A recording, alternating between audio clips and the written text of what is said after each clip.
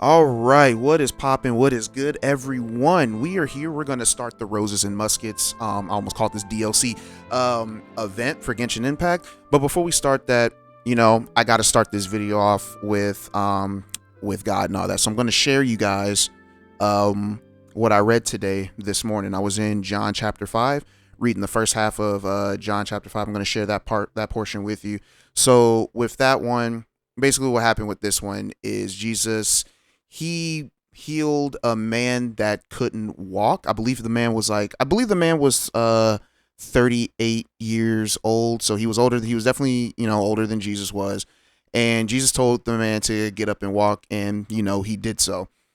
And the thing that had a lot of people upset about this is because Jesus did this during the Sabbath. For those who don't know, the Sabbath is supposed to be a day of rest, right?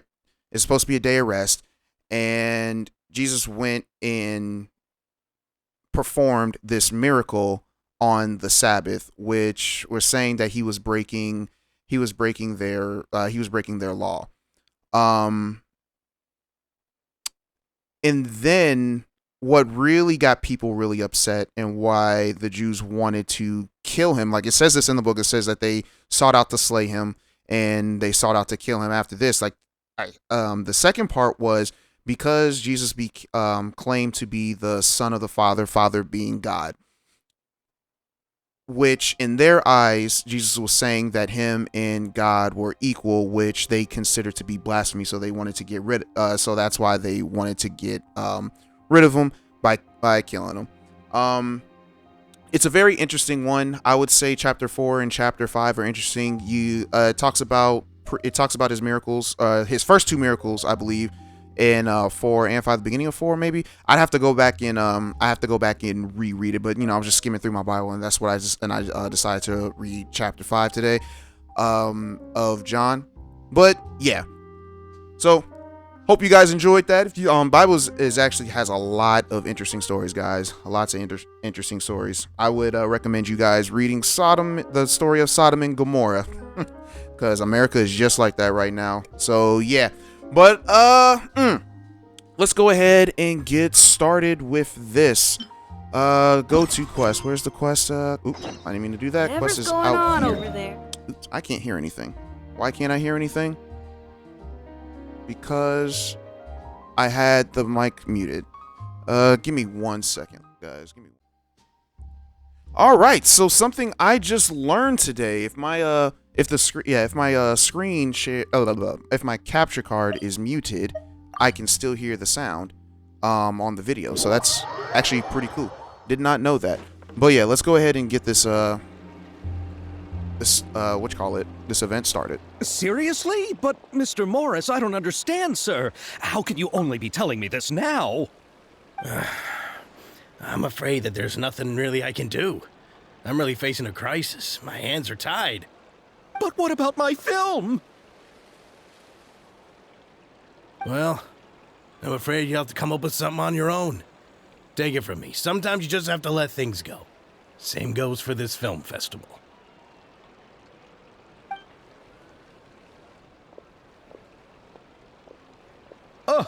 Oh. Hey, isn't that Xavier? So he's back in Fontaine now. Xavier! Oh, why, if it isn't the dear Traveler and Paimon. I really didn't expect to bump into you here at this time. Yeah, it's been a while. Well, I was doing just fine until I received some Wait, terrible they call him news Javier? just I thought his name now. was Xavier. The Whatever. investor I was working with for my upcoming film has fallen upon some hard times and is no longer. Oh, there's the able to 4-star in provide the background. I promised didn't even amount of realize she was back funds. there. Can't you The new just find a 4-star. different investor? Well, she's not new yet, but she will be. Unfortunately, that's not how it works. We had signed an agreement specific to the Fontanalia Film Festival, stipulating that I cannot work with any other investors until the festival is finished. The Fontanalia Film Festival? What's that? Oh, is this your first time participating in Fontaine's Fontanalia Film Festival? Then allow me to fill you in. The Fontinalia Festival was established to commemorate the legendary Loch Knights, who went on a quest to search for the Oceanids and eventually welcomed the Hydro Arconageria. The holiday is deeply connected to the founding of Fontaine, as well as its unique laws and trials. It's one of the most important festivals for this nation. But what's with that weird expression on your face? It's like you're trying really hard to remember something. What was that? Why'd they make that noise? I was just trying to recall the exact description from the books, in order to avoid any unnecessary arguments over semantics. I usually try to recite things straight from the source. Well, either way, Paimon thinks she gets it now. It's just like the Windbloom Festival in Mondstadt, and the Lantern Rite in Lille. Yes, those are festivals of a similar variety. Who doesn't like a good festival? And just like those of other nations, Fontaine will hold a plethora of events around this time each year. To commemorate the Loch Knights, people will imitate them by putting on special costumes, raising golden cups, and going door to door asking for pure water. But a few years ago, Lady Farina started to find the whole idea a little drab, and so decided to change the part about pure water to sweets. That really doesn't surprise Paimon at all. The whole thing seems more akin to a carnival now, and it's quite popular among the kids. Every year you can hear a bunch of them saying, "Trial or treat." Oh, that sounds pretty Trial fun. or treat? But Yeah, how does I'm that done connect with this back to the already. film festival you I mentioned? do not celebrate Halloween. It is very demonic. Yes, it appears I've strayed off topic. I just got too excited after seeing you. Let me get back to the point. The Fontinalia Film Festival is an event proposed by the Fontaine Film Association this year. Now that film technology has matured as a medium, it's the perfect time to introduce more people to the art form. During this time, people may submit films to be evaluated, and the entry with the highest score will be given the Farina Award by the association. The what award? The Farina Award. You know, after the Hydro Archon. They coined it while Lady Farina was still in power, but even though things have changed, no one has made any motion to update the name. Perhaps everyone still thinks of it as a pretty appropriate name. Even though she isn't the Hydro Archon any longer, Lady Farina is still Fontaine's superstar. Anyone with eyes can see the way she shines on the stage. Huh. Alright. Guess the name does work pretty well when you put it that way. Oh, but who would have guessed there'd be an issue with the funding? How will I ever explain this to Miss Chiori? Not to say all the other actors who traveled all the way here from Inazuma. Chiori? Sounds familiar. Where have we heard that name before? She runs the clothing store in the Court of Fontaine, Chiori Boutique. Yes, that's her. I asked her to oversee the event's art direction, including the design of the actors' costumes and appearances. Oh, Paimon remembers now. Navia said that her clothes were designed by Chiori, and Kirara's outfit too. How to describe her? I don't know well, Kirara. She tends to be pretty I know direct she's that two-tailed and cat can girl, be but I've very never seen her. forceful when it comes to dealing with people. The fashion world in Fontaine has dubbed her the Thundering Seamstress. Her remarkable designs have led many Fontainians to become very interested in Inazuma. Anyway, Chiori is acquainted with all the actors I've invited from Inazuma. Without her help, I don't think I would have been able to get such an international cast for the film. She really is a kind soul. Who are the actors from Inazuma? Do we know them? Why don't the two of you accompany me to the Aquabus station to welcome them? Judging from the time, the Aquabus should be arriving shortly. Chiori will be waiting to meet me there as well. Alrighty. So because this is an event, not everything is going to be open to us day one. So I'm thinking about, I'm thinking about just, what's it called? Doing everything that I possibly can on the days that stuff is out. And then, well, no, I'm thinking about making this one huge video for the event. I don't know what this is, but I guess we start... Oh, gosh, we have all of this. Ugh. Well, let's start with the first one. The arrival. Alright. So I don't necessarily have any consistent teams. I play who I want. I don't play this game for meta. I never have, and I never will.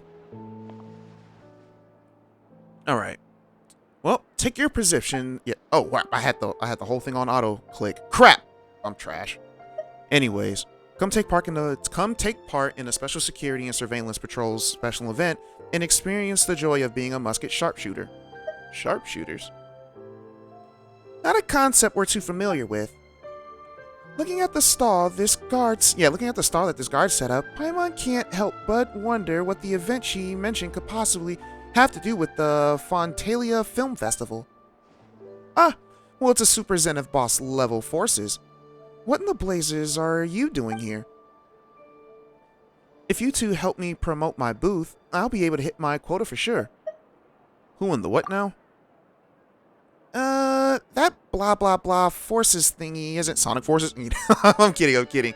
Isn't another weird nickname for Paimon and Brumal, is it? That's right. This is a title for you two that's becoming popular among the members of the guards. You might not remember, but we've actually met before. But considering how ordinary looking I am, yeah, you are a basic NPC, and the fact that I'm just a mediocre sharpshooter, I'm not surprised that I didn't leave much of an impression. Anyways, let's just pretend that this is our first meeting. I'm Terena. Terena? I guess that's how you pronounce it. A special security and surveillance patrol trainee, and I'm in charge of handling all sorts of odd jobs for the patrol. Given how popular the film festival is, the special patrol is hoping to ride on its coattails by running a publicity campaign with the aim of spotting hidden talent among the citizens. So, ta-da! Behold, the shooting simulator on the table in front of you, known as the 1,000 pace interdiction, as I pronounce that? Arc Minute Sharpshooting Zone. That was a lot to say. This thing? Looks like a little motto of the Court of Fontaine. Oops, give me one sec. Anyways. But not just the Court of Fontaine. This sand table allows you to change the area. So you can switch to wilderness scenery if you want. Much less spectacular than the Court of Fontaine, though. And combined with a special pair of optical goggles that Fontaine Research Institute developed for us, it lets you simulate taking out enemies from on high, just like a real special patrol sharpshooter. So basically, it's a game where you can simulate using a musket to aim and fire targets, right? But the name is so hard to wrap my head around. What is the interdiction in Arc Minute supposed to mean? Oh, well, I came up with the event name based off the famous line that the captain I can't pronounce that, once extorted with us. Which amply expresses our loyalty, our lofty aspirations. An outstanding musket sharpshooter always strives for pinpoint accuracy at the distance of 1,000 paces. Your shot grouping should be less than Arc Minute. In reality, though, based on the current processing precision of mass-produced muskets and eyesight, I should have got some lemonade. Oh my gosh, I should have got something to drink before doing this. This girl's talking a mile a minute. Sharpshooters achieving a dispersion? Did I pronounce that? Anyways, of less than a single arc minute when firing from any further than 100 paces away, let alone 1,000, is wishful thinking to put it mildly. But if we're talking about the captain, which was her name, that's the one chick that we saw in the background, guys. The other 4-star I believe she's a 4-star. Anyways, I wouldn't put it past her. Well, slow down a second. You're making Paimon dizzy. Yeah, don't get too hung up on the technical terms. All we need to do is have fun. Super Zenith Boss Force is right. Sure. Sometimes it's not worth overthinking things. Just give it a go. When I first joined the patrol, I do not care, told me to do that. The captain told me to do that. Anyways, please, take these goggles, and when you're ready, you can start playing with the simulator on the table. Well, after talking so much, why don't we just try it out? Paimon was really curious what it felt like to fire a musket anyways. Looks like it might be fun. Paimon will get blown away trying to fire a pistol. Alright, so let's try the challenge. Oh, I'm here. Let me try this freaking challenge. Alright, let's play. Don't know what I'm doing, but we'll figure it out. Alright, so we got levels to this. Oh crap. Okay, what am I doing? We're just gonna go in because I don't okay, never mind. I guess we are in 1,000 pace. You use a special. All right, press the aim button. There's an aim button. Start aiming. Aim your target. Press to shoot. All right. Ammunition is limited. Oh, you suck. Adjust horizontal camera. Okay. What up, dog? Oh crap. Stop moving. I can't keep up. Oh, okay, so it's fast.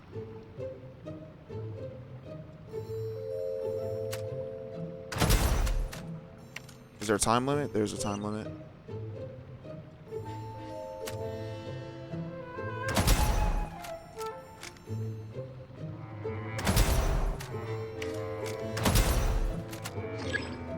Alrighty.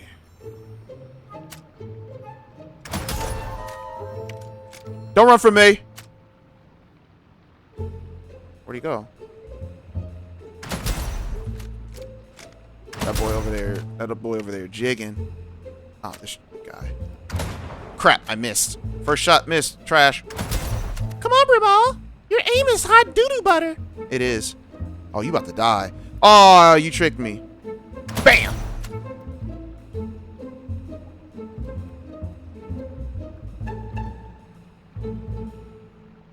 Who else is left? You punk.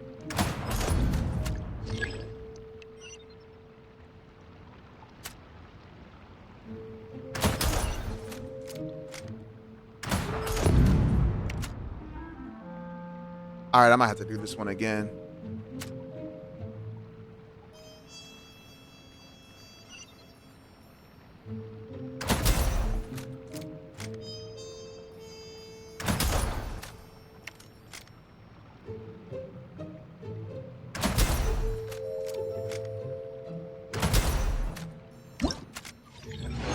Challenge complete. Have at least 10. Oh, I thought they wanted me to do it within that. Okay. All right. Yeah. So, okay. So the other stuff is unlocked or not unlocked yet. So for the most part, we've seen what the challenge looks like. I won't do the other challenges on camera. I'll do those off camera. So yeah, there's that. I wonder where Ayaka fits in, because I saw her she was on the thing. Great day, isn't it? Someone as famous as you? I bet people are always handing you their business cards. You know us? Brumal, this kid's pretty sophisticated. Holding another in contempt merely on account of their lack of years is a mistake only the most ignorant would make it. I love that word, ignorant. Ignorant is a funny word to me. I suspect the two of you are not quite so shallow as that. I don't intend to flatter myself, but my elder brother and I are famous local film directors. Everyone calls me Mr. Petit Lumiere. Oh, hello. Do you plan on giving us your business card as well? Correct. I'm quite keen on learning more about your adventuring experience. In my industry, extraordinary stories are always in demand. As you appear not to be well acquainted with me, allow me to introduce myself. My elder brother and I have been working together to produce films for quite some time, and have already had quite a few blockbuster success. Aw, you guys remember Blockbuster? Am I showing my age? Anyways. Perhaps you've seen employees leaving the factory. Oops, I didn't even read what I was saying. Okay, whatever. Oh, well that's okay. How about the arrival of the Aquabus? Haven't seen it either. Ah, I see. Well, that's nothing too that is nothing too remarkable. The road to fame and stardom upon which we two brothers tread is yet long. And we will certainly make even more popular films in the future. Film production, constructing, and planning narratives, the performances of actors, the cooperation between cameraman and director, and post-production and processing. All it is truly a fascinating process. And among all these, I believe that the process of filming itself is the most technically demanding. What you choose to focus on while filming decides the information that will be conveyed to the audience, the atmosphere they will feel. Of course, the narration is very important, but you cannot expect the story to rely on narration alone. 4 shots. I always believe that you only need 4 shots to construct the smallest divisible unit of a story. And it's nighttime. And within just these 4 shots, a genius can work miracles. Would you two like to try? Seize this opportunity to reveal the glamour and charm of filmmaking. So, what should we do? It is simple. I will provide you with few simple themes that have already been formulated into short scenes. The important thing is to try out different ways of handling both the narration and the camera, and combining them to film a few short scenes. Are the two of you interested? Our interest has been piqued. Marvelous then. Once the two of you are ready, you may go to the filming locations I have already prepared. I'll give you feedback on your finished products. I gotta go to locations. Alright, let's start it. Unlocking one day. Alright, so we're going underwater. This man set up cameras underwater. That's a thing. Rosaria never gets enough love in this game, I don't think.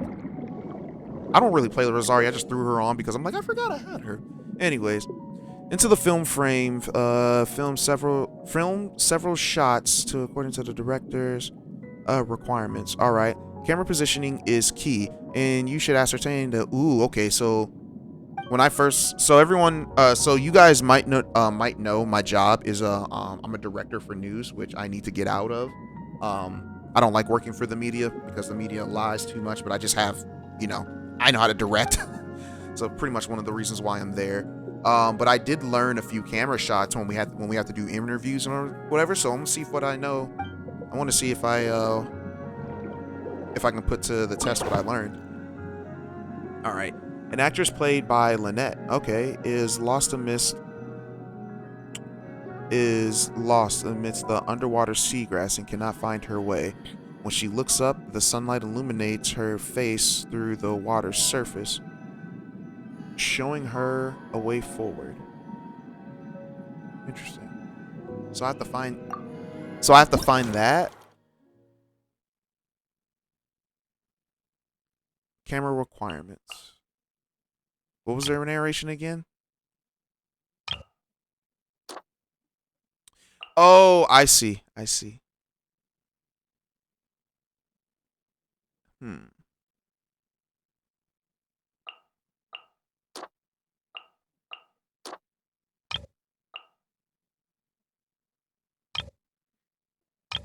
Okay, so let's set the narration then. I remember the path I took coming here, but it keeps going far. Time for some afternoon tea in the water, no. Let's do this one. Start of a book. You'd be like, where am I going? Or how'd you even get here? Let's see. Is that Lynette right there?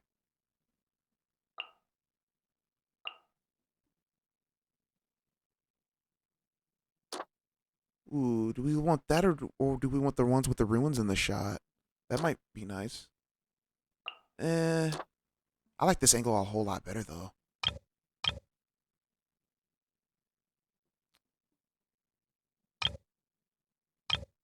Oh, alright. Film how the actress played by Lynette looks as she swims through the seagrass. Oh yeah, that one's right there. Yeah. Okay. Oh, what do they want? Expression of the actress. Okay. Highlights of bewilder. Maybe we can use this as a close-up to figure so the person can be like, oh, what is it that she's looking at, right?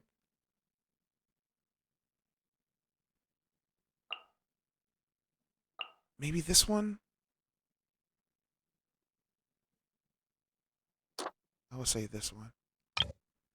And then I know, fellow of the sunrise. I thought we were gonna be happy to take pictures. I didn't think we were gonna be pictures were already taken. But all right. Enjoy the front now. This is the only one that makes sense. Let's see how it looks.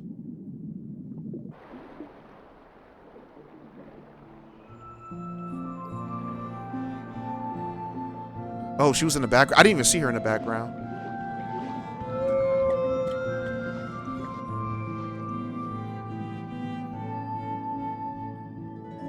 See? That looked perfect. That was dope. I like that. Beyond expect. Are you serious? I got a 3-star. Y'all are lying. Y'all are lying. But that's fine. That's fine.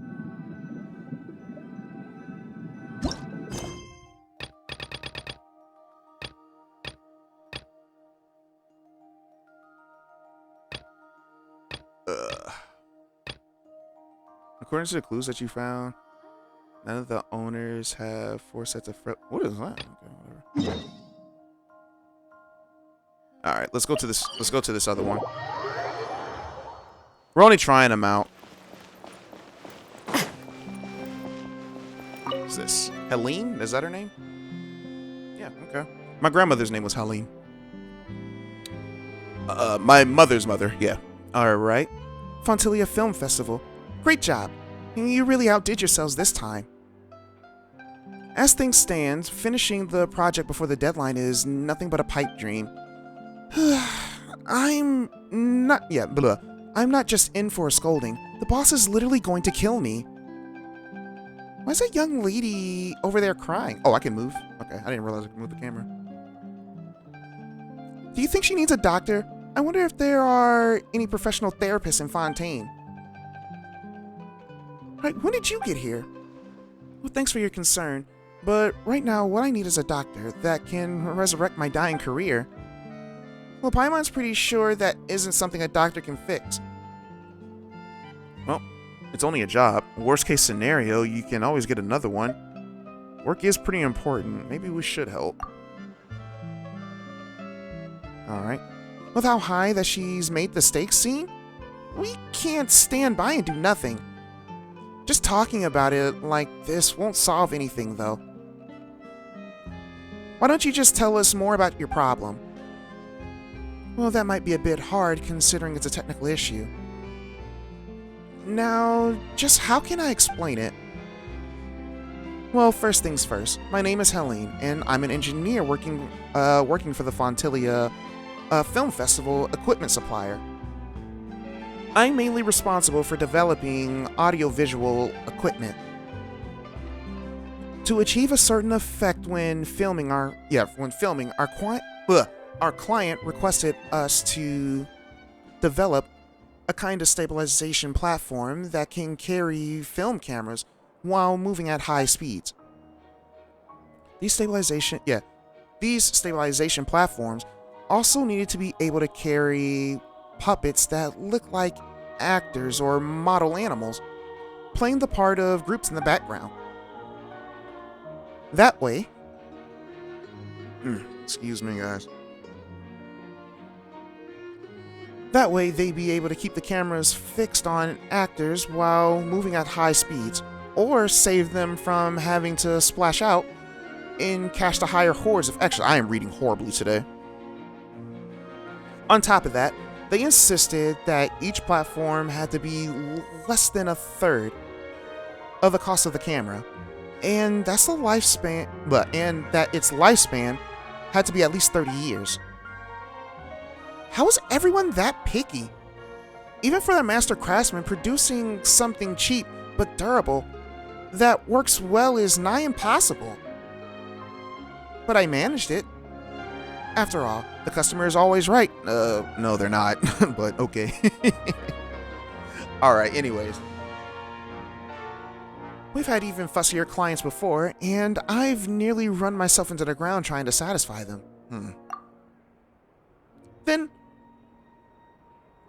Then what's got you in such a huff? Well, the problem is, I don't have anyone to test it. I've created the product, but unless I can get it tested, the product can't be considered complete. All the testers who have the basic grasp of mechanics or physically fit enough have already been employed by the Fontaine Film Festival for important work. If the client receives a product that hasn't undergone proper testing, and it turns out there's something wrong with it, I'll have to cough up 10 times the original payment and amount in compensation. All I can do is hang around and try to sell our products while I look for some outside assistance. Even if it means I end up losing money on this contract in the end, so be it. After all, it was my boss that signed the agreement with the client, but I'll be the one on the hook if we have to compensate them 10 times the value of the contract. All right, well, we've come this far. Might as well tell us what the testing involves. Well, that's right. As long as it's nothing too complex, perhaps we can handle some of the simpler stuff. Oh, that was Paimon's voice, wasn't it? I messed that up. Anyways, it might not sound difficult, but it's harder than you think. To confirm how the stabilization platforms perform when running at extremely high speeds, I set them to avoid anyone who gets too close mode. The tester has to run stabilization platforming within the specified area and chase as many platforms as possible into the target area. One sec, guys. Alright, y'all, I had to make a quick edit right there. My mother called me. She was letting me know that one of my cousins had called her to make sure if I was okay. For those who don't know, which I don't think anybody does not unless you're on my Discord, my Facebook got hacked the other day and completely kicked me out of my account. They changed the phone number, they changed the email address, all of that. And apparently they're going around asking everybody that I know for money. And the thing, and like everyone that I have their numbers, they contacted me and they were just like, "Hey man, we just want to make sure that you're okay." It was pretty strange because you were asking for money, and the one thing that people know that know me is I've never borrowed money from anyone. I've had people pay for me for like the movies or whatever, but then I pay for them for the movies the next time we went and stuff. But I've never actually gone up to somebody and be like, "Hey man, can I borrow like 20 or something like that?" I've never done that. One thing about that is that my parents have always had my back. If I needed money, I would always go to my parents. My parents, they got a crap ton of money. So they would always, if I ever needed somebody, they would always help me. I had to go to them for money one time ever. And that was a couple of years ago. That was a couple of years ago when I started, a couple of years ago. That was like 5 or 6 years. 6 years ago? Yeah, that was like 6 years ago. I had to borrow some money from them. Because my first month's rent at my new place, I didn't realize how much it was, and then I was in the red. I wasn't broke, but I was really close to it, and I asked them for some money, and they helped me out. That's the only time that I've ever asked for money. So yeah. Well, let's go ahead and get back into it, y'all.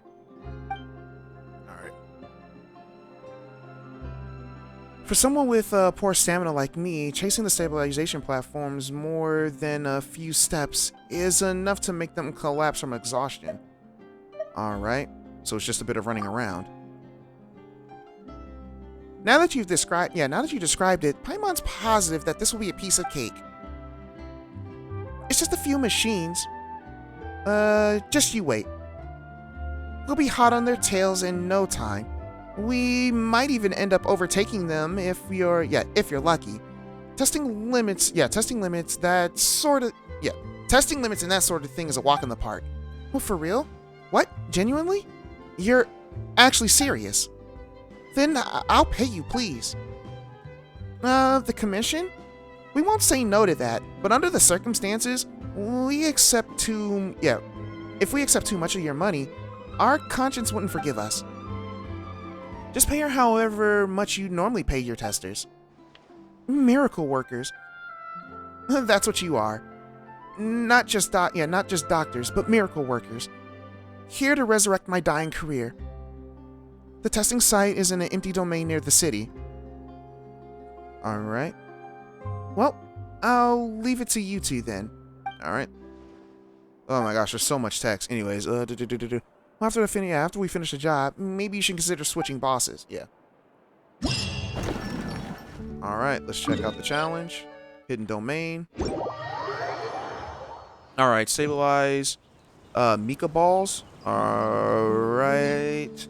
Mika balls automatically avoid testers and move in the opposite direction of the approaching tester. The stabilization Mika ball moves influences by testers.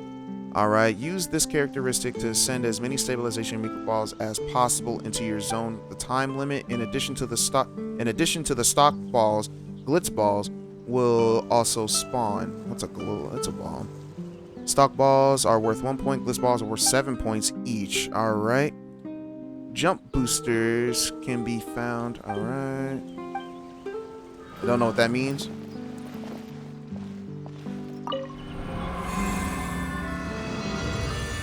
Is this the one where we can do matches with people?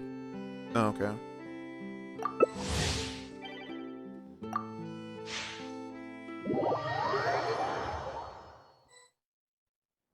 I don't know what I'm doing. Ash boner? Oh my god, people are ignorant. I don't know what this stuff means.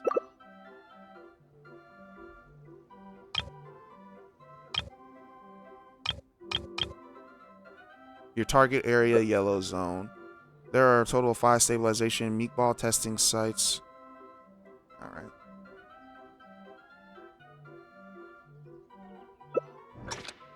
I don't know what I'm doing.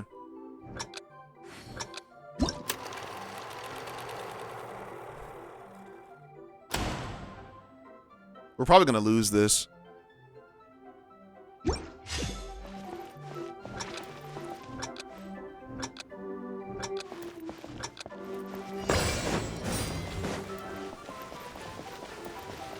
Oh god. Okay, we're hurting. Alright, I get it. I'm gonna take all these. No! I helped this man! Yeah, tried to take it. Chomp! Yeah, chomp! Let's go!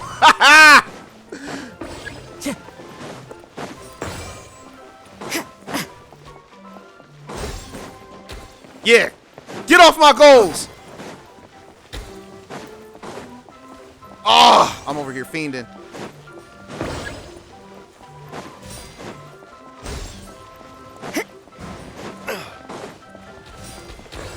Shoot, I helped this man out. I'm doing horrible.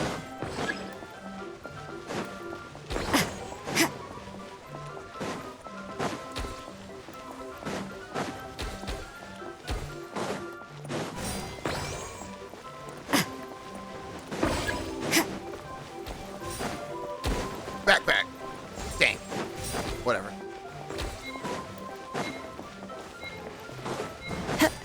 If I can mess y'all up, I will.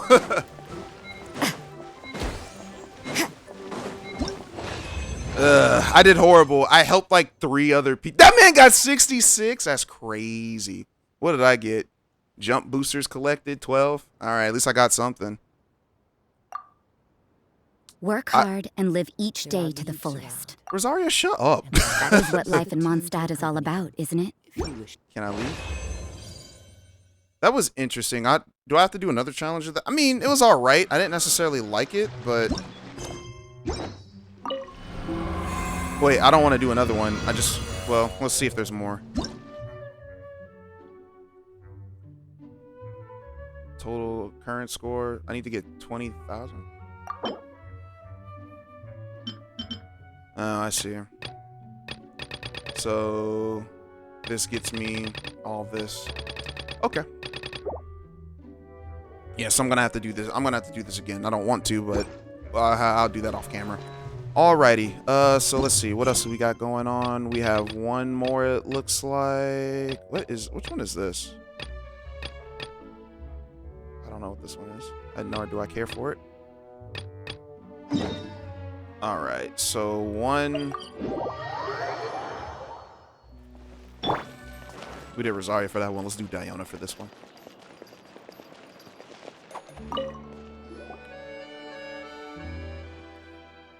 Alright. She has that. Anyways. My two radiant guests, you're finally here. You must be the legendary adventures of Teyvat and rising superstars Brumal and Paimon. Yeah, that's us, alright. We're certainly well known around the Adventurers Guild, but superstars of Teyvat? Perhaps just slightly over the top. After all, there are still many people out there that haven't heard of us. Paimon feels like everyone we've met who comes straight out of comes out with straight up flattery, ends up asking us to do something for them. Out with it then. What do you want? Oh, no. I don't want anything from you. I simply just wanted to put forward a win-win proposal. Join forces with me. Fontaine's most talented experimental film director, Melly's I don't know how to pronounce her name either. These French names are weird to me. Alright. To become the next big star of the big screen. And then once you've made it, money, connections, it's all yours. Wherever you go in Teyvat, no one will dare to stand in your way. And you'll find yourself walking down an endless red carpet rolled out just in front of you. Or just for you. I'd rather not attract even more unwanted attention, but I like it when people stand in the way.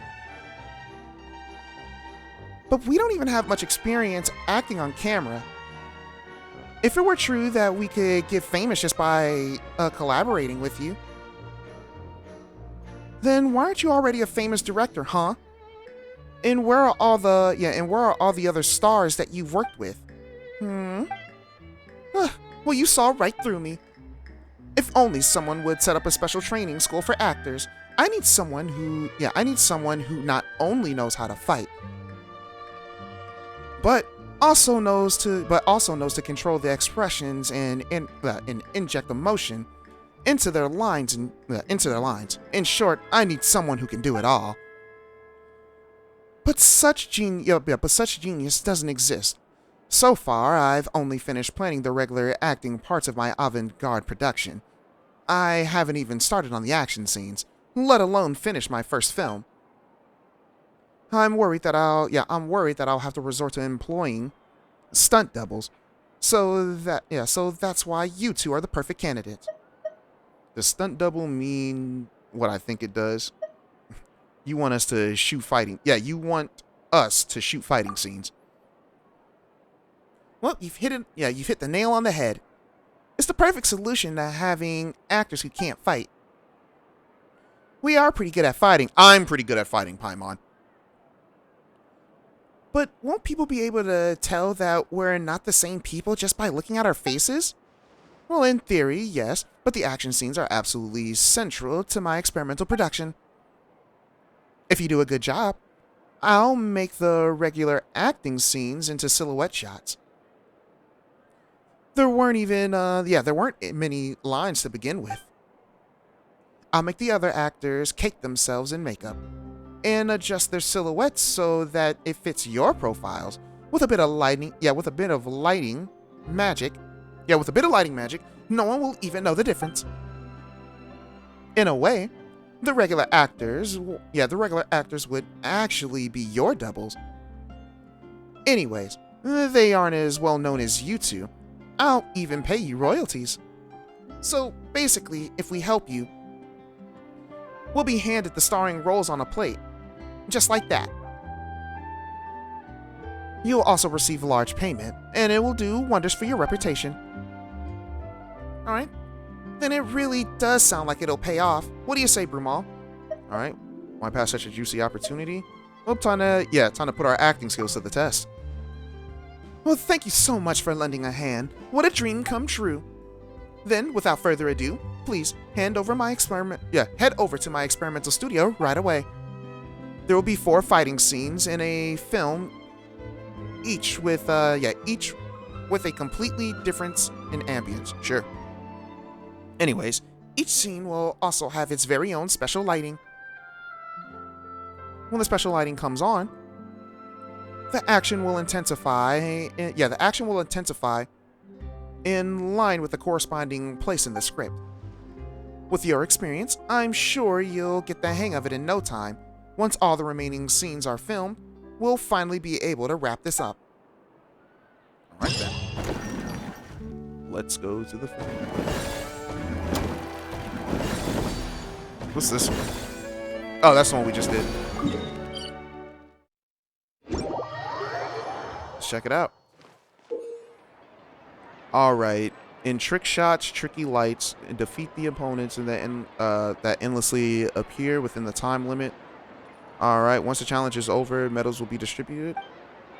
Defeating enemies during this challenge will accumulate the progress towards the special lighting.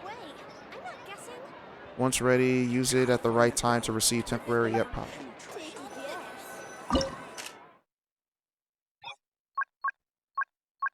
Alright, we always play on hard. Let's see, what do we have here? Actually, we have... Ooh, yeah. Yeah. Who do we want for this? Who should I use for this, y'all?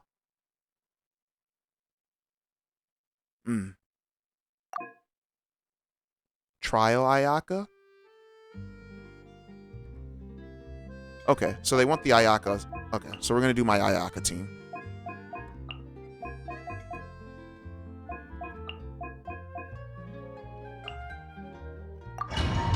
Speaking of Ayaka team, I got the Mist Splitter for Ayaka, but I don't have it leveled at the moment, so I'm still using this free-to-play sword, which will be going on my Kuki after I get Whirling snow! Stand clear! A brash maneuver! Do your master's bidding! Embrace the ice! My opponent! Animal hypostasis emulation!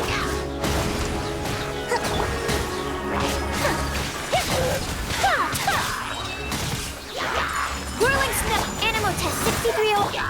Transfiguration! Cryo incarnate! I probably could have did something better with this. Hold the line! I didn't even mean to do that. Whatever. Swirl, Mark 2! I am not performing well in this. Do your master's bidding! Sakura swirl! Rest and rebound!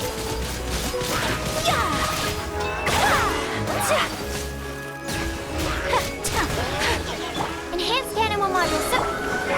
Manifest! Whirling snow!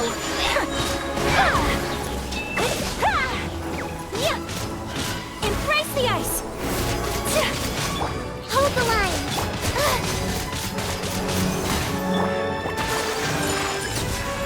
Take your true form! By ordinance divine!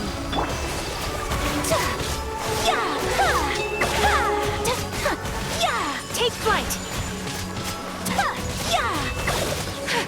Animal test 6308. Crap. Unleash. I stopped. I legit didn't know what to do. Sakura swirl! My will embodied in your dream! I legit stopped. My brain shut off for a second, y'all. Oh man, so that was good. That was good. Did I meet the requirements? Yep, I beat the requirements for what I needed. All right, then. Cool. Banning fit. Alrighty. So I don't know. Is that all that they have prepared for today? Shouldn't have been. Was there more? Let's see. So this right here is the free-to-play weapon, which I will definitely be getting. This would have been. I've been told that this is a good free-to-play weapon for Navia if you get her. So yeah, I was running out of claymores to use anyways. Event shop. Let's see. What do we have in the shop? So for that weapon, we're going to want to buy... I don't think it's in here. I definitely need these for an obvious weapon that I'm currently upgrading. Doesn't look like there's much. Oh, okay. Here's the refinements right here. All right. There's the refinements. So we need tickets for that. Festival events. These are the events that we just did. Fontaine film. Okay. So we did the... Okay. So yeah, we did the... This walks in 13 hours. Oh, that's what that was. Okay.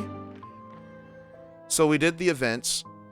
Let's go ahead and do the actual part of the story now. Yeah, we got to do the story now. I can't believe I did the events first instead of the story. Yo, I gotta wait for this freaking elevator to come up. So how's everybody doing? How was your day today? Oh, you know, our day was cool. All we did was just think about your next video. When's your next El Nia Kingdom video coming out? I'm sorry, what? I'm kidding. Go to the Clementine line? That's Navia's mama, right? Yeah, that's her mama. Oh, yo mama. Who's that? Oh, that's that Chiori girl. Huh? How are you standing? Okay, hold up. I'm liking her fit. I respect it. Ooh. What her eyes look like, though? She probably look crazy. Your talk with the investor sure went fast. The Aqua Bus hasn't even arrived yet. How is she doing that without moving her mouth? And who are they? Allow me to introduce you. This is the Traveler and Paimon. Pleased to meet you. Likewise! We've heard the owner of Chioriya Boutique is a skilled seamstress, so it's a real pleasure to finally meet you in person.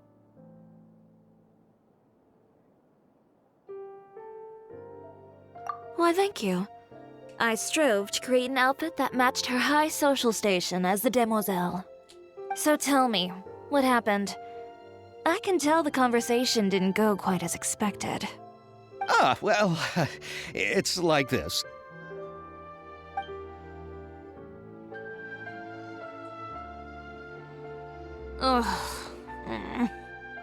I know, Chiori, you don't have to say it. You did remind me that this investor was a little bit sketchy. Yes, there's no doubt about that. But how could I pass it up? He offered me twice as much as the others. And therein lies the problem. Yes, but just put yourself in my shoes. After obtaining such an excellent script, it's only natural that I would want to make the most of the film. The budgets that the others had proposed were nowhere near enough. It's difficult to find someone willing to front such a large amount of mora, so... Don't be sad, Xavier. We might be able to help scrounge up some more together for you. Oh, thank you, Paimon. That means a lot to me. But the cost of the film is staggering. I'm afraid that any mora we can scrounge together in a short amount of time won't even be able to cover the actors' fees. We need to move on. What's happened has already happened, and there's no changing it. But now's not the time to give up. What? You're saying that you have a plan? No, that's not what I mean. I'm simply saying I wouldn't give up just yet. The actors I recommended aren't just after mora after all.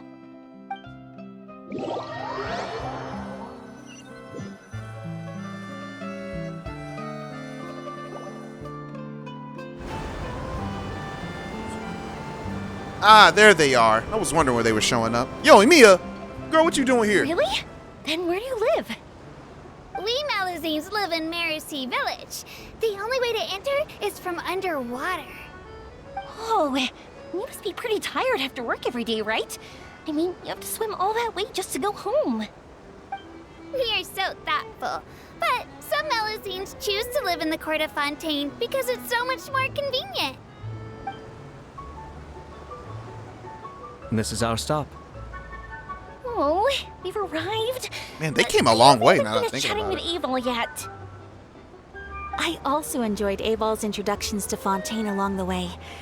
Everything you described was so clear and detailed that we can't help but want to hear more. Thank you so much.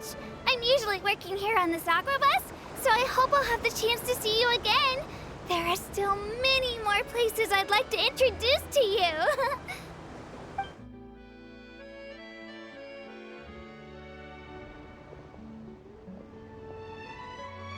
Welcome to the court of Fontaine.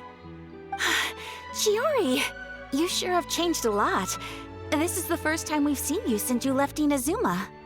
I haven't realized it's been so long. I was in such a rush when I left that I didn't even get to say goodbye. Thank Was you that for before the extending Riding Shogun invitation, went Mr. bonkers? Xavier. I'm looking forward to a fruitful trip here in Fontaine. It's an honor to have the head of the Kamisato clan visit us. So they're who you meant when you said you had actors coming from Inazuma? Oh? It's the Traveler and Paimon. Wow, what a coincidence! Ayaka and I were just talking about you on the way here.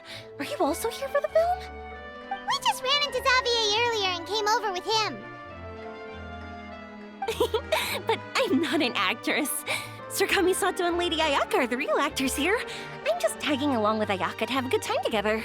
Huh, and here I thought that I was always the lead role. About that, I mean, how was I supposed to contact you when I was making preparations for the film?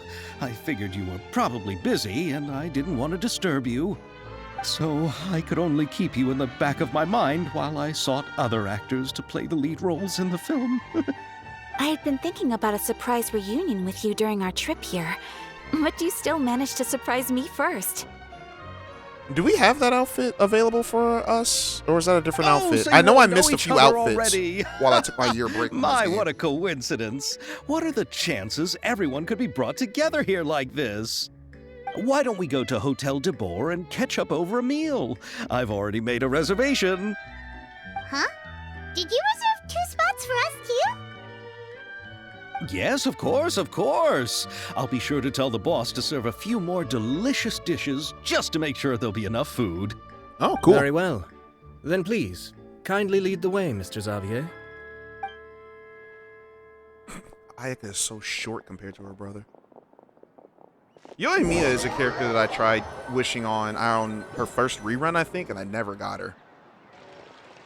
I think I got a ka-ching out of her. Wow, the buildings in Fontaine are so tall. Just look at how big they are. I think. I don't remember. And there's the fountain that Aval mentioned earlier. It really is a magnificent sight. And look at that huge spinning sphere. Where does it get its power? Wait a sec. Could it be one of those clockwork mecha we've heard so much about? Hold on. I have to see this guy. That little child. Why did the little child look at us when we paused? Hold on, hold on. Okay, you guys just have to rewind it and see. But, let me see. That outfit she has on is this outfit, right? Yeah, it's this outfit.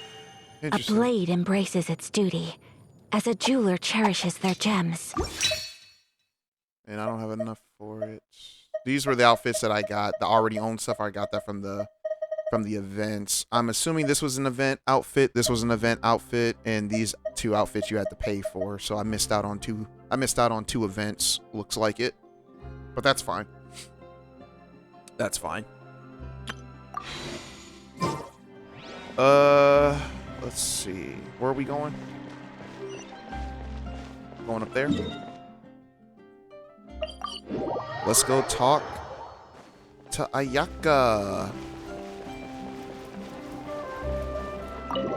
Man, when's the last time that I've seen Ayaka, though? Because, like I said, I missed that last event she was in for the outfit. So this is what food from Fontaine is like. It sure is different from what we have in Inazuma. How should I describe it?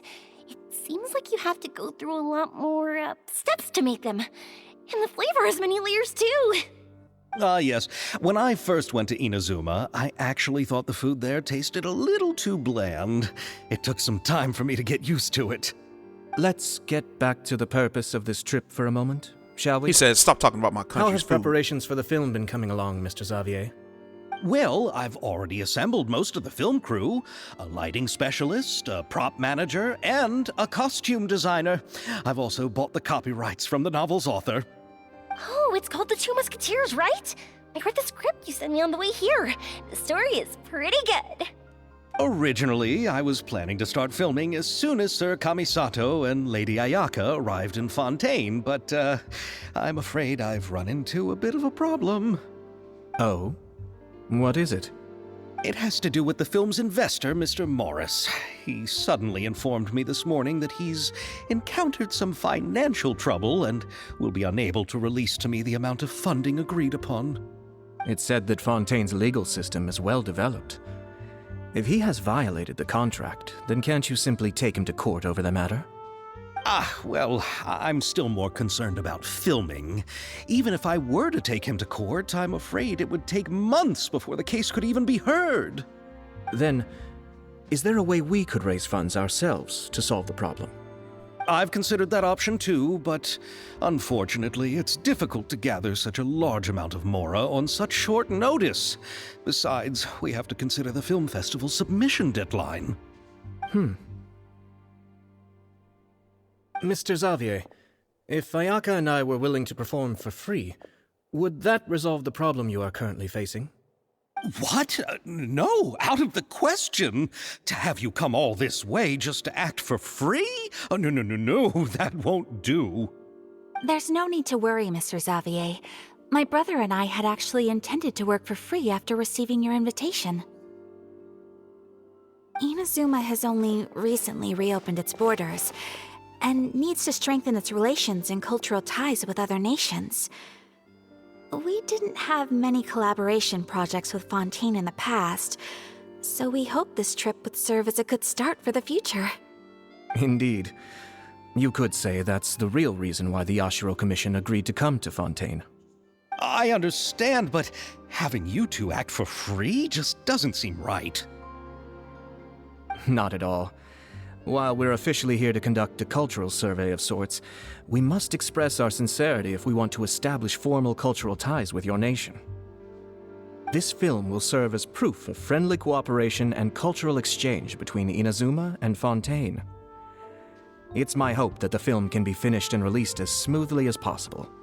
If you still don't feel comfortable with this arrangement, I would also be more than happy to be introduced to some other renowned individuals in Fontaine's literary and artistic circles. All right. I'll do as you say. Thank you so much. I'll make sure to cobble together enough mora now, even if it means selling my house, my camera, and every single family heirloom. Come on now, no need to go that far. I'll also help you out as a brand sponsor.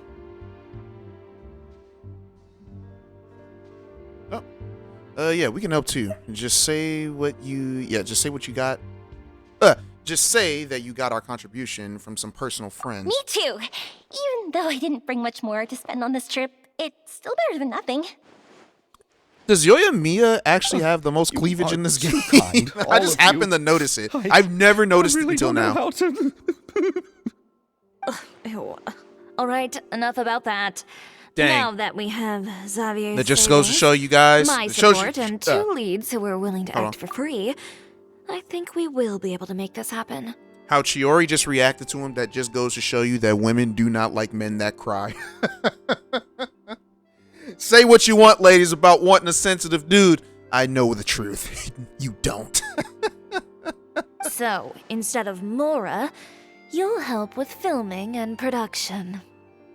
Oh, but how can we help with that? We don't know much about making a film. All right, pull yourself together, Xavier. Tell us if there are still any open positions left among the crew. All right. Let me think. We still need a camera operator, a clapper loader, and someone to manage logistics.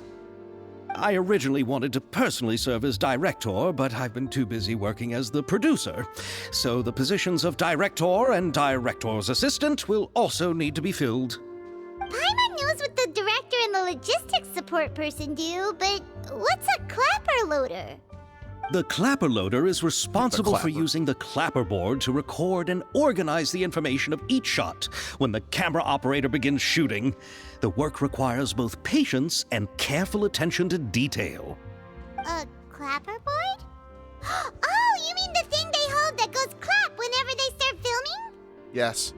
Yes, that's right. Are you interested in that job? For sure! Paimon's always wanted to try that. All right, then you'll be our clapper loader.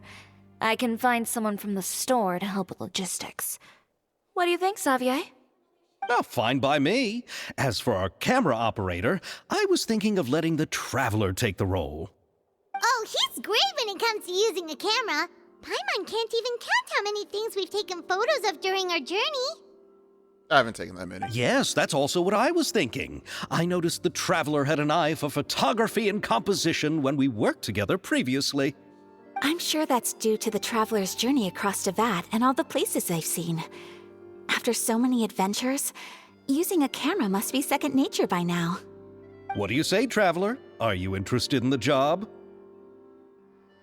Well, as long as I'll be able to help. Lights, camera, action. Thank you. It really means a lot to me. Come on, friend. Let me give you a big warm hug. Don't touch me. I think it'd be better if we just get to work. So all that's left for us to find is a director and an assistant. Oh, me. I want to be the director's assistant. All we need to do is help the director, right? I can handle that. All right, then all we need is a director. Oh, all the well-known directors in Fontaine are probably also busy working on their own films these days. I'm not sure who will have time to help. Oh, Farina helped out a theater troupe recently by serving as an artistic consultant. She could be a good director, right? Besides, it's not like she has anything else to do right now. Farina? Do you really think Lady Farina would be willing to help us with our humble project? Isn't that the name of Fontaine's Hydro Archon? My brother has already informed me about what happened here in Fontaine. Yep, that's her. She helped out a theater troupe not too long ago, and now she's taking up work as a director. Well, Is that what she did? I will admit, I really saw didn't that pay musical. attention to Farina's Her performance character was quest. perfect.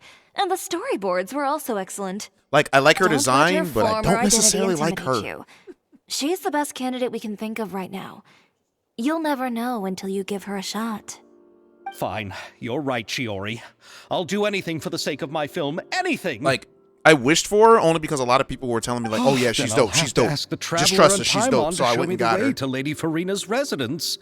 I just hope she'll agree to help. Do you need us to also come along? No, there's no need to trouble you with this. Besides, you've just arrived in Fontaine, and I'm sure there are many places you would like to visit. Just leave this task to me. It's part of my duties as the producer. Very well. Then we'll be waiting to hear the good news. I'll go with you. By the way, you might want to consider bringing a gift. And don't worry, we won't simply drop you off at Farina's place. We know Farina pretty well by now, so having some familiar faces there should help your chances. Besides, the whole thing was our idea in the first place. All right, then I'll start making preparations. As for the gift... A gift for someone who was once seen as the Hydro Archon. I wonder what she would like. I recall that Lady Farina once fancied a clockwork ring, so perhaps I should get another exquisite clockwork contraption for her. Huh? Can't we just bring some desserts, like the Fontanalia mousse? But wouldn't that be a little too cheap? She does like desserts, though. Isn't the Fontanalia festival happening right now? I heard Abel tell us on the Aquabus that Farina introduced the tradition of going door to door and asking for sweets. To do something like that, she must have a real sweet tooth. I agree with Yoimiya.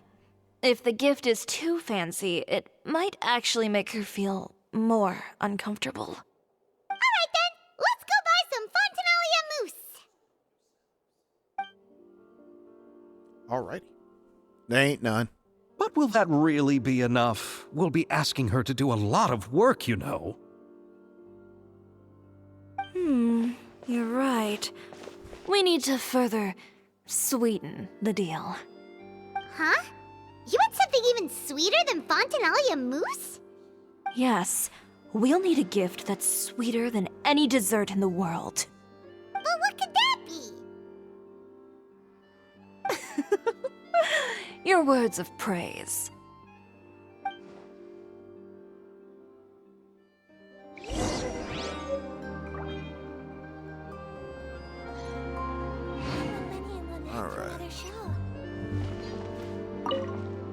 You go ahead. No need to worry about us.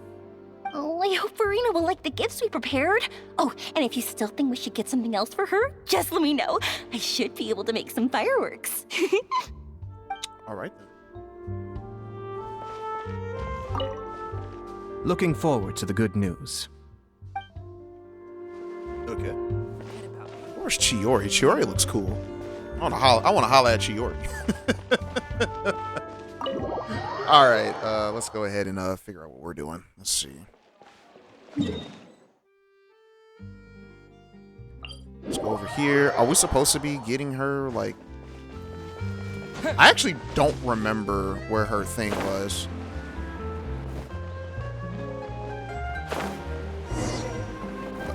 Was this the studio that she was at? No, the studio was... Here, this is where Verena lives. Oh, never mind. She lived. Okay, I'll go knock on the door.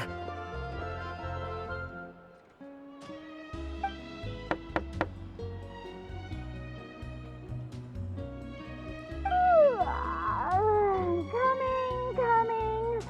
Ugh, seriously, who's knocking before afternoon tea? Who are you? Why is she Lady so Farina, mean? please allow me to introduce myself. I am Xavier, a film director. Hello. Oh, is that the traveler in Paimon I see behind you? And who's this? I'm Chiori. Ah, the one from Chioria Boutique. Hello. So, what are you all doing here? Do you need something? Did you just get up, Verena? It's already past noon, you know. Paimon, try to be nice, remember? Huh? Oh, Paimon means the weather is so nice in the afternoon and the sun is so warm. Just like how you make us feel. Sleeping in late is a really smart idea. Yeah, she definitely likes flatter. No. I was just up late last night reading some novels. What does sleeping in have to do with the weather? This is a small gift we've prepared for you, Lady Farina. We hope you like it. No need to be so formal. I'm just a regular person like everyone else now. Oh, is this Fontinalia mousse? Okay. It's one of my favorites. That kind of got me right That's there. great. That kind of got me. So, actually, there's something we need your help with. Given your renowned passion and understanding of drama, I would like to ask that you serve as the director of our film crew. Oh, but didn't you just say that you're a director? Yes, but for this particular project, I'm mainly working as a producer. Besides, I'm sure that your understanding of the performing arts far surpasses my own, Lady Farina. Are the Traveler and Paimon also part of the film crew? Yep, we sure are. Paimon's the clapper loader and he's the camera operator. Camera operator? That can be a pretty technical job, and it directly affects the final quality of the film.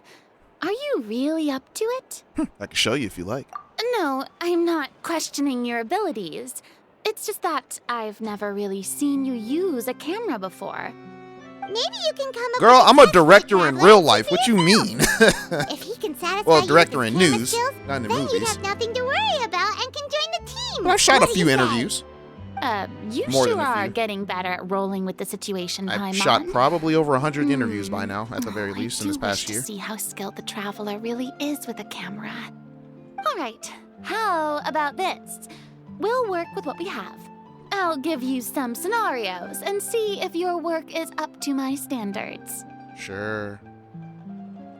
Alright, sure, no problem. Whatever you say, Director Fruina. Very good. It's essential for the camera operator to understand the director's vision.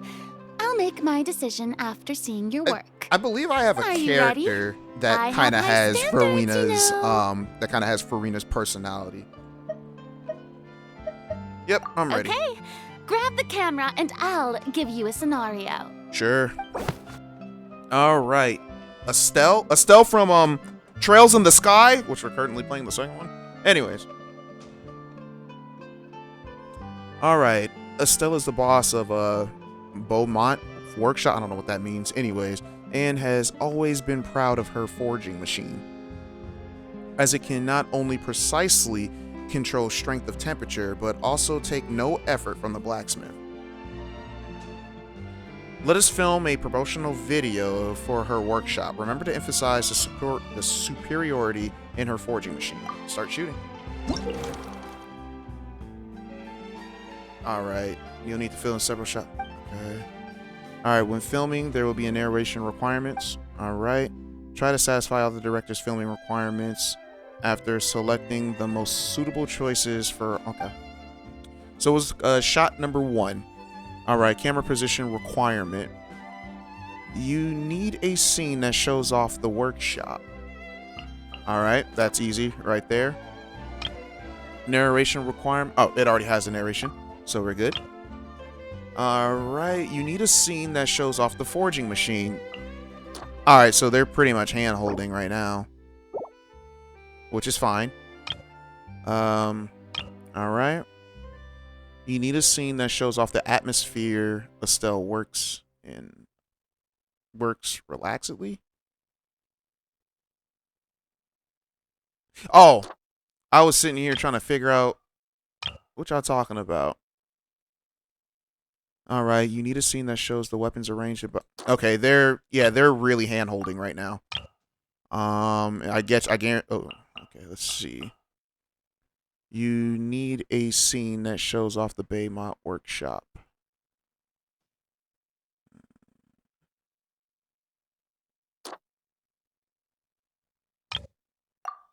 Before we do that, let's see. It shows the boxes.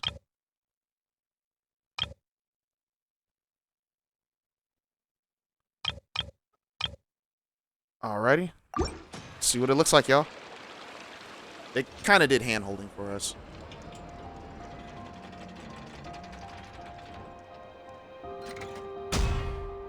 What? Not gonna lie, this looks kind of garbage.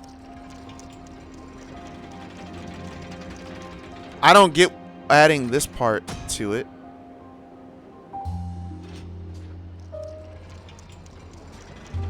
This looks like the tutorial video of a when you're first trying to edit. when you turn an editing software on for the first time. Oh, it appears that you have more skill than I thought. Don't judge me. All the shots had a great composition, and I could really feel a connection to the characters and their lines. What characters? All right, so what's the verdict? Yeah! Does that mean you agree to be our director, Farina? Did you think I would agree just like that? Yes. After our performance of the Little Oceanid, I've begun to make a name for myself again, you know. In fact, I've already had several troops approach me for the Fontanalia Film Festival. Unfortunately, the scripts were all pretty boring and didn't pique my interest. If others were to find out I agreed to work with you so easily, then, well... Hey, but didn't we have a deal? What else do we need to do to convince you, Farina? Well, what about the pay? Huh? No. Huh? How much you're willing to pay me to be the director? The pay is also an important factor for me to consider, you know. Well, I can offer you this much? What? That's all? If Nervilat were to hear of this, he could charge you with underpaying your labor. I'm sorry, but our crew is in a tight financial spot at the moment. I see. Well, even though it's highly unlikely now that I'll join your crew, there's still something I'd like to ask. Exactly what film are you planning to make? Oh, our script is an adaptation of The Two Musketeers. Huh? Wait, you mean the suspense thriller novel that was a #1 bestseller? Oh, Yes. so Farina's read it too. Of course I read it. I've always had a keen interest in artistic works that strike a chord with the populace. I see. It all makes sense now. You must have used most of the budget to pay for the copyright. Not really. The novel's author transferred the copyright to me practically for free once he heard that I wanted to make a film adaptation of the story. The lack of budget is due to another issue. He probably just wants to get his name out there. So, Mora isn't the most important thing to him right now. It reminds me of a delivery courier who wears one of my designs while traveling all across Teyvat. I didn't charge her much for the outfit either. The exposure she provides for my brand is well worth it. Do we know this character she's talking of? So, are you a big fan of this story, Farina? Well, it's alright. The pacing of the story is good, but the character relationships could use some work. When I was reading it before, I always felt like some things were left on a rather unsatisfactory note. I have high standards, you know. Ahem, Mr. Xavier, if, hypothetically speaking, I agree to be the director, how much freedom Sorry would about I that. have in terms of script revisions and creative interpretation? Oh, as much freedom as you would need. I wouldn't dare doubt the tastes of Fontaine's greatest star. Good. Then I'm free to alter the script as I see fit. Absolutely, no problem. She's gonna create an entirely different tale. I can already see it happening.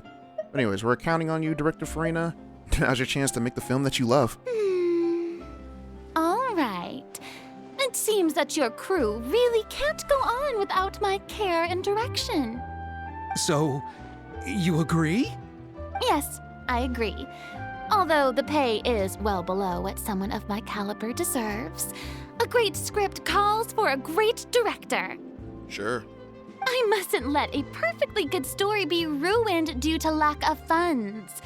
If you have fine cheese and bread, you wouldn't just let it sit on the counter and get moldy just because you lack an oven, right? Thanks, Farina. Oh, Hydro Archon above! I'm not dreaming, am I? Somebody pinch me. No. There's no more Hydro Archon, you know. And it's still a little early to celebrate. There's a lot that goes into shooting a film. Although the trickiest tasks of finalizing the script and casting the actors have already been taken care of, we'll still need to reserve filming locations. Not to say set up lighting and props. And by the way, since we'll be filming The Two Musketeers, we'll need to find an action choreographer. Ideally, a professional who has actual experience with muskets. Yes, I've thought about this as well. I was hoping that you might know someone who could handle the job. Me? If this was before, I could have simply asked Florand. But it's already been some time since I last talked to her. Navia can also use firearms, but unfortunately, her style is quite different from that of the characters in the story. Could we ask the Special Security and Surveillance Patrol? Oh, you mean the Special Patrol's Musketeers? Yes, that's right. They work with muskets every day. I can't think of anyone more qualified than them. They would be under Nervilette's jurisdiction. Unfortunately, I don't have any connection with them at all. So, in the end, we still have to start by talking to Nervilette. No need to go to all that trouble. I know their Captain Chevres. Oh, you do? Wait, Chiori, how do you know the captain of the Special Patrol's Musketeers? No particular reason. Running a business means dealing with some trouble from time to time, and she's helped me out on a few occasions. In return, I've helped her handle a few situations in which the Special Patrol couldn't get involved directly. So, we've gotten to know each other over time. So you're saying there's been times when the Special Patrol needed a fashion designer to handle a situation? Your work is becoming more and more mysterious. It'd be best to keep it that way. Anyway, enough about that. What do you all think about asking the captain to be our musket action choreographer? She sounds professional enough. She is a captain after all. I have no objections. But I imagine the Special Security and Surveillance Patrol must be busy with their duties. Do you think she'd really have time to help us shooting a film? And then there's the issue of pay.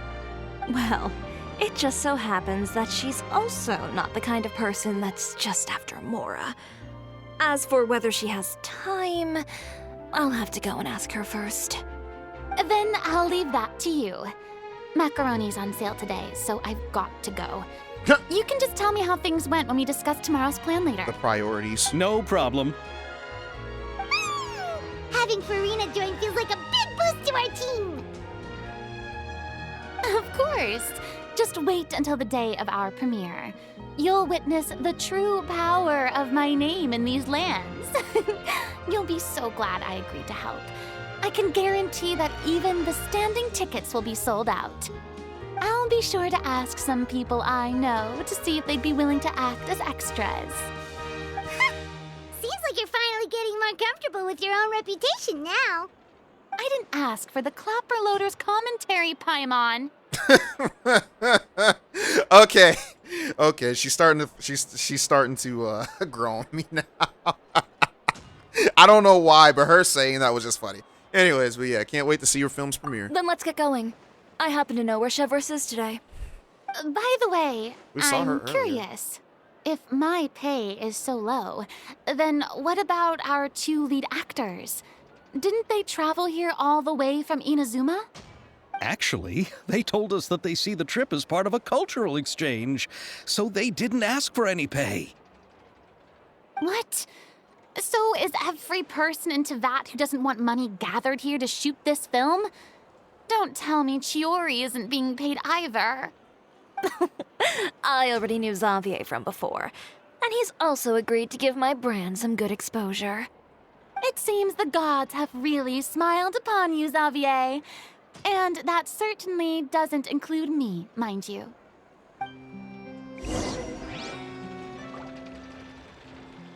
Alrighty, I thought we were... I'm actually kind of upset that I did all that other stuff first.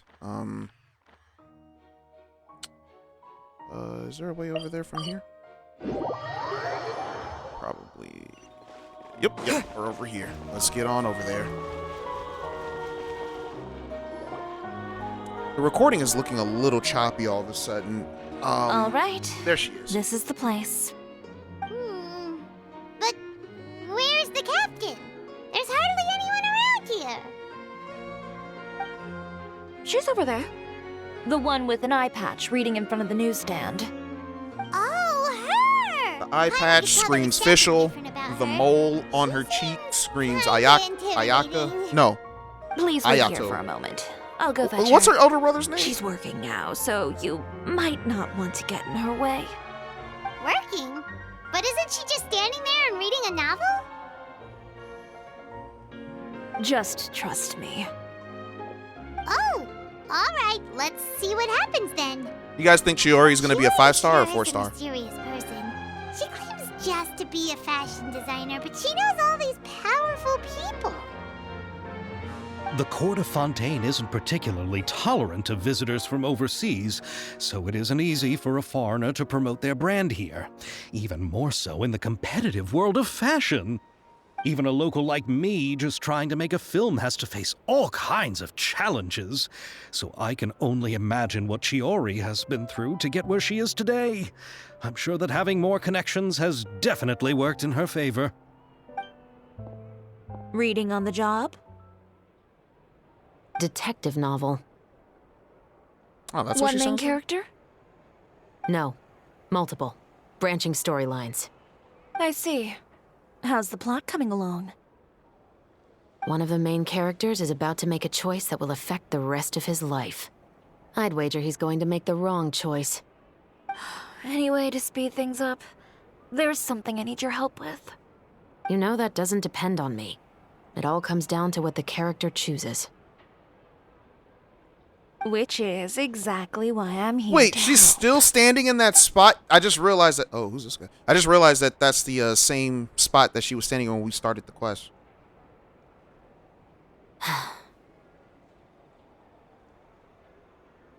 All right. It appears he made the wrong choice in the end. Halt! Oh, that's what they meant. What's going on? She was actually working. Okay. Hand over whatever you're holding. No, she's small. It's just a book. I didn't buy anything else. Then I'm sure you wouldn't mind letting me have a look. Excuse me, officer. This girl has headphones? I don't mind you standing around here, not purchasing anything, but I'd prefer if you didn't disturb my customers. It's bad for business, you know. Don't give me that act. You won't be able to get off so easily either. I am Shavras, captain of Fontaine's Special Security and Surveillance Patrol. I will say this one last time. Hand over whatever you're holding at once. And before you do anything unwise, let me remind you that I'll have you on the ground before you can even think about making a run for it. All right. I'll give it to you. But please let me say something first. If there's any contraband in that book, then the shopkeeper here is the one who slipped it in. I don't have anything to do with this. Why, you trying to leave me on the hook, huh? You were the one who said you wanted it. Save it for the interrogation room. Y'all was out here putting cocaine in the in the books.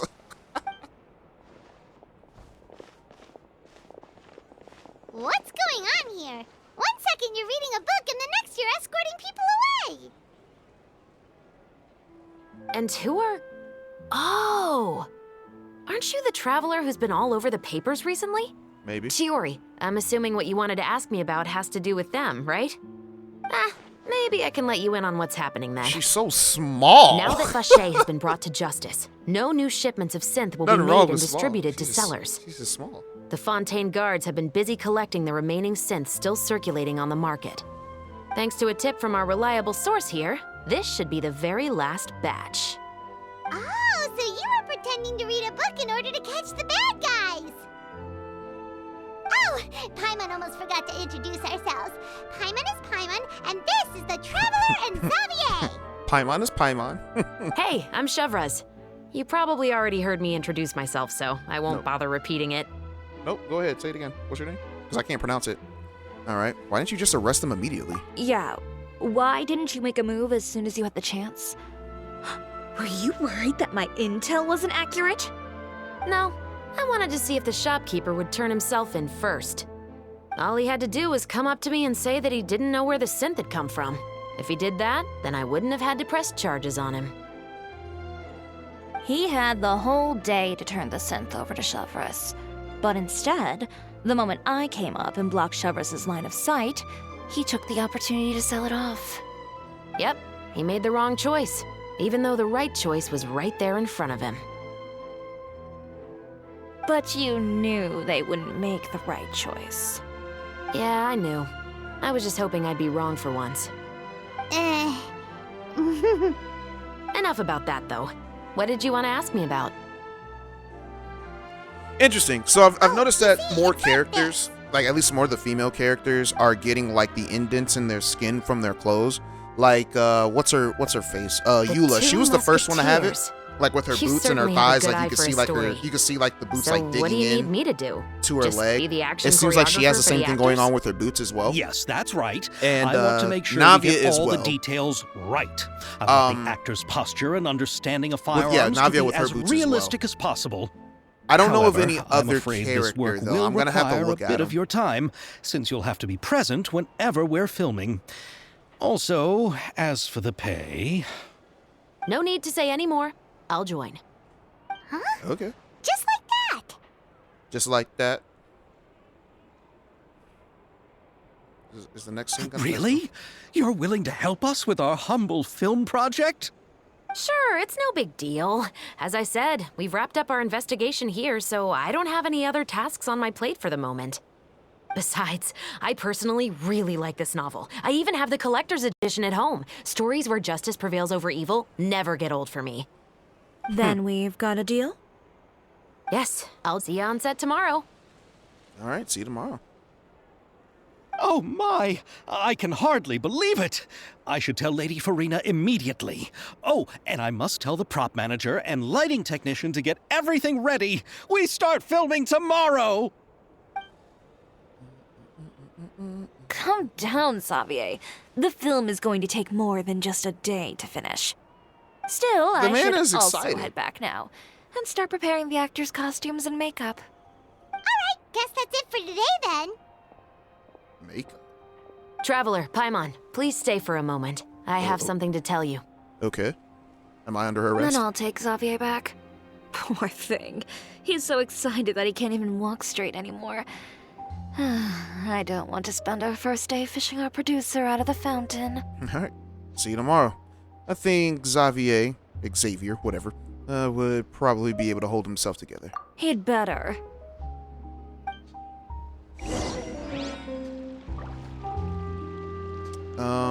What happened to the one girl? Sheree. Who's this? Oh, we can't talk to her.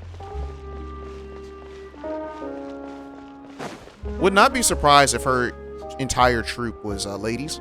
So what did you want to tell us, Chevres? Chevres. She Have sounds you like my read The friend Two Chavez. Musketeers? I've heard a little bit about it. The story is about a pair of children born into the household of a baron and their struggle to survive together and take revenge for their mother. Okay. They were raised at the baron's estate, where their mother worked as a maid. Did the Baron The two kill were their mother? illegitimate children that the baron had with the maid, so they were never treated well by anyone. Dang. One day, upon returning home, they found their mother had been murdered and left dead on the floor. It was quite evident that the culprits were the other members of the baron's household, who never had any kind words to say to them. However, the baron was able to exert his influence and keep the whole thing under wraps. The mother's death was eventually deemed as a suicide, and there was no chance of bringing her murderers to justice. The two siblings decided to flee and someday avenge their mother. Many years later, members of the baron's family suddenly started turning up dead one after the other, all killed by gunshot. A rainbow rose was found on each of the victims' bodies, being the flower that the kid's mother liked best. The baron believed that the mother's soul had come to take vengeance on him, so he lived in fear each day. But it was actually those two siblings who had fled all those years ago. They relied on each other to survive and trained day and night, eventually becoming adept musketeers. They used all of their abilities to collect evidence and clues before executing their plan and exacting revenge on the baron. Their actions let the truth behind their mother's death be known to all. That's quite an exhilarating story. Seriously. Yep, the baron got what he deserved for his evil deeds, and justice was able to prevail. It was just the kind of story I enjoy. Oh, so is that why you were so willing to join our crew, Chevres? You could say it was one of the reasons. Oh, you mean there were other reasons too? I've read the reports about you. Whether it was at the trials or when you lent your hand to resolve our nation's crisis, you've shown that you've got a strong sense of justice, as well as a great mind for deductions. Wait, so what you're implying is there's a case that you need our help with? Yes, you're as sharp as I expected. It seems you've experienced many similar situations before. Yeah, There's who been is a this? recent murder case involving muskets. I don't know The you. perpetrator's Water methods gun? appear to be very similar to what is described in the novel. Huh. Really? But Paimon didn't see anything about that in today's papers. The Marechaussee Phantom hasn't yet released any information to the public because the investigation is currently at a standstill. The murderer is extremely cautious. A murder involving firearms? But not that many people use those in Fontaine, right? Could it be someone from your platoon? Impossible. We perform a routine inspection of our firearms and ammo reserves every day. If one of the weapons had been fired, it would stick out like a sore thumb. Besides, I trust the members of my platoon. However... Well, that's all I can disclose about the case today. Huh? What do you mean? I hope you all can go back and get some shut-eye. You can decide tomorrow whether or not you'd like to join the investigation with me. All right. I'm aware this might not be the ideal time to add more to your plate, but the more capable people we have, the better the chances that justice will prevail. Can't someone from the Special Patrol help you investigate? Carrying out investigations isn't actually supposed to be our responsibility. Our job is to apprehend the perpetrators. Finding them is really up to the Marechaussee Phantom. You could say I'm taking part in the investigation out of personal interest. I don't want people to see Muskets in a negative way, and also, I'm concerned about the similarity between the crimes and the story. You know, I can actually relate to that. Now, I don't own a gun because I mean, I need to get a gun. My pops has always told me, like, yeah, son, since you live by yourself now, you need to have a gun for protection and all that stuff. Especially where I live at. I kind of live close to the hood. I don't live in the hood, but I don't live that far from it. But not saying everybody in the hood is bad, but you know, there are some unsavory types over there, and they do make their way over to where my spot is from time to time. But I've fired a gun before. Guns are actually pretty fun to use. Not only that, once I've actually learned the makings of a gun, they're pretty much like the most safest things you could possibly ever use. Like, they were built with safety in mind. All the news reports that you get about people with guns and people trying to end gun, like when I hear people say, like, you know, get rid of all guns, these people have never held a gun before. They never fired a gun before. And I believe if they did, like if they went out to the range, learned how to properly use a gun, I believe that their entire attitude about guns would definitely change. And it seems that there's something like that. Like she said, she wanted to change people's opinions on muskets or whatever. So I'm assuming, like, yeah. So I can definitely relate to that. You mean they might be connected somehow? I suspect so. Just to make myself clear, this is not an order, nor is it a deal of any kind. It's a request. Okay. Nothing more. If you two have any interest in the case after we finish filming tomorrow and are willing to assist me, then I would be most grateful. What do you think, Traveler? Well, it's already been quite a day. Let's give it some thought tomorrow. Yeah, you're right. Paimon's getting a little tired, too. We've really been hustling all day. You'd better head back and get some rest. It's good to keep a calm mind, especially when you're about to make an important decision. Otherwise, when the moment comes, you might end up like that shopkeeper and not even realize that the right choice is right there in front of you. All right, so we completed the first part. Yeah, this was definitely interesting. So I don't know when the next part unlocks. When's the next part of the quest unlock? Tomorrow? 12 hours. Oh gosh, there's 5 parts to this. Ooh, we'll be playing this for the next 5 days. So let's see. So about a week from now, well, you guys will already be seeing it, but from about a week from now, this thing will be uploaded. So yeah, that's gonna be it for today's recording session. There's gonna be more. I'm going to go ahead and skip all the other the little challenges or whatever. So this is just gonna be story related only. So the other challenges are gonna get skipped. But you guys got to see what they look like, because you know this event's never coming back. So at least I showed you what the challenges look like. But yeah, guys, I will see you guys. Well, you'll see it now, but I won't be able to see the next part until tomorrow. So yeah. All right, what's poppin'? What's good, everybody? We are on day 2 now. Like I told you, it'll just be a second for y'all, but it's been, I think, 16 hours for me. I'm not really sure. The next part of the story has opened up. Unfortunately, not the events. The events have about 16 more hours, I think. Oops, I didn't mean to do that. Yeah, the events have like 16 more hours, I think. Let me see. Yeah, 60 more hours. Where for the story is actually available. So let's go ahead and get on into it, y'all. Dang, I was all the way out here. I actually just got done cooking. Yeah, I actually just got done cooking as well as doing doing the dailies and spending my resin. Good morning. Xavier said yesterday afternoon went well. Xavier? Yeah, and how about you, Ayaka? What were you up to yesterday? After we split up, Ayato went to see Udex Nervilette at the Palais Mermonia. Drop my phone. I was originally thinking of going with him, but he said he could manage it himself. And once again, I forgot to grab He told me to go see lemonade. the sights around Fontaine and to enjoy the local culture. So I rode the aqua bus with Yoimiya and visited the opera house on Aranias Island. Yeah, you wouldn't believe what we saw there. 2 mechanical puppets that were dancing together. You've already seen them, right? Oh, yeah, those things. The Dirge Copella and the Nemesis of Coppelius. Yeah, those two. Amazing, aren't they? We Yoimiya sat is and like a watched kid in for a candy quite a store. while. It was mesmerizing. Like we could keep watching them forever.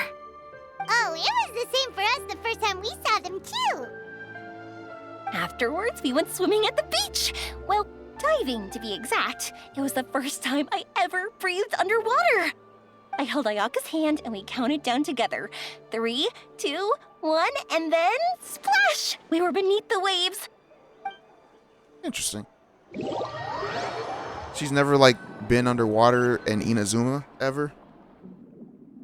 At first, I didn't dare to open my mouth. But once I couldn't hold my breath any longer, I decided to take a big breath in. Turns out the water wasn't as salty as I imagined. Well, yeah, didn't it's a really lake. taste like anything at all. It's a lake, Before it's I not knew salt it, I was water. breathing like normal down there. It was an amazing feeling. Ayaka said I was too nervous and needed to loosen my grip. She got used to everything way faster than I did. I knew that the Traveler could do it, so I had no doubt we could do it too. That helped me feel at ease as soon as we dove in. The underwater world in Fontaine truly is beautiful. I love seeing the romaritime flowers blossoming underwater, like little candles lighting up the streets at night. Yeah, and there were so many creatures that we've never seen in Inazuma. Like those fish that shimmer like a sword blade. Whoosh! Oh, and those big fish that call when they see people. Ooh. Oh, you mean hunters, rays, and blubber beasts. I just love the name Blubber Beast. Just wait till Pops and the others hear about this. They probably won't believe a word I say. Probably not.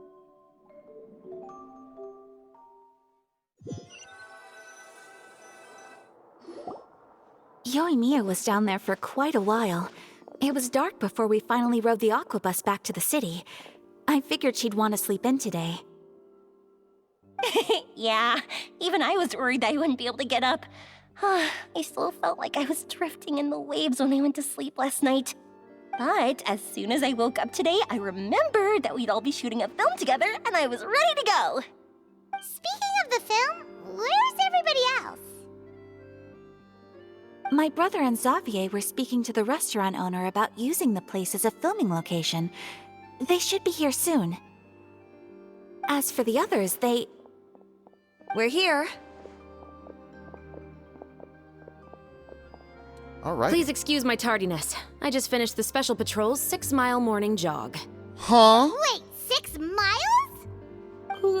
Yeah, that girl ain't got an ounce of body fat on her. I'm so Then tired. running 6 miles? Shoot, I heard can you barely all do one chatting, myself. So I decided to come down. I'm a sprinter, I not sure a long could distance use some runner. of that endless energy everyone else has. Yeah, something you morning, guys probably everyone. didn't know about me. I used to run track. Ran track for 12 years. 100, Can someone 200, fetch me a cup of coffee? the 4x1, and on Or occasion the milk with 4x4, sugar. which I did not like, but I was Sure. forced to. I'd be happy to do that for you. No, you can't go anywhere. I ranked Please, first in my have a conference seat 7 over out of 8 here times so I can get started on your makeup. in the 100 meter The dash. last thing I want is coffee stains on my costumes. I can get the coffee. It's the perfect job for an assistant.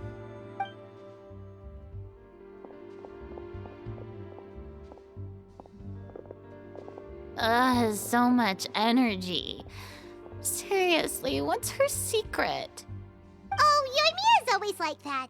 But you sure look exhausted, Farina. It's because you're not used to waking up so early, huh? Of course not. I spent the whole night reading the novel from cover to cover, marking sections that either need to be omitted or adapted. Wow, Paimon didn't expect you to be so thorough. Well, I was the biggest star in all of Fontaine after all. It takes more than just a pretty face to earn a reputation like that. I know how to get serious when the situation calls for it. Knowing what I know about eyelashes and what their original intention is for, it makes me laugh at Fruina, but at the same time, it's just like, your eyelashes are ridiculous. She has those Ivankov eyelashes from One Piece, if y'all know who I'm talking about. I went all out when I was acting as an Archon, so why wouldn't I do the same for my own life? Here's your coffee, Director Farina. She gonna drop it? Nope. Okay. Oh, thank you. The sound of being called director and the aroma of coffee feels almost as refreshing as hearing the birds chirping in the morning.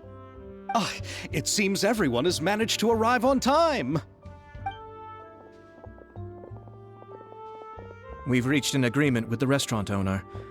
We are free to use the second floor to shoot our film. Really? That's great! He is really looking forward to our film and hopes that providing his restaurant as a filming location will attract more customers. Well then, Mr. Xavier, I'll leave the rest to you. Okay, thanks. First, I'd like to introduce our new members.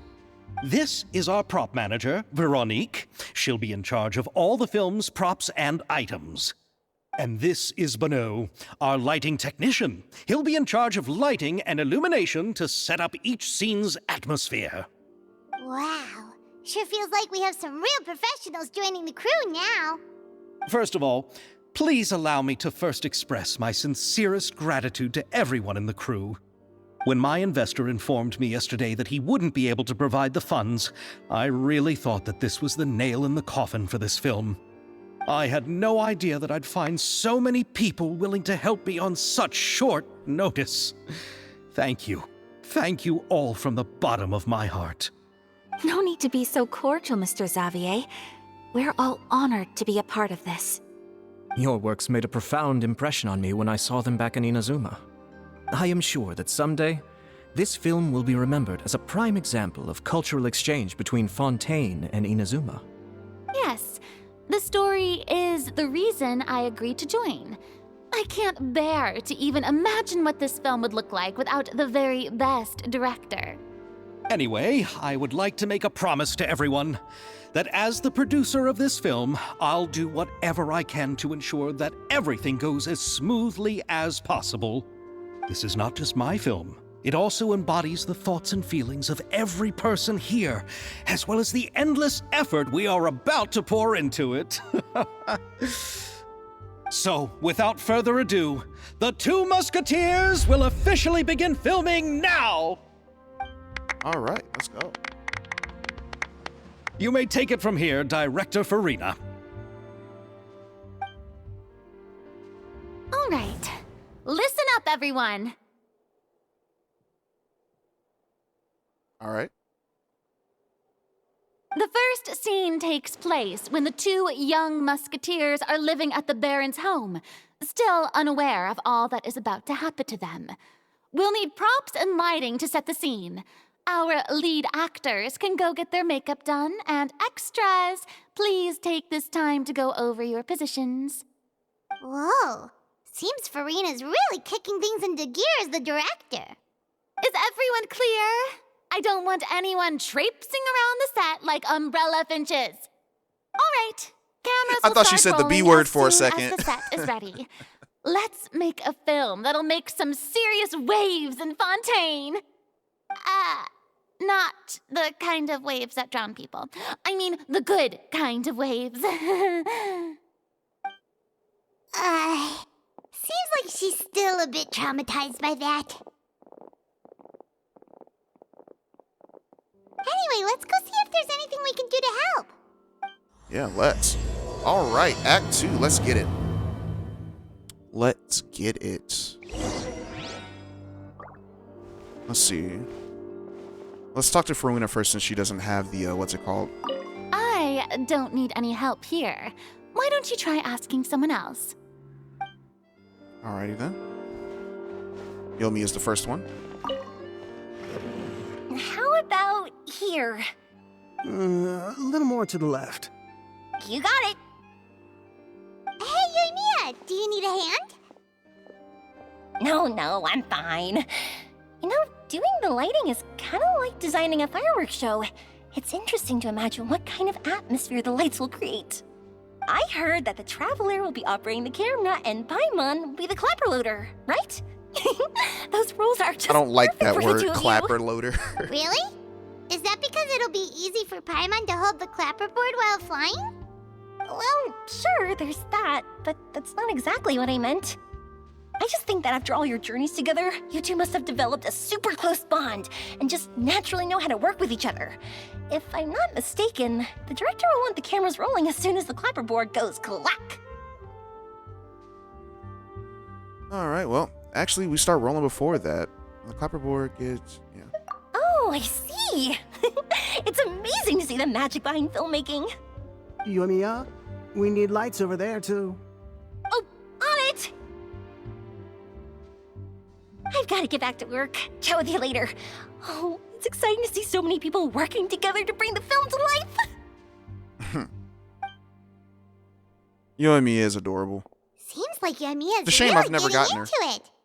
But she was right. We do have a super close bond. Yeah, of Don't course. Yeah, we've been together since the beginning. Paimon's really It's been 3 happy to years, hear technically. that. I'm really excited for Zenless Zone Zero. I know a lot of people have their ups and downs about the game, but I'm excited. Let's talk to these. Ah, so this is what a musket looks like. That's a Flintock. Not exactly. Yeah, that's a Flintock. If you want tea or what, you just help yourself. This is us. Hostess. Yeah, okay. I don't really care. Just curious on who that was. Ayato, what are you doing?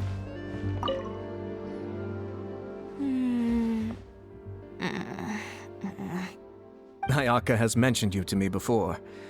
She said that you two were great friends when you were kids. No talking. I'm thinking about how to do your eyeshadow. Oh, dang. Ah, yes. She's rude. To help me really look the part. To achieve a more young and naive look for this scene.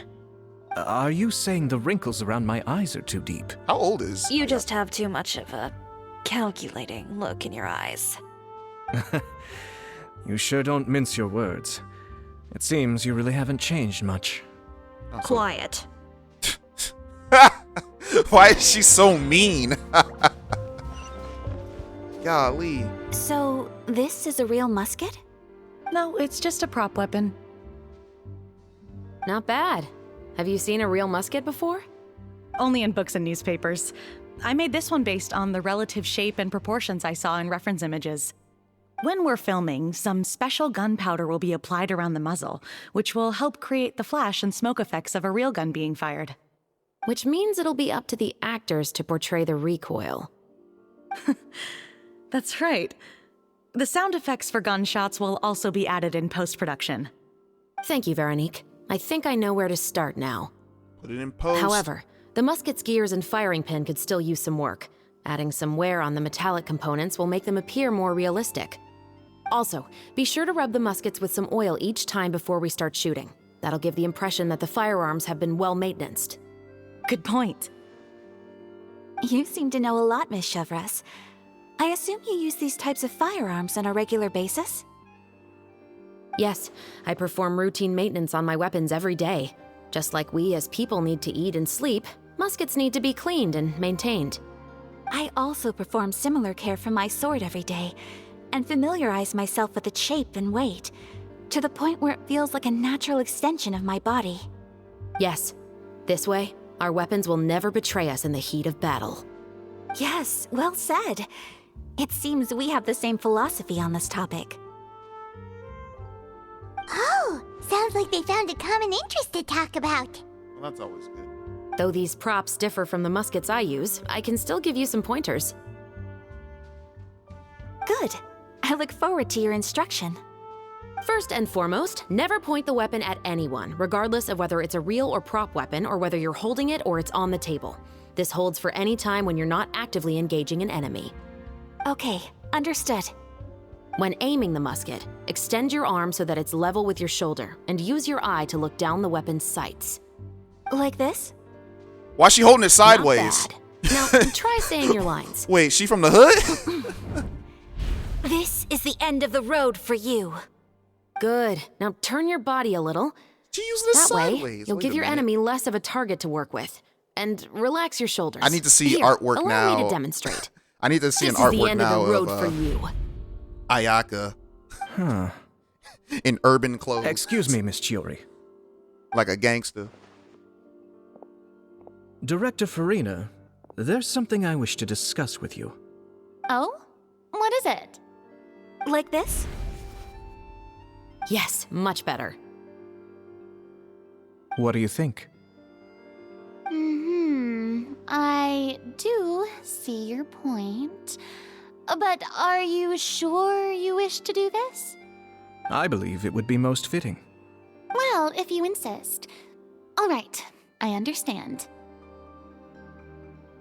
Miss Ayaka, Miss Chevris, could the two of you please come over here? Huh? What's going on? Are we gonna start filming now? Let's go see. What is it? I have a question for you, Miss Chevris. Would you be willing to play the role of a musketeer? What?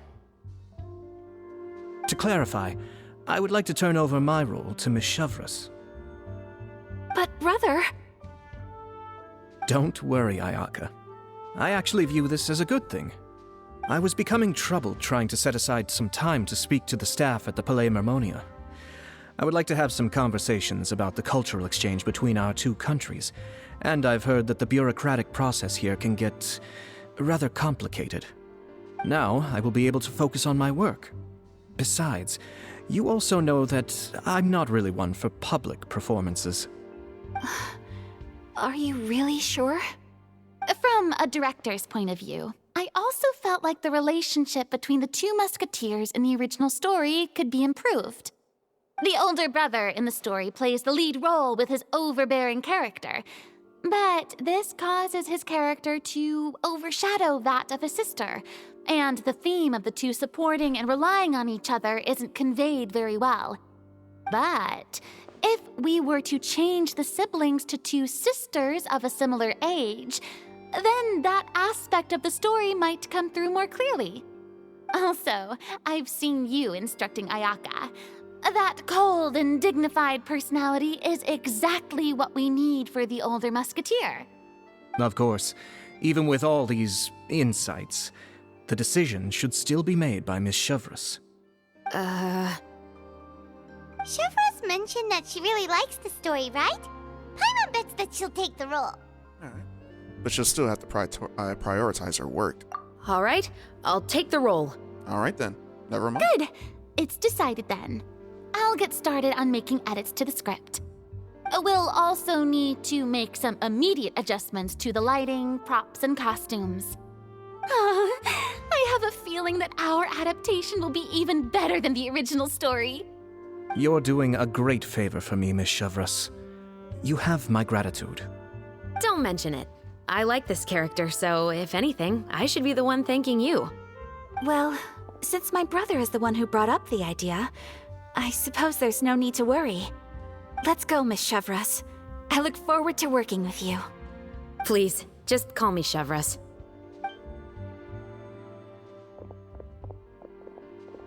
Seems like you're really going out of your way to solve the problem I was having with your makeup. Surely you jest, Chiori. I assure you that I was mostly motivated by a desire to spend more time on formal business. Oh, come on. You really think I'd buy that? According to what I've heard from Ayaka, her brother is someone who can juggle 10 different matters at the same time. I'm sure you have other reasons for backing out. Perhaps. Ayaka always said she wanted to go out and see more of the world, just like the Traveler. But I feel that she needs not only to see other nations, but also to make some different kinds of friends. I think it would be harder for her to make new connections with me constantly by her side. I would like to give her some space. All right, go on. Spoil her some more. Ayato! It's too bad you're stepping down from the role. Paimon really wanted to see you act as a musketeer. This is the punishment you deserve. This is justice. No need to poke fun at me. I'd wager that you also felt that I wasn't the best candidate for the role. It's a little hard for Paimon to imagine you saying those lines. So are you going back to work now? Yes. I've made an appointment to meet some people from the Palais Mermonia. Now, I will have some more time to prepare. Traveler, get the camera ready.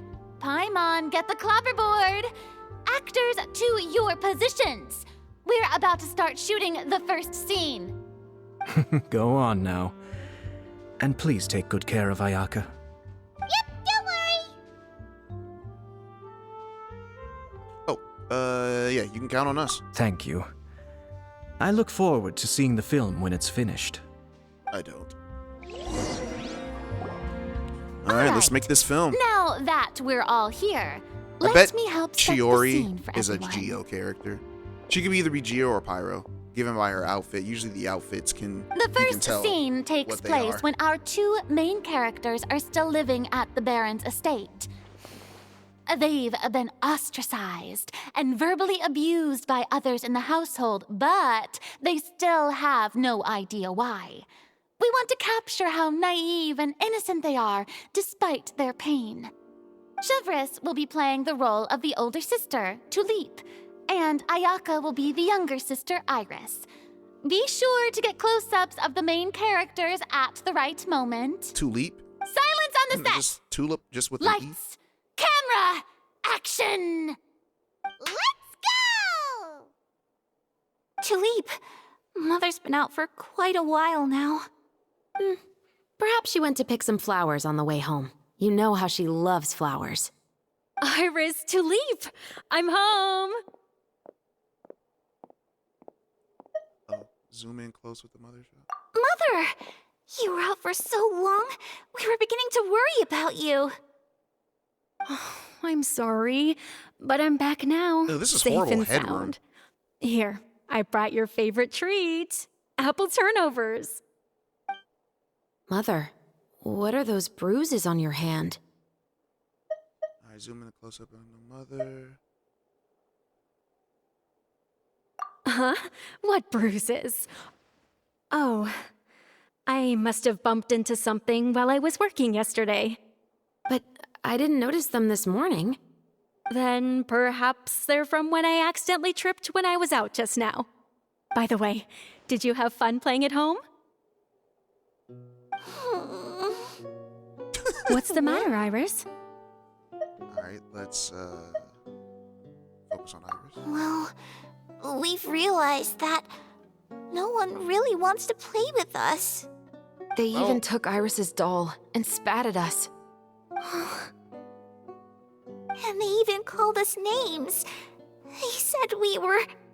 Is this Ayaka's actual voice Don't actress? worry. Girls, listen to me. Zoom in closer up on each character. It doesn't matter what anyone says. Don't listen to them. No one can should've define you zoomed with on such you. words. You both have wonderful lives ahead of you. Just like your names. You will both blossom like beautiful flowers. Maybe your time to blossom hasn't quite come yet. But one day, you two will bloom more beautifully than anything else. Don't let the soil you're in now ruin your future beauty. We have Understand? horrible headroom in this. My dear daughters. And cut! They've been doing a good job with the rule of thirds, but the headroom is horrible. Not bad. The actors' emotions were all on point. Let's keep that take. Given the frame of the actual Also, camera inside the if screen. our clapper loader could avoid shouting at the start of the scene next time. Oh, got it. Great. I was a little worried that my nerves would get the better of me.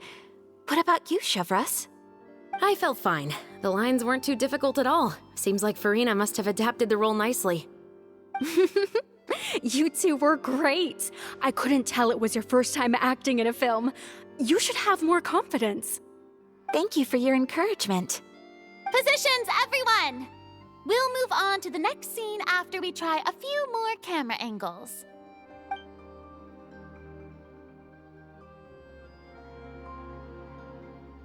This scene is when our two characters return home, only to discover their mother has been murdered. Ready?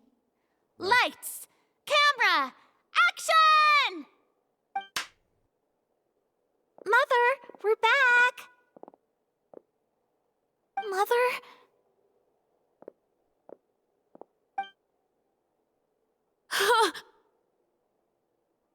What's wrong, Tulip? Iris, stay away! Huh? Why? What's... Mother! Mother... She's... Huh? There's poison in this cup. Huh? I could have sworn I've seen this kind of cup before. Those aristocrats. They didn't even try to cover up their actions.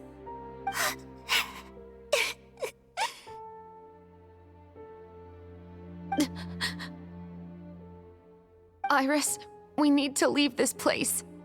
Leave? But now that Mother is gone, where can we even go? Anywhere.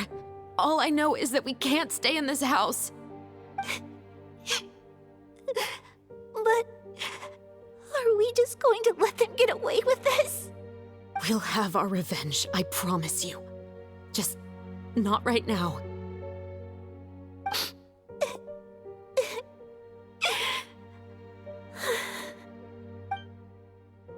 Come on, let's go.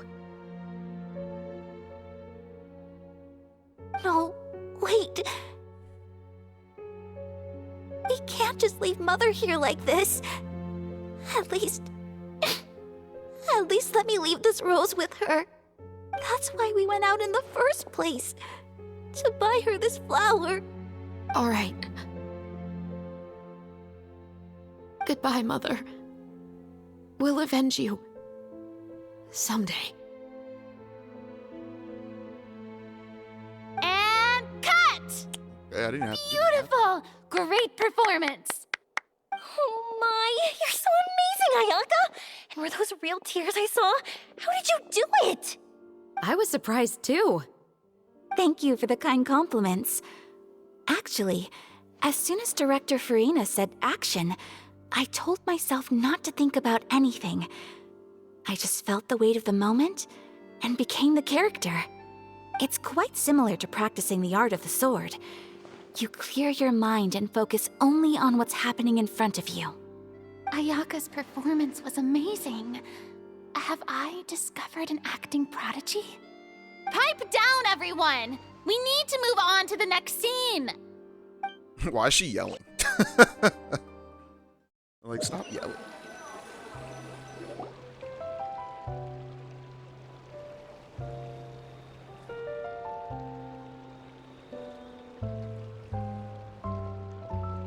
Huh? Are we done already? Yes. But Paimon wants to keep playing with the clapperboard. How do you feel, Traveler? Is your arm sore from holding the camera all day? A little bit, but it was a lot of fun. Good work, you two. Yeah. You too, Shivers. Oh yeah, she wanna You she were wanna quite talk to the us about actress something. today. I've read this novel many times before. I have a good grasp of my character's mindset. Anyway, do you remember my request from yesterday? Oh, right! We were having so much fun that Paimon nearly forgot! You have a case where the murders seem really similar to the cases in the novel, right? So, how are they similar exactly? In the story, the main characters grow up to become two musketeers, always using their guns to carry out their revenge. And on each of the victims, they place a rainbow rose as a signal that they've returned. So you mean there were rainbow roses in your case too? Yes, that's correct. We found rainbow roses just like in the novel. Seems like you're connecting the dots now. Oh, that does sound pretty concerning. Especially after seeing the script today. Oh, now Paimon can't stop wondering what kind of ulterior motive the murderer might have. What do you think, Traveler? You're smart. Paimon wants to hear your thoughts. If there are only if we're only there to assist, then I think we can join the case. Good. On behalf of Fontaine's Special Security and Surveillance Patrol, thank you for your dedication to justice. There's no time to lose. We should start investigating right away. Follow me. Huh? Right now? But we just got done filming all day. Paimon's so tired. The most valuable intel always comes after nightfall. They are like small, remote islands in the middle of the sea. If you don't stay vigilant, you will pass right by them in the fog. That's how one of my favorite books always puts it, at least. So, where are we going right now? Let's start by checking out some workshops that sell mechanical components. If the culprit is making their own weapons, it's very likely that they'll visit those sort of places. Alrighty then. Check this out then. Man, how's everyone doing now? I highly doubt people are gonna watch like a freaking extremely long video like this one. Like I think the last time I did one like this was the Archipelago, the second coming of it, and it was like 6 hours long. Welcome to Le Show's Clockwork Workshop. How can I help you? Hello. I'd like to know if anyone has purchased some special components lately. Special components? Sorry, could you be more specific? I mean the kind of components that aren't typically used for clockwork toys, but for firearms. Huh? For firearms? No, we don't sell those sort of things here. Don't misunderstand. I'm not here to cause any trouble. We are merely investigating a case, and we're hoping that you could cooperate. Well, to be completely honest, I'm not even sure what kind of components that would entail. Has anyone ever purchased components here as an individual rather than on behalf of an organization? We have a lot of customers who buy toys, but those who buy components are all regular customers who buy in bulk on behalf of their organization. Is that so? I understand. Thank you for your cooperation. You're welcome. It's the least I can do.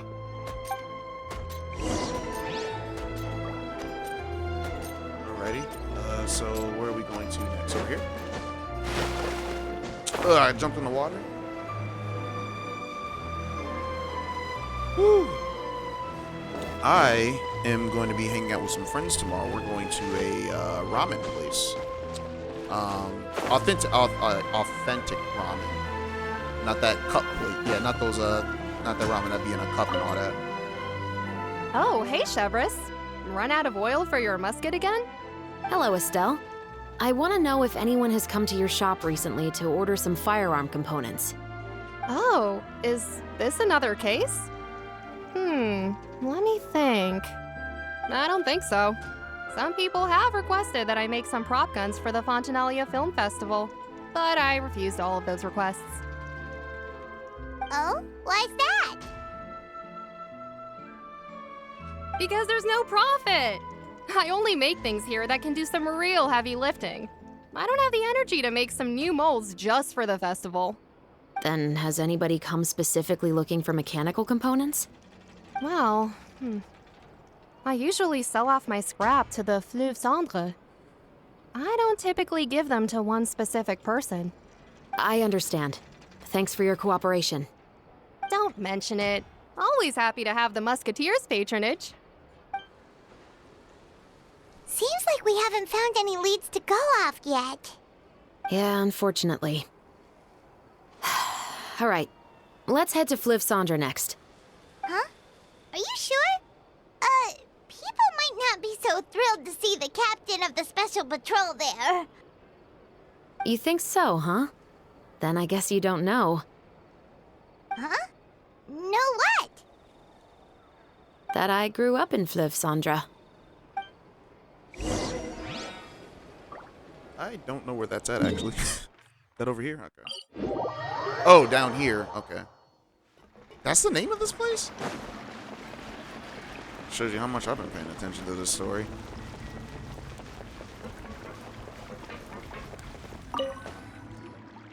What's all this? Junk. Some broken planks and barrels, as well as some liquor bottles? Yes, but have a closer look, Paimon. Why they so low res? Even though somebody has purposefully tried to clean them up. These are obviously marks from musket bullets. In other words, someone was here trying to improve their shot. They were using the barrels and bottles for target practice. Could it have been the killer?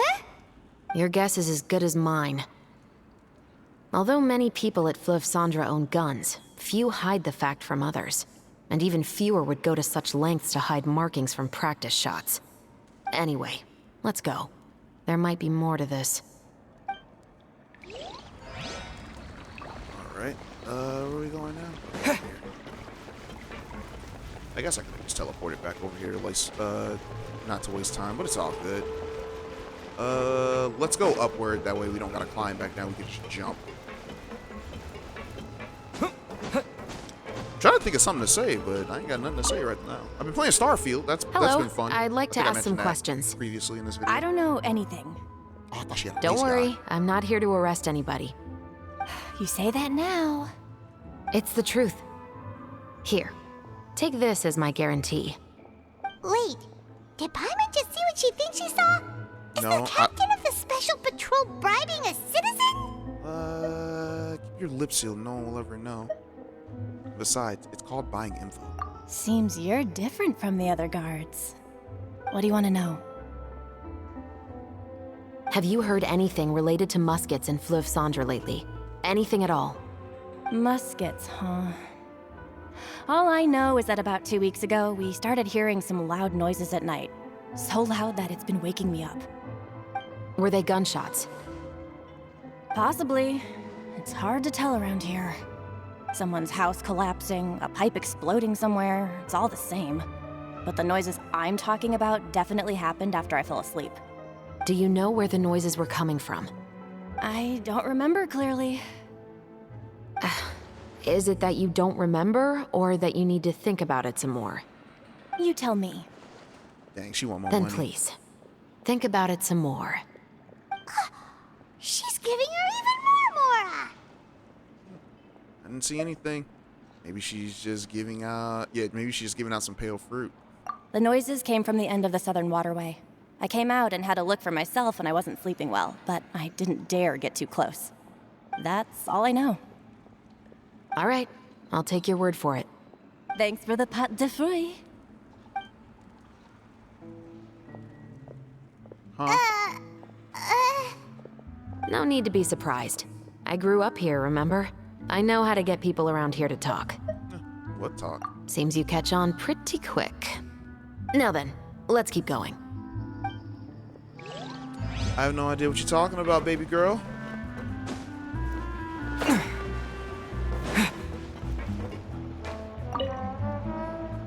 It's been a while, Tetro. Please, just get on with your request.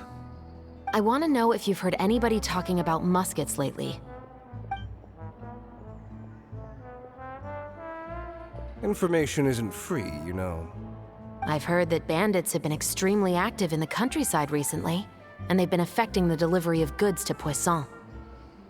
I can allocate some more manpower to help out with that problem. What do you say? You're still as helpful as ever. One of our men got drunk at dinner about a month ago and lost his gun. 3 days later, it turned up in the corner here. What's weird about that? He just forgot where he put it, right? This is Fleuve Cendres, my friend. Anything of value left in the tavern won't ever make it to the next day. But that gun turned out to be an exception.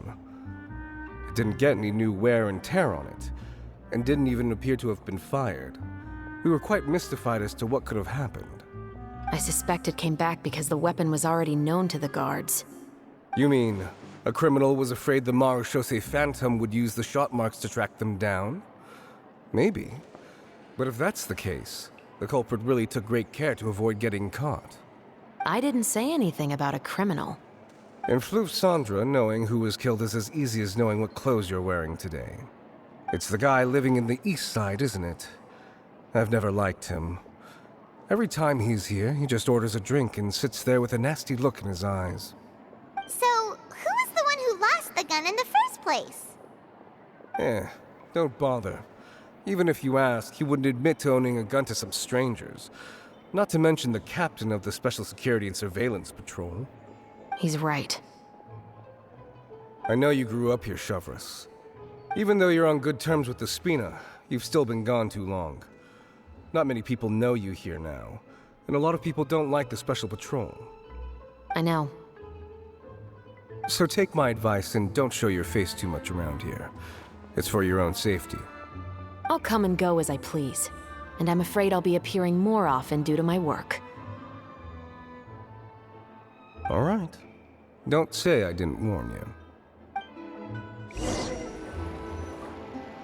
Seems like that's all we'll be able to uncover for today.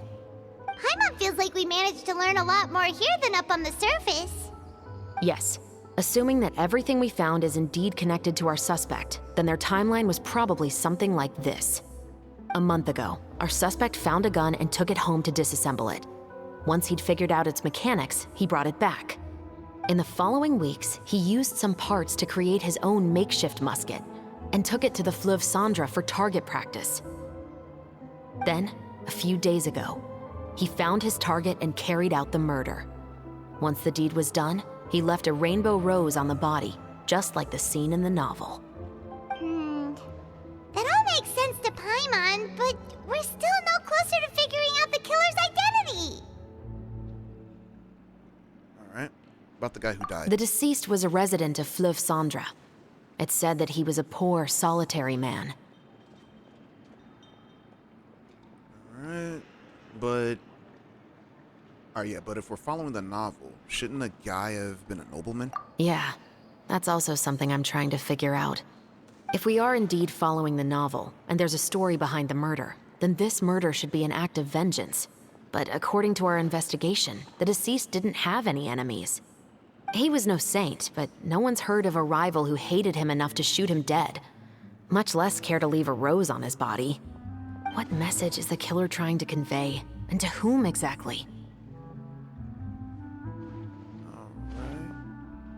Could they be the novelist? We've thoroughly investigated that possibility. He claims to have spent the whole day at the Opera House on the day of the murder, and the staff there have confirmed his account. Okay, so he has an alibi. Not only that, he lacks a credible motive as well. He has a family of his own, and both of his parents are still alive. I've looked into his records. He was adopted at the age of 6, and all the proper procedures were followed. There are also records of him at an orphanage before then. In the story, the mother of the 2 musketeers was murdered after the children turned 10. Of course, he could have changed the children's ages, but I don't want to assume anything without evidence. More importantly, I've also had a chat with him in person. He didn't seem like the kind of person who would pull the trigger to kill a man. Then, what should we do now? We have all this new information, but it doesn't help us move forward. Investigations take time. I didn't expect us to catch the culprit in just a single day. How about this? Let's spend the next few days filming with the crew. We can continue the investigation once we're done with the film. I'm sure that given time, new leads will present themselves. Wait, but weren't you saying intel is like small, remote islands in the middle of the sea just a moment ago? Wouldn't you just miss them if you were to stop looking? But the book had more than one reference to the islands, Paimon. Oh? What else did it say then? As long as you spend enough time sailing through the fog, you'll eventually come across an island. Alright, and that is it. Okay, I was expecting a little bit more, but since this is a little bit chopped up, so yeah, let's get a little after conversation. What? Never thought that the captain of the Security and Surveillance Patrol could come from the Fleuve Sandra? Alright, let's see. I have to say, I'm pretty shocked. Honestly, I'm pretty shocked too. There used to be a time when I thought I would never be able to join the guards. But as long as you can distinguish yourself through your accomplishments and skills, you'll eventually be recognized for your worth. If you look at it another way, My life at Fliv Sandra has actually taught me a lot of valuable skills. Skills like how to barter with criminals or how to think in their shoes. Of course, I'd appreciate it if you could keep this a secret between us. Yeah, I got you. And then let's get that next piece of What? information off. Never thought that the captain of the... Sure You wasn't mean easy. rising through the ranks? It was a struggle, for sure. But as long as you can distinguish yourself through your accomplishments and skills, you'll eventually be recognized for your worth. If you look at it another way, my life at Fliv Sandra has actually taught me a lot of valuable skills. Skills like how to barter with criminals or how to think in their shoes. Of course, I'd appreciate it if you could keep this a secret between us. Yeah. All right, guys. So that is it for this one. I will catch you guys with the next video in about a second. Or not the next video, but the next part of the story in about a second. So, deuces, everyone. All right, and we are back with day 3. I've actually kind of missed day 3. I didn't record yesterday, so this is Sunday morning, actually. Actually, no, it's not Sunday. It's Saturday. For those who don't know, I wake up at 12:45. I woke up a little earlier today, though. I woke up like around, I said 12. I'm sorry. No, no, it's 12. It's 12. I woke up like around 12, like 20-ish, 12:30-ish, I think, this morning. So, yeah, way before my alarm. It's about to be... It is not Sunday. It is Monday because your boy doesn't know how to tell time. Anyways, so before we get started, this is going to be a little gospel break, guys. It's your little gospel break since this is the longer video, but the start of my day. So I wanted to talk about John chapter 6 for a little bit, and this one is just going to talk about how Jesus lost the majority of his followers, or more to say, his followers decided to stop following. Most of his followers decided to stop following him. Now, one of the things that he was trying to tell them was that I'm the bread of heaven. Those who eat my flesh and drink of my blood will have eternal life. Now, this didn't sit well with the Jews. From what my study Bible says, it was saying that it wasn't right for them to drink blood. Now the things that you need to understand about Jesus is Jesus spoke in parables. All right, guys, he spoke in parables, and what a lot of people like to do is they like to take him extremely literally. And when they were thinking when he was saying like eternal life, they meant physical, but Jesus was talking spiritual. But because this didn't set well with them, he lost the majority of his disciples, and I believe only 12 were left. And one of them, of course, being Judas. And if you guys know Judas, we all know that Judas is the one that betrays Jesus out later on, and that's really close to the time when Jesus was crucified. So yeah, I probably didn't sum that up the best, but it is in John chapter 6. If you want to read it for yourself, you can. I mean, I highly recommend you read it for yourselves and don't take everything I say. Don't take everything I say as word for word. But yeah, go ahead, read it for yourself. I guarantee you'll feel a whole lot better. But anyways, let's go ahead and do this next part of the story. I need to wait till 8 o'clock, it said, I believe. Need to go ahead and wait till 8 o'clock. How are you guys been doing? I don't know if I asked that earlier in this video. Yesterday, I went to this ramen place with a couple old co-workers, aka my friends. It's filming time again. None Our of us schedule is work jam-packed together. for the next couple of days, I too. forgot to turn the We've got volume so on. many different There we go. locations and sets to cover. Okay, whatever you said, Paimon. I didn't hear you because I did not have you turned up in my headset. Where is my... There we go. Where are we going? We're going up here. Are we going up or down? Looks like we're going down.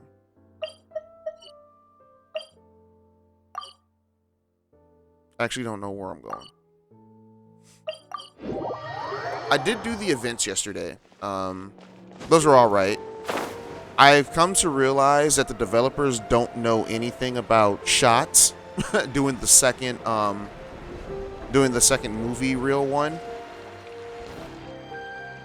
What's considered good shots, they consider bad shots. And I'm just like, huh. Like, I have the rule of thirds and all of that, but no, they don't follow anything. I'm just like, oh, okay. Well, this is something. Like, to get a perfect score? Yeah. Oh, we're just jumping right into it. All right, the lone island, glimpse through the fog. The archipelago? We're going back? All right, both the filming and the criminalized investigation progress at the steady pace over the next few days. Good work, everyone. We're looking to wrap with our 2 main ladies today. I can already smell our success.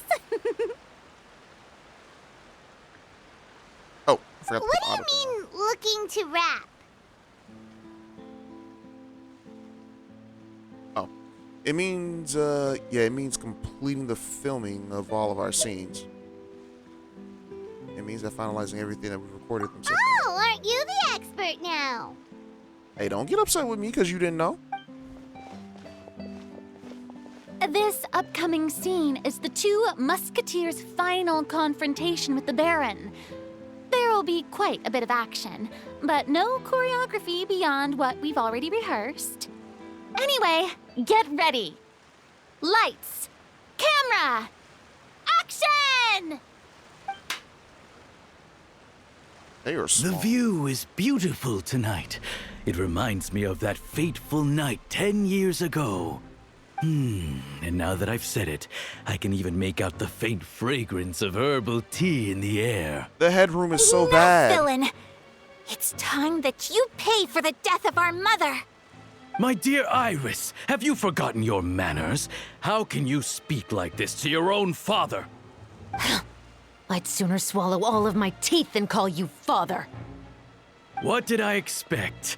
Seems the daughters have turned out to be just as obstinate as their foolish mother. In this world, Mora and status is everything.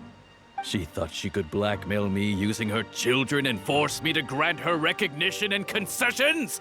Ah, how naive can a woman be? Mother never asked a single thing of you.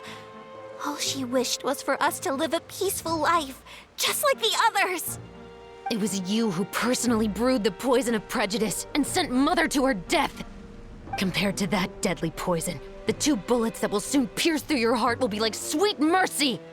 And When was that's Ayaka holding the exactly gun? why I I didn't even said see you're a bullet. just as naive as her. Did you really think Really? 2 muskets would be enough to defeat me? So let's see. What is stronger? Mora and power, or the 2 muskets in your hands? Probably the muskets in their hands. Get them! Tulip! There are too many of them! It'll be okay. We'll cover each other, Iris. She's using a spear? Okay. And Mother will be watching over us, too. Justice will prevail. Huh? I'm so confused. Why is he here? You've lost. To think I'd lose to my own 2 kids. Yeah, that's usually how it goes. We are no children of yours, and we'll never call that place our home. Then tell me, what did you do all this for? You lost your mother, and will soon kill your father as well. What will you gain in the end, other than sentences for your crimes? We will gain our long-awaited justice.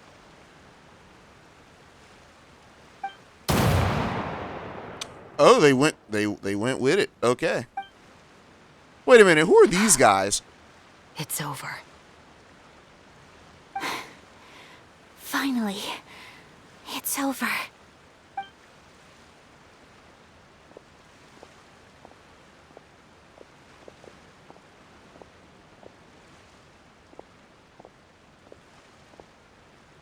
So, where will you go now, Tulip? I'm not too sure, Iris. Maybe somewhere with lots of flowers? After all, Mother always did love going where the blossoms were. What about you?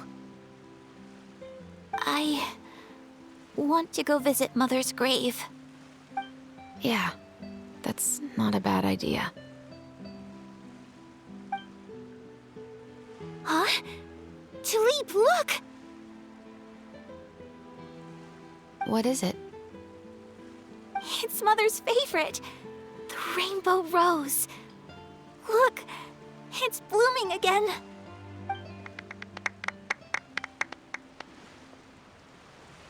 Excellent! That was beyond mesmerizing. Even I didn't expect this scene to go so well. And we got it in a single take. All right, everyone. We've got a wrap for Tulip and Iris. Congratulations, Ayaka and Chevres! Yeah, amazing performance. Great job. You've already wrapped your roles. Thank you. I didn't expect our parts to wrap so quickly. I wish I could savor the experience for just a bit longer. Paimon totally understands. Paimon's not ready to say goodbye to the clapperboard either. Filming has really been a lot of fun. You were great too, Chevres. The way you said, long-awaited justice. It gave Paimon chills. That is indeed my favorite line in the whole book. I still remember trying to act it out in my room the first few times I read it. Whoa, Paimon would have never guessed you're that type. Who doesn't like stories where the guilty are punished and justice prevails over evil? Don't forget, I'm the captain of the Special Security and Surveillance Patrol. Captain, I have something urgent to report. Please excuse me, everyone. I'll be back in just a moment. It's okay, don't worry about us. Worry about it.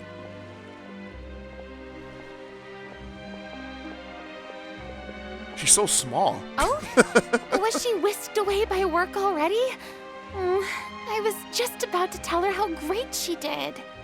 It seemed like some urgent official business.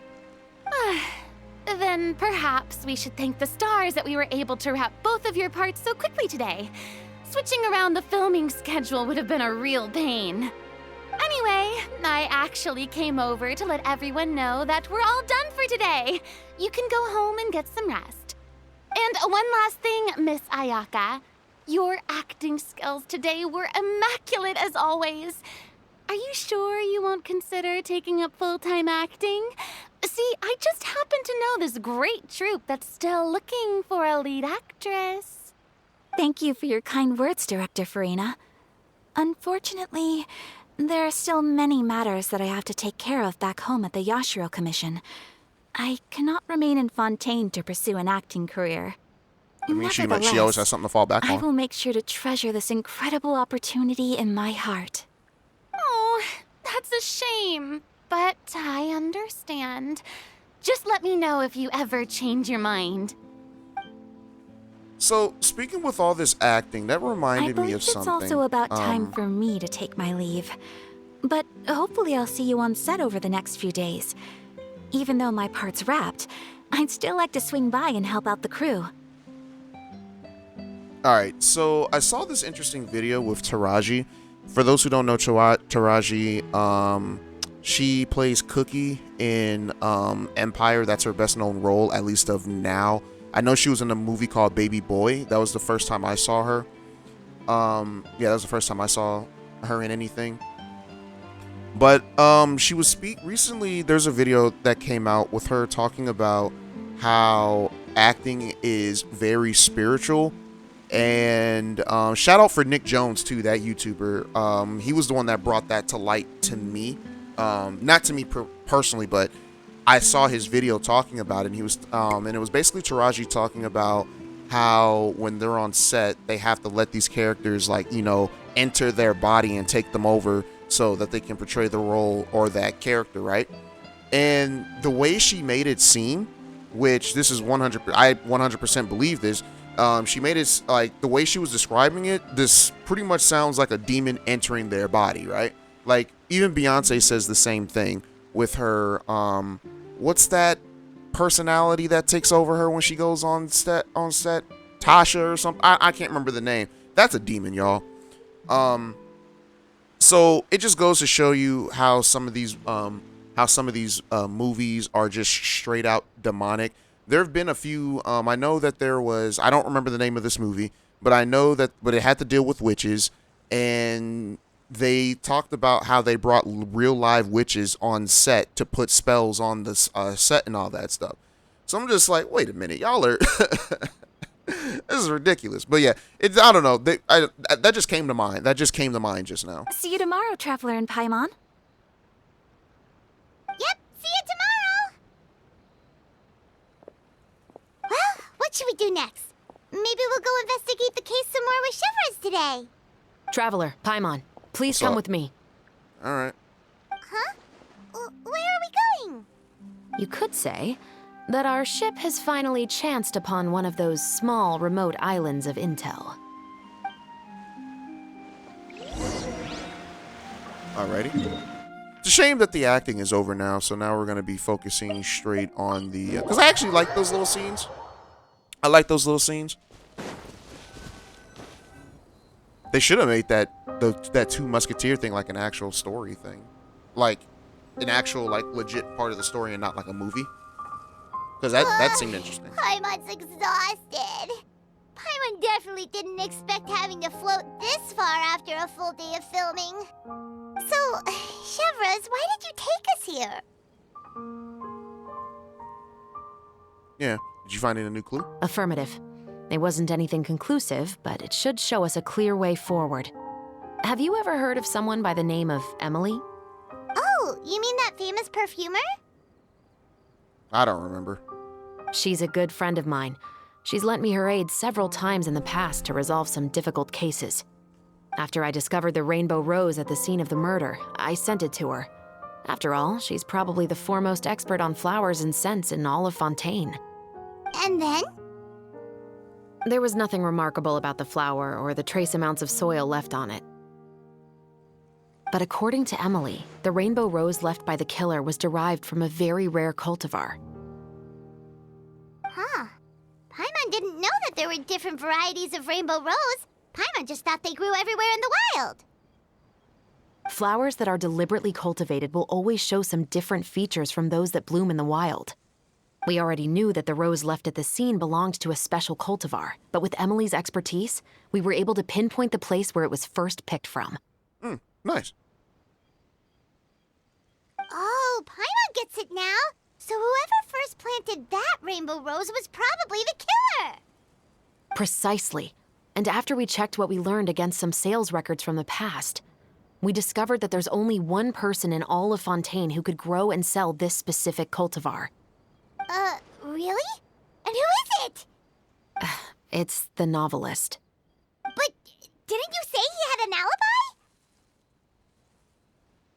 To be clear, I haven't changed my mind about him. I still don't think he was the one who pulled the trigger.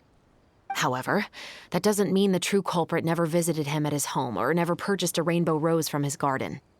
Whatever the case, we will have to confirm a number of things with him. So you mean the next place we need to go is... Yes, we're going to pay him a visit at his home. Alright, let's go pay this man a visit. You got some explaining to do. I can't believe I just said that. So I've been watching this guy on YouTube while playing like Genshin in the background. Oh, there's one of those things. I need to mark this on my map for later. Yeah, okay. Let me mark this area on my map real quick because I've been looking for these guys.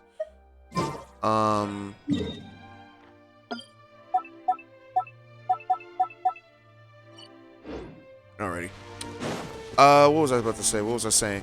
Yeah, it's this dude. I think his name is like Ariel or something like that. And he has like, oh my gosh, I hate watching his videos because they're so freaking fake, but they're hilarious for how bad they are. So I keep watching them. But he's one of those people that does like, he goes up to random people, allegedly, and does like loyalty tests with like their boyfriends or their girlfriends or whatever. The acting is so bad. The scenarios are not believable. That should be his house. It's one of those things where it's like, it's so bad that you can't stop watching it. Gardenet stationed around the place. Oh, man. That's pretty unusual, right? Like it took like after According to like what he the told me last third time we scenario, spoke, I was he like, yeah, hired this them is so he fake. won't This be is definitely harassed or fake. disturbed. And the dude is so freaking awkward too. I think that's just. So there are a lot of flowers in I think this that's just for garden, comedic but purposes, though. Paimon doesn't think we'll be able to pick one without alerting the Gardamex. Right. Which is exactly why I think there has to be a special connection between him and the killer. So, should we knock? Just wait here for now. I'd like to take care of a number of those Gardamex first. But they're so far away. How are you planning to do that? Don't forget, Paimon, I'm actually the real-life captain of the Musketeers. Is this where the musket training comes in? Alright, press the aim button and start holding. Aim to the enemy. And...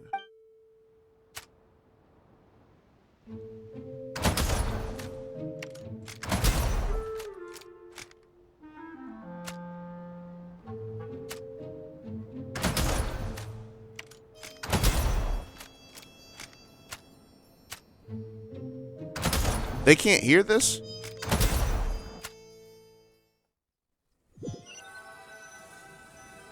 Yeah, really good on them for being able to snipe somebody with a freaking musket. All clear. Let's go. Wait! Paimon's a little nervous now that we know he could be the killer. Can we go over our plan of action again? No. I'll go knock on the door and make sure it's safe inside. Once we're sure that we're in the clear, I'll ask him to come with us for a quick round of questioning at the guard's headquarters. But can't we just arrest him? We still have no evidence that he's the killer, or that he lent the killer any direct aid. Still, it would be appreciated if you could pick a rainbow rose from his garden for me while I'm talking to him. It'll help the Marachose Phantom confirm Emily's theory. Sure, no problem. Just be careful, Chevres. Yes, Chevres. Alrighty. Let's go check this out. Yeah, guys, I actually don't know what I'm gonna do. When Zenless Zone Zero comes out, because that's the game I'm interested in the most, I'll probably drop this game in towards a recording wise and focus on Zenless Zone Zero. Maybe I don't know. I don't know. We'll just have to see. Because I kind of only want to play one gacha game at a time since these games take so much out of your time. Excuse me, Mr. Baptiste, are you home? Who could it be at this hour? Oh, it's you, Officer Chevres. Would you mind accompanying me to the guard's headquarters, Mr. Baptiste? We would like to ask you some questions about a case. Oh, is it still regarding the murder case from before? I cannot confirm or deny that at this time. So it is then. Listen, I need you to come with me, Mr. Baptiste. Miss Chevres, I'll save you the trouble. Oh, and you two over there? There's no need for you to pick my flowers either. It's not time for them to bloom yet. Oh! Okay.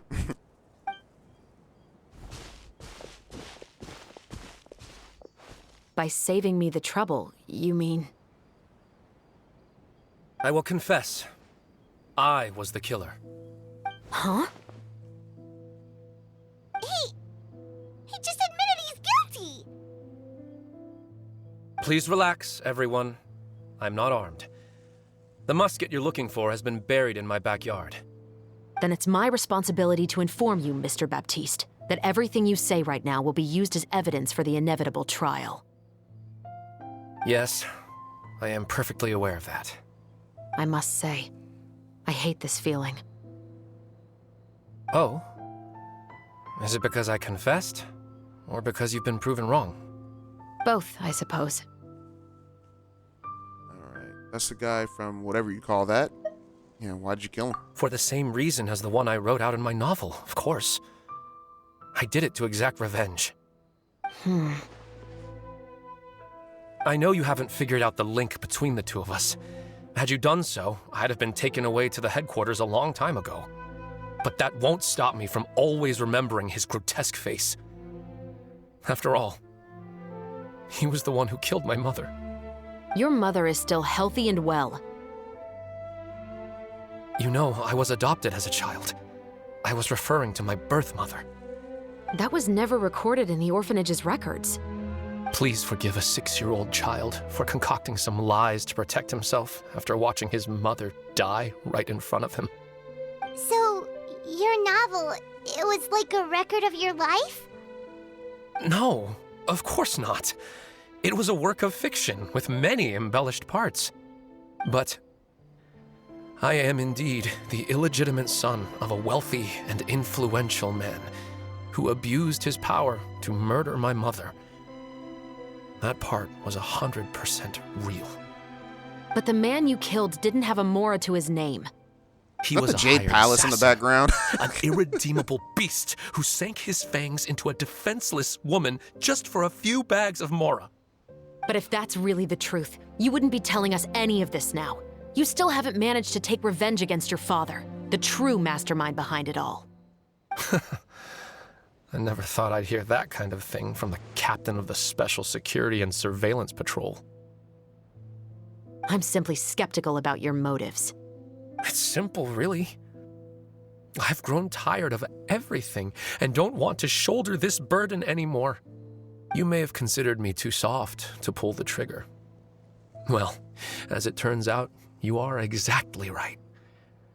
I've become overwhelmed by the aftermath of the murder. So you're going to call a stop to your revenge, just like that? The true mastermind is too rich and too powerful for me. I've accepted that I will never be able to avenge my mother alone. And so what? The characters in your book never gave up. Now, Officer Shavras, I'm the one who has killed a man, aren't I?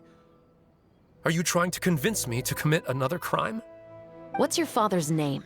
How do you plan to prove the veracity of all of your claims? Well, I'd like to speak with you privately. Sure.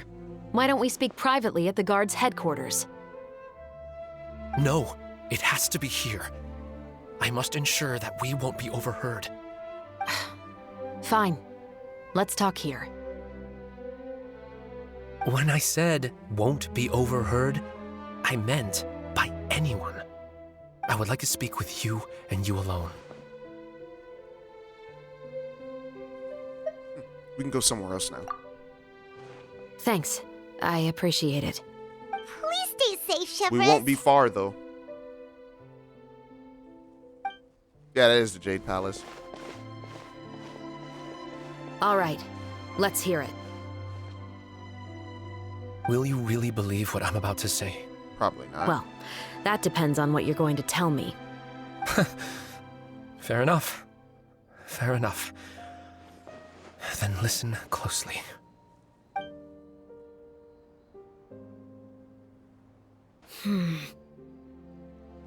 So that's how it's all connected. So, it seems you believe me after all. Do you want me to go public with this? No, of course not. At least, not right now. Then why did you bother telling me? You've read my work. What do you think? Even if you were to go public with all of this right now, he'd simply deny everything. It's been too long.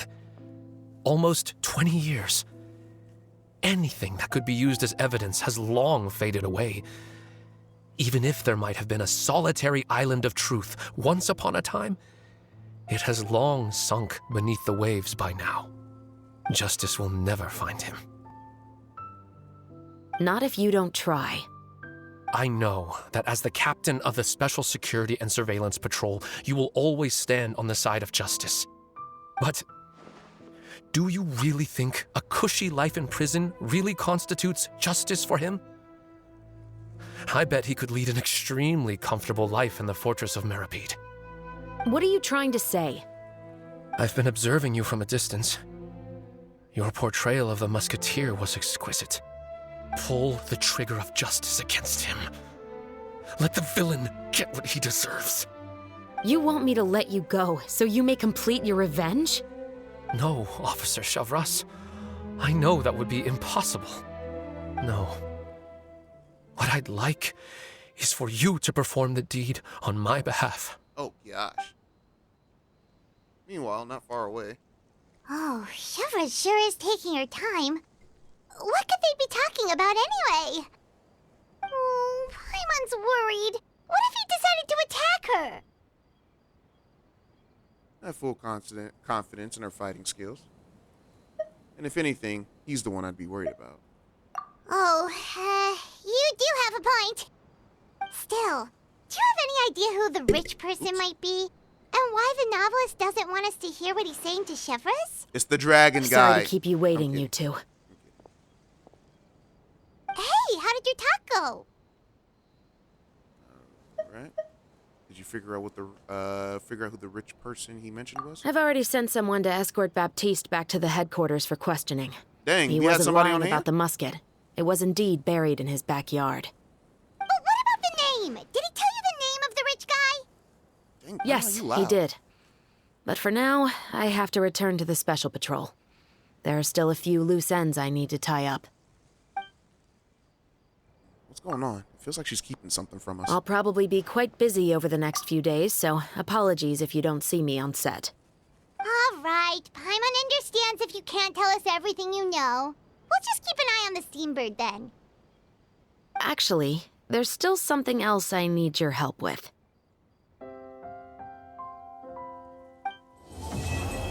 Oh, well, that was short. That was only 30 minutes. Okay. And she's not even here. All right, so we are going to go ahead and end that part. I was expecting this one to be a little bit longer. I wonder if part 4 is available. I'm not going to start it today. I got about an hour and a half before I got to go to work. Because I was only recording this early in the morning because I missed yesterday. Well, I missed yesterday because yesterday was the Sabbath, being Saturday, and I don't like to record on the Sabbath. That's my alarm. Let me see. I don't think the next part is available at the very least. No, it's not. Still got 2 hours before that becomes available. So I'll probably tackle that when I get home later tonight around, after I do laundry. I do laundry at my parents' house. My apartment, they want me to pay like 3/4 to do laundry, 75 cents. And I'm like, who carries 75 cents on them? Like I gotta, it's so weird. I don't like it. So when after work, I go to my parents' house on Sundays anyways to have lunch. And since I'm over there, I just already do laundry. They're fine with it. So 2 days, that's ridiculous. So yeah, I'll just do this tomorrow, or probably today when I get home before going to bed. So yeah, I don't know what this one is all about. They gave me this. This wasn't even a quest. You just claim this for whatever reason. But yeah, guys, see you in a sec. But for me, it'll be quite a bit of hours, like pretty much the entire day for me. So yeah, see you guys then. All right, what is popping, guys? Oh man, it is Christmas Day. Yeah, to many people it means getting gifts and spending time with family, but for other people it's a reminder that our boy Jesus Christ was born. Not he was born on today, but a lot of people use it as a reminder that the greatest man that has ever walked this earth was born. So before anything, just want to give all the glory and praises to God, and for everything that he's done in my life, for everything that he's done in your lives, all of that.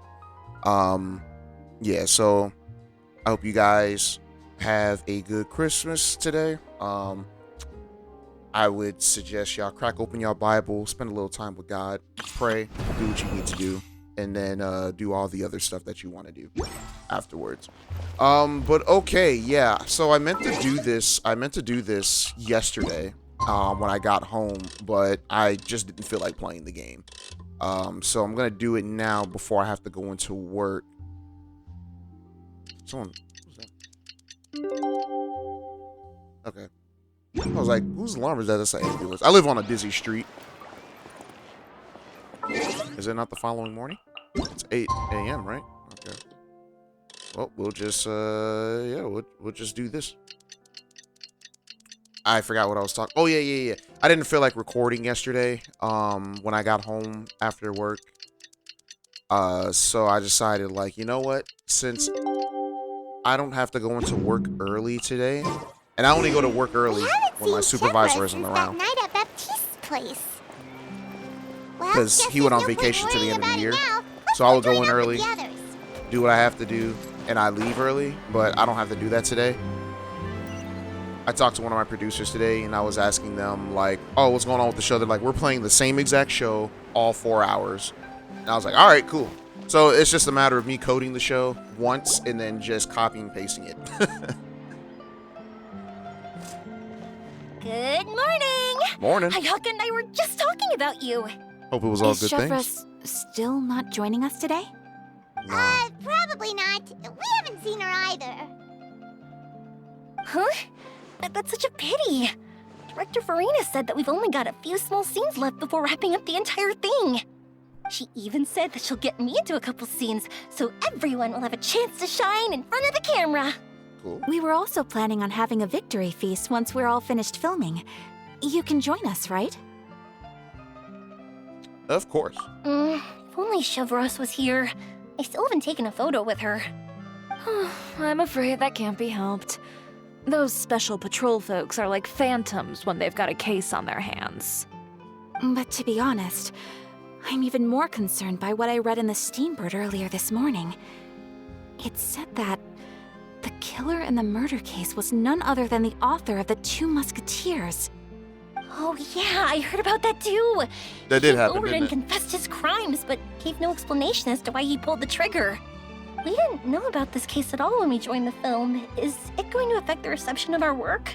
Yes. From a pure publicity standpoint, this will draw a lot more attention to our film. I have to say, though, that no director can be perfectly comfortable with garnering attention through means other than artistic skill. To be fair, I feel like that ship sailed the moment you allowed yourself to be named as the director on our posters. It's not my fault that I'm super popular. What was that saying again? My popularity has, Sunk to an all-time low? spread to the 4 corners of Teyvat. The 4 corners? The Earth is flat? I'm kidding, guys. The Earth. Teyvat is flat? Oh, there's a Snatch Nyan. Them in their peacoats. I will say, since I haven't played the game in over a year, I will say I do like a lot of the changes that they made. Excuse me, everyone. Xavier! Feels like it's been ages since we last saw you. Xavier? I've been talking nonstop with the Film Association, and I'm absolutely swamped trying to coordinate the film's marketing. So forgive me for not being around more often, but please believe me when I say that I will make sure everyone's hard work gets the exposure it deserves. Oh, seems like you've been fighting your own battles. Yes, that's one way to put it. Oh, and before we begin the final round of filming, please allow me to finally introduce you to the original investor of our film, Mr. Morris. A pleasure to meet you all. Yes, glad to make your acquaintance, Mr. Morris. We've heard about the issues you've encountered with your financial situation, and genuinely hope that things have taken a turn for the better. Oh, well, the situation has indeed improved somewhat. Don't worry, Mr. Morris. Accidents and last-minute challenges happen all the time. There's no need to blame yourself over it. The good news is that we're almost done filming now, and I would even say that this is the best story I've ever seen. Is that so? I see, that's great news. All right, now that we've gotten all the pleasantries out of the way, let's get this show on the road. We'll mostly be filming typical people and scenery from the streets today to improve the sense of environmental ambiance in some parts of the film. Oh, and there'll be a cameo for Mr. Kamisato and Miss Yoimiya as well. They'll be used to show outsider perspectives on the fates of the 2 Musketeers. That's right. Ayato should be here any minute. Excellent! Excellent! Then let's start with the scenery shots. Camera and clapper loader, you're up. Yep, we'll be ready. I have a name. Remember, all we need are some wide zoom shots of the streets. If you happen to find some particularly lovely patches of flowers and grass, feel free to grab some close-ups of those as well. What are we catching B-roll? What's going on? Ready? Lights! Camera! Action! Okay, now move the camera slowly. Try to focus on that flower. What's wrong? Just adjust the focal length a bit. Something the matter? The camera seems to be broken. It's not responding like usual. Huh? But wasn't it working fine for all the days before? Veronique, can we try a different camera? No problem. That's a camera? How about this one? That thing is All huge. right, let's give it another try. Lights! Camera! Action!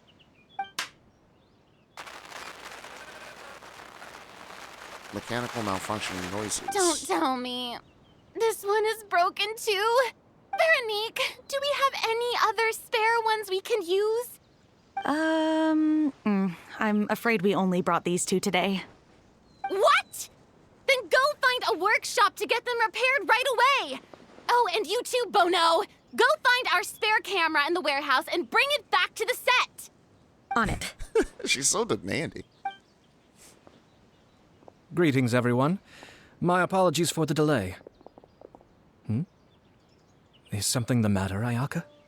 It seems like there are some issues with the filming equipment today. We're stuck for the moment. I see.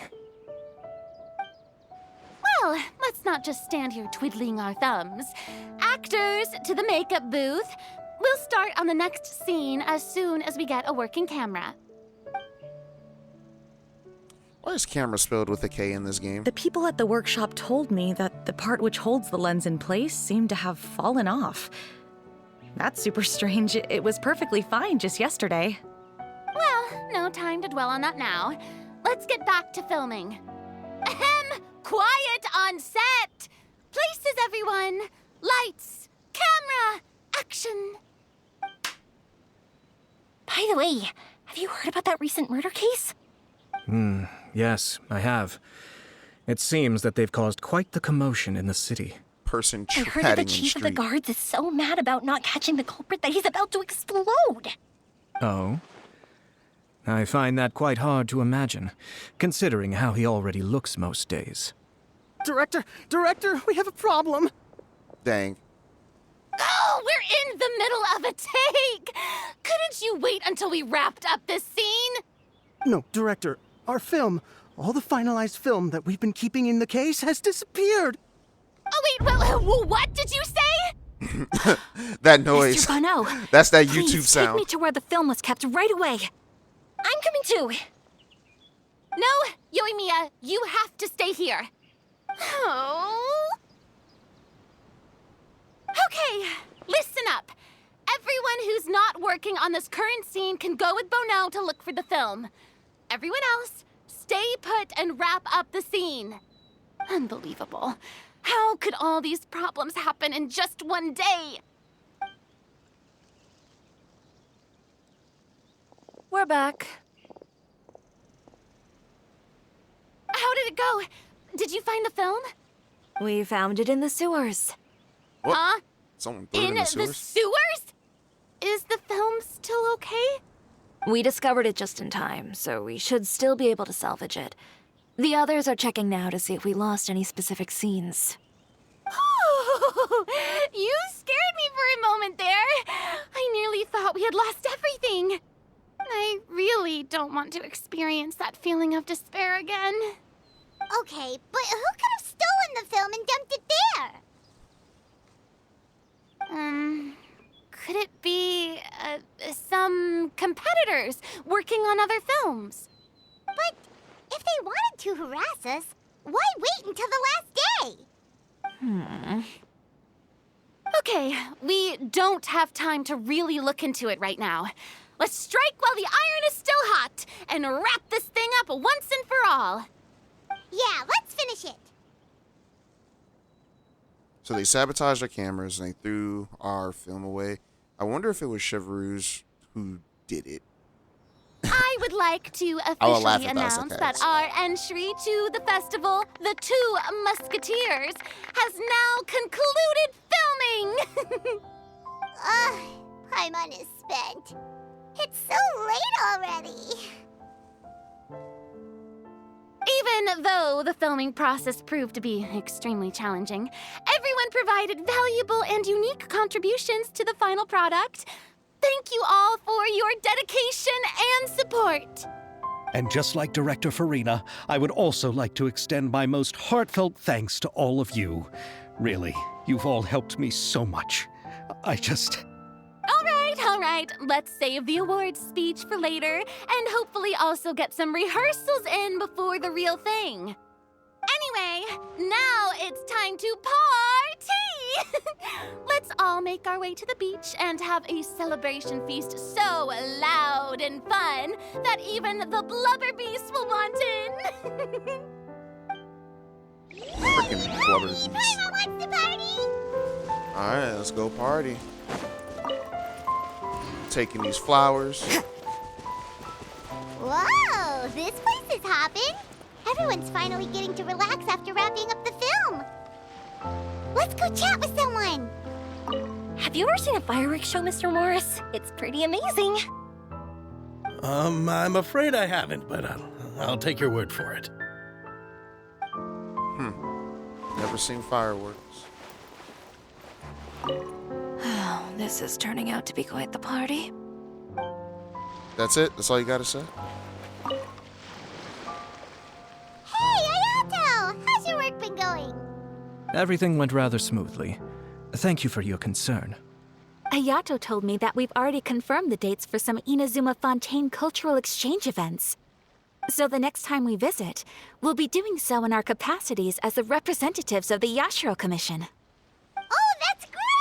Then maybe Paimon will be able to find Fontaine detective novels in Inazuma from now on. Oh, wait. Wouldn't Yaimiko get upset if that happens? That would be stealing some of her business. As long as the novels are sufficiently interesting, I think she will. Oh, yeah, I don't think she'll mind. You've got a point. She's always complaining that light novels have become bland and too predictable after all. The cultural exchange won't only feature literatures of both nations, of course. We have also made plans for cross-cultural engagements in the fields of gourmet cuisine, toy making, and artisan craftsmanship. Whoa! Paimon's getting super excited now! When the time comes, be sure to visit and participate in all the events. So did they cross the desert to get here? How'd they get over here?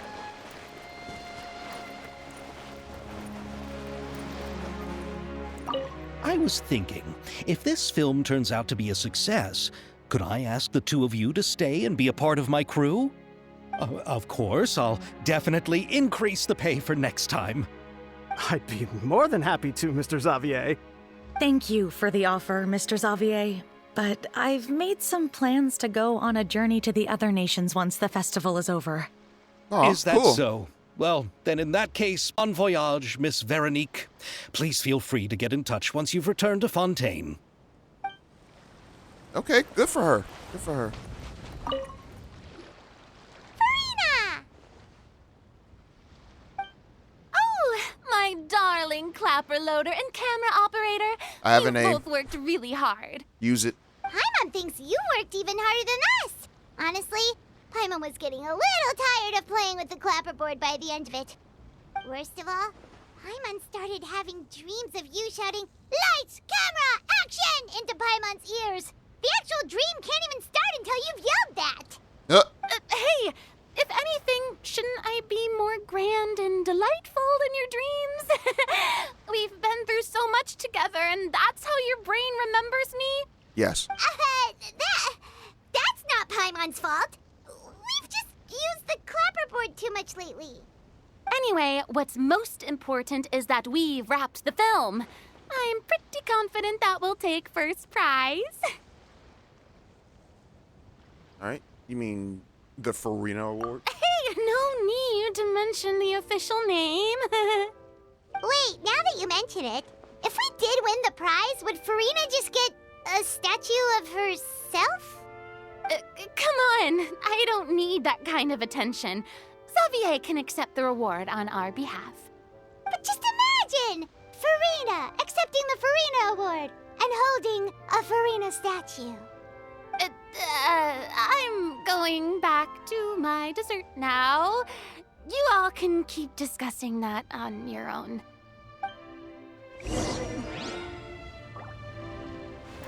Alright, what else is there? Okay, Dr. Chiori.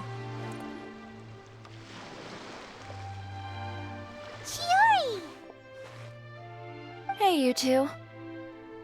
Are you not really into these kinds of big social occasions? Not particularly. But this is still better than Fontaine Fashion Week. But if this film becomes a big hit, people will definitely come flocking to your shop. Yes, that's highly likely. As long as the film can premiere as planned. Are you still worried about the case? That and all the obstacles we had to face today. You're right. It's as if all our bad luck just manifested at once. But why today of all days? No, it's nothing. We've already delivered the film to the editors, so there should be nothing more to worry about.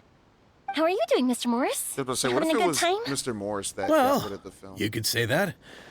Do you happen to know when the party is scheduled to end? He doesn't seem too thrilled. Not Judging by thrilled, how but he much fun seems like he everyone's doesn't really having, care about the I'd film. say probably not until well after midnight. Is there something that you still have to take care of at home, Mr. Morris? Oh, well, I'm just not a late night person, so I might take off shortly. Oh no! Silly me. I almost forgot something super important. Oh, what is it?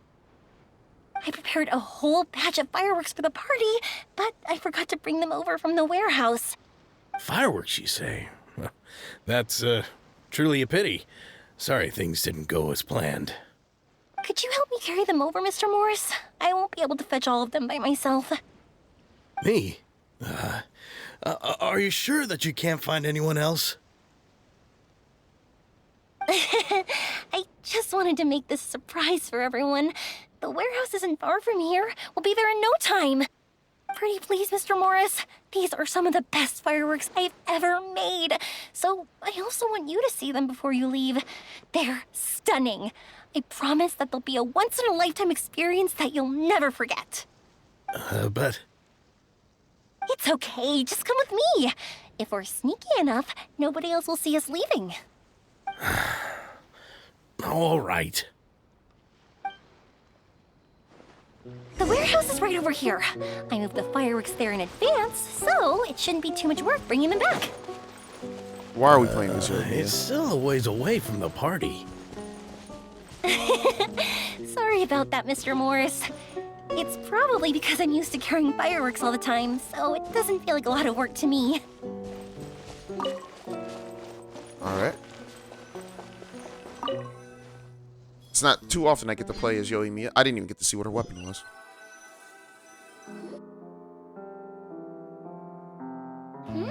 It's dark in here. Wait here, Mr. Morris. I think the light switch should be somewhere over here. Why did I have to get roped into this? What was that?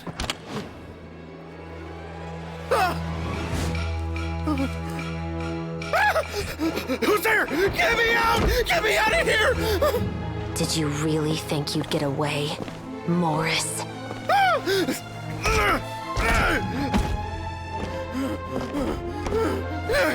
You've got the wrong guy. It wasn't me. I'm not the killer. You know, Eliza died a far more heroic death than this. She fought your assassin to the end to save the children she had hidden beneath the floorboards.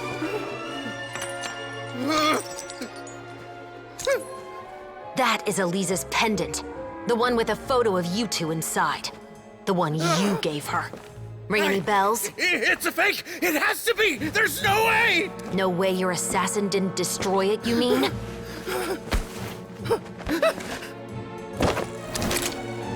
Did you ever love her, Morris? Or was killing her always the plan? No, please. Listen to me. I told Eliza to keep us a secret. I paid her plenty for her silence. I never thought she'd keep the child.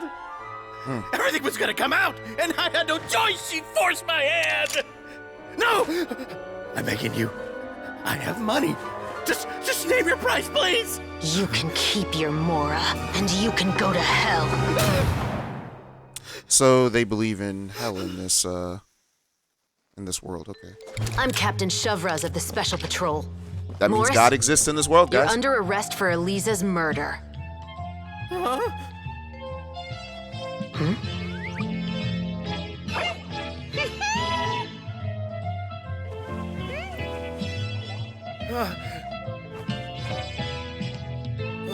Got that confession. Let's go.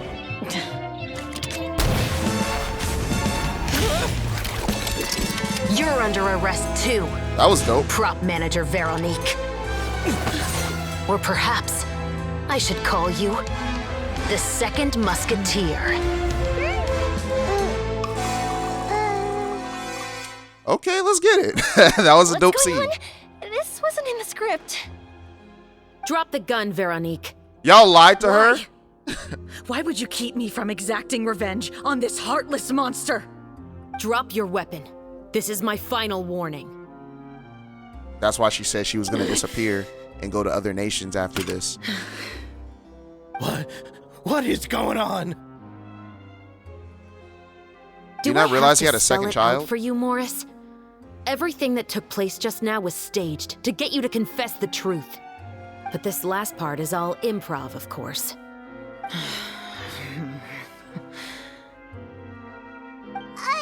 Shavraz, you told us you wanted us to help you stage a play. You never said anything about the Second Musketeer.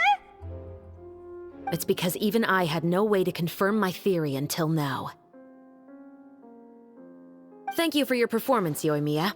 Could I trouble you to go and bring in the other Special Patrol members? They should be on standby just outside. Oh, and please tell the other cast members not to worry about us. We'll be rejoining them shortly. On it. You just tricked everybody. That's crazy.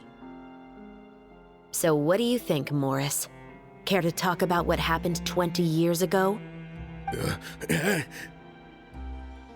My patience is limited, you know. Don't force me to take you back to the interrogation room. I'd wager that you wouldn't last for more than a minute in there.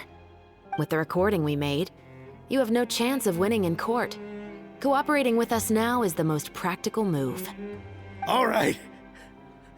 I'll talk. I hired an assassin to murder Elisa. She once worked as a maid on my family's estate. She was very beautiful, and after some time I fell for her. We kept our relationship a secret and carried out an affair for some time, but it wasn't long before she became pregnant.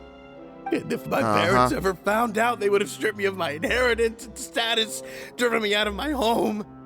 I also didn't expect Elisa to insist on bringing the pregnancy to term. She even asked me to leave my family and travel far, far away with her.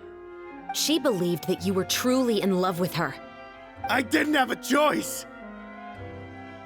I gave her a large sum of Mora, told her to leave the family and to get rid of the baby. But then years later, she sent me a letter. There were photos of 2 children, and she even asked if I could find some time to visit them. Huh? 2 children? Paimon thought Baptiste was the only... you mean... Even if she had the children against your will, you could have just ignored the letter entirely. Why kill her? You could have. I had just gotten engaged to be married to an heiress from another wealthy family. So if anyone were to doesn't find justify out it, about but Elisa, my life would be completely ruined. I didn't have a choice. No, you always had a choice. You just made the wrong choice. Again. Do you know how it feels to watch your mother be killed right in front of you? My brother and I were hardly even school age yet. We were hidden beneath the floorboards, grasping each other's hands like a lifeline. We were so terrified that we didn't even know we could ever take a breath. All we could do was to watch Mother try to fight back, and then collapse to the floor. Even after the assassin left, we were still too terrified to leave our hiding spot. We thought that he might come back. It was only until the next evening when we finally climbed out and gathered around our mother. But she had already become cold and stiff to the touch. You made up your mind right then and there to bring this case to light.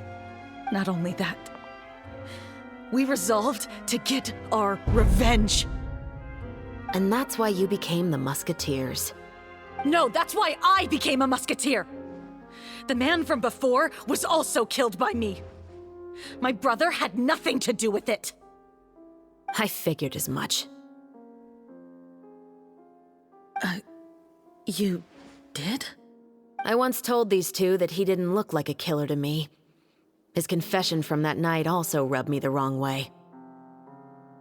Just a brother looking after his sister, and I can respect that. How could I not feel a sense of regret in him? Huh? He confessed faster than any criminal I've ever met, but he didn't say a single word about you. He insisted that he was the sole perpetrator in the case. But after the questioning ended, I disassembled the musket we dug up from his backyard, put it in front of him, and told him to reassemble it. Wanna guess how far he got? Not that far. He had no idea where to even start. He's never touched a gun in his life. Based on that, I determined that he was not acting alone. He only surrendered himself to draw our attention and create a moment of opportunity for his partner. So, I decided to play along. And as expected, the second musketeer followed us without hesitation once she saw Morris get separated from the rest of the cast. Besides, why else would he call the novel The Two Musketeers? But how did you know it was Veronique? I figured it out the moment Baptiste told me his father's name. That so-called financial crisis was all just a ruse. He just wanted to sign up as the investor and then leave the film without any source of funding. After all, he has a vested interest in minimizing the reach of this story. It's really just the same thing as what he did to Eliza all those years ago. Human scum. But then Xavier pulled out all the stops and got the film made against all odds. Morris couldn't have that. With the killer in custody, he figured it was safe to act. And so he came to visit the set today, just as I expected. Wait, so you were behind all those mishaps today?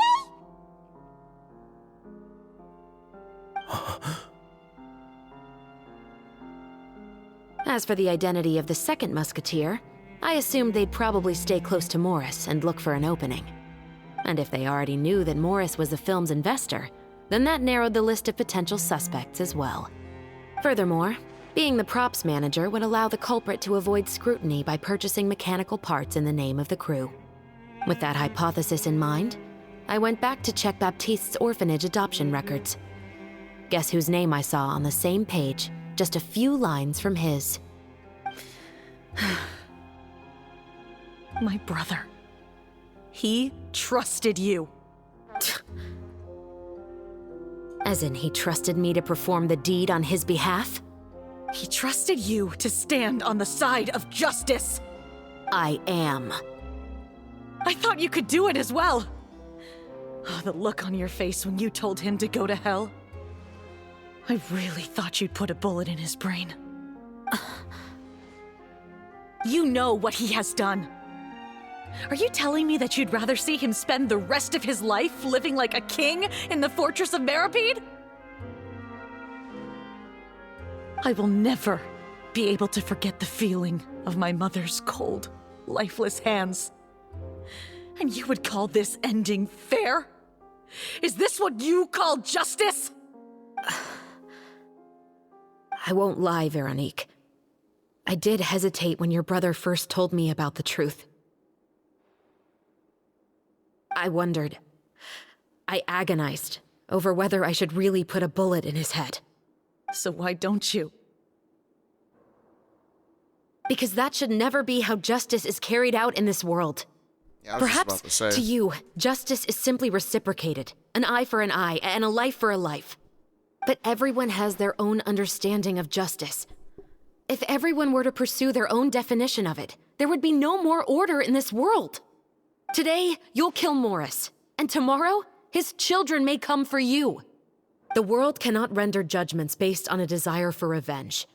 That will only lead to a cycle of revenge, as well as the destruction of order and civilized society.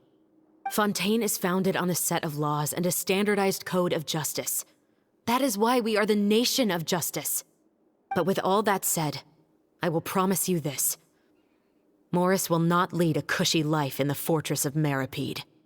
Chevros, the rest of the Special Patrol is here. Thank you so much, Yoimiya. Letelier, Terena, please take them away.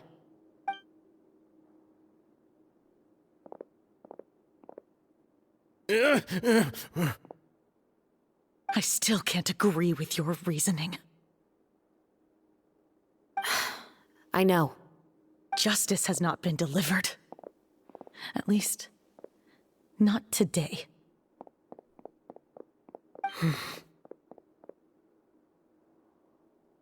Chevros. Let's go. We should give an explanation to the crew. I think she made the right call. Thank you for your concern.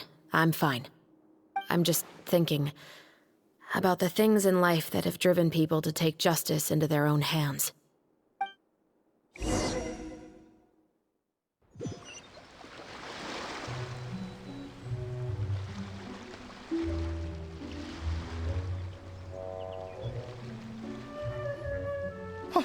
Who would have thought Morris would turn out to be... I'm at a loss of words. How could he have done something like this? I'm just glad that you're all safe and sound.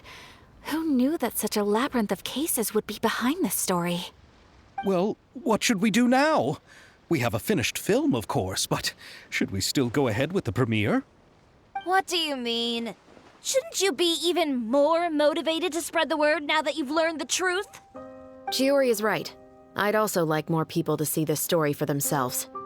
But the real ending of the story seems to have deviated somewhat from the one in the script. Is that still acceptable to you, Miss Chevros? The call is yours. We still have time to reshoot an ending if that's what you'd like. No, it's fine as is. I like what we have for the catharsis. Romanticism is what gives works of art their appeal. Fiction is able to explore means of restitution that could never work in real life. Just like the real world, the world of stories also has its own set of rules and justice. These different possibilities are what initially drew me to reading in the first place.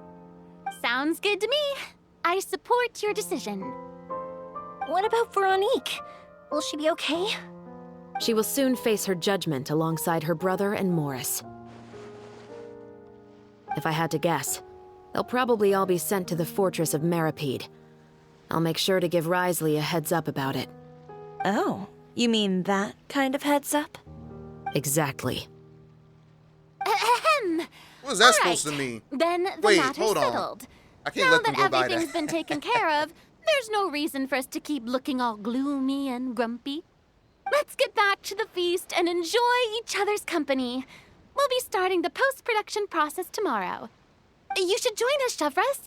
You missed the first few hours of the party, didn't you? All right. Count me in. Then I'll wait for you over there. There's still some good news that I'd like to share with Chevros. Traveler, Paimon, could you wait for me by the sea after the party ends? I'd like to go on a brief walk with the two of you. Yeah, sure. Thank you very much.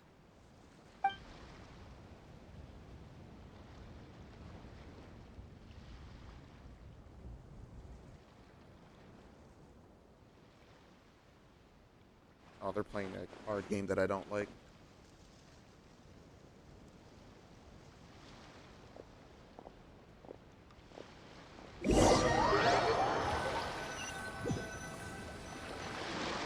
Sorry for the wait. Oh, we weren't waiting long at all. Is there something else you wanted to tell us? No, I don't have anything new to share. I just felt that since you were my investigation partners, I should have another conversation with the two of you.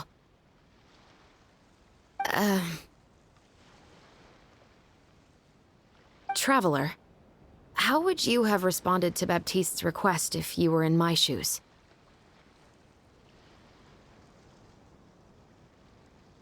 I don't know if I'd have been smart enough to come up with the plan that she came up with to get him to confess, but I definitely wouldn't have. I definitely wouldn't have killed him.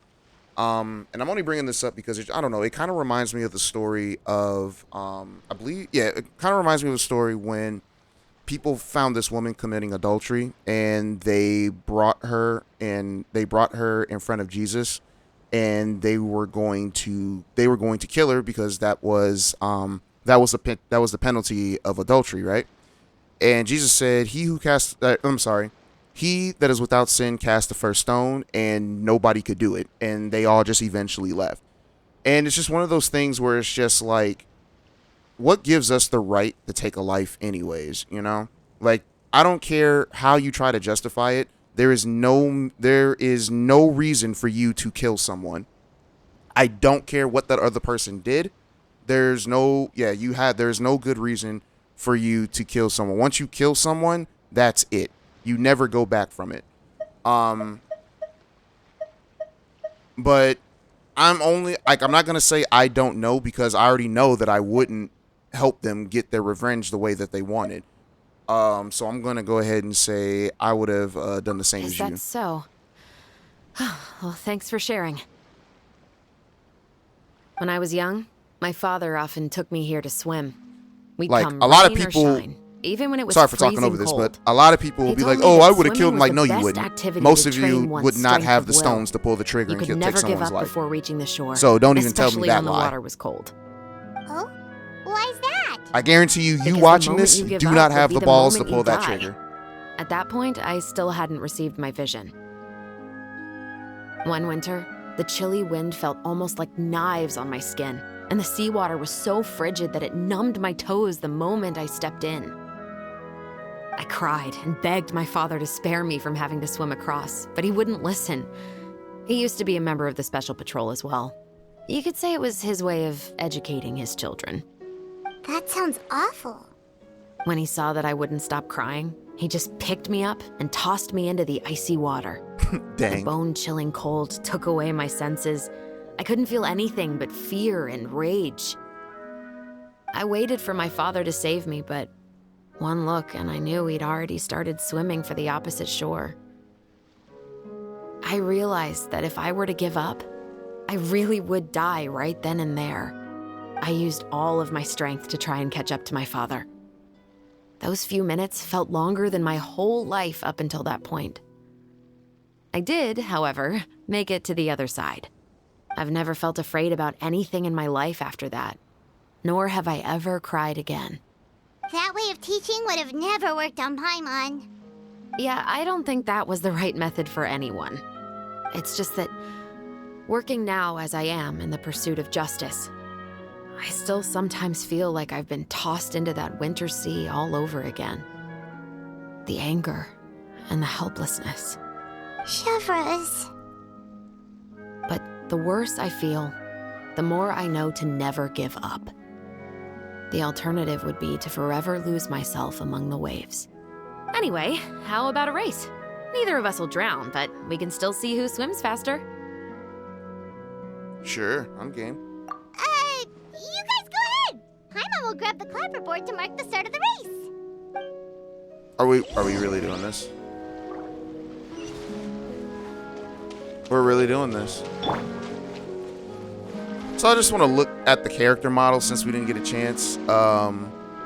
Yeah, she has the indents in her skin. Like I said, oh, didn't mean to do that. Did not mean to do that. Let's check out her fighting style. Let's look at the animations. Bam.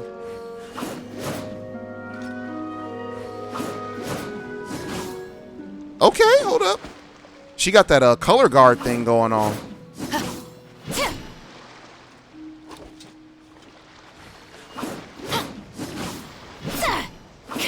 All right, and then we got the Got the musket. Okay, cool.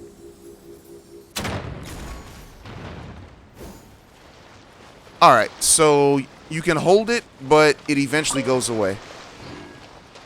So that's dope.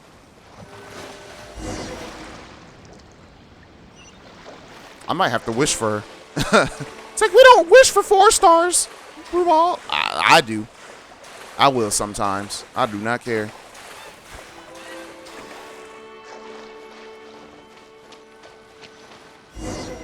Alright.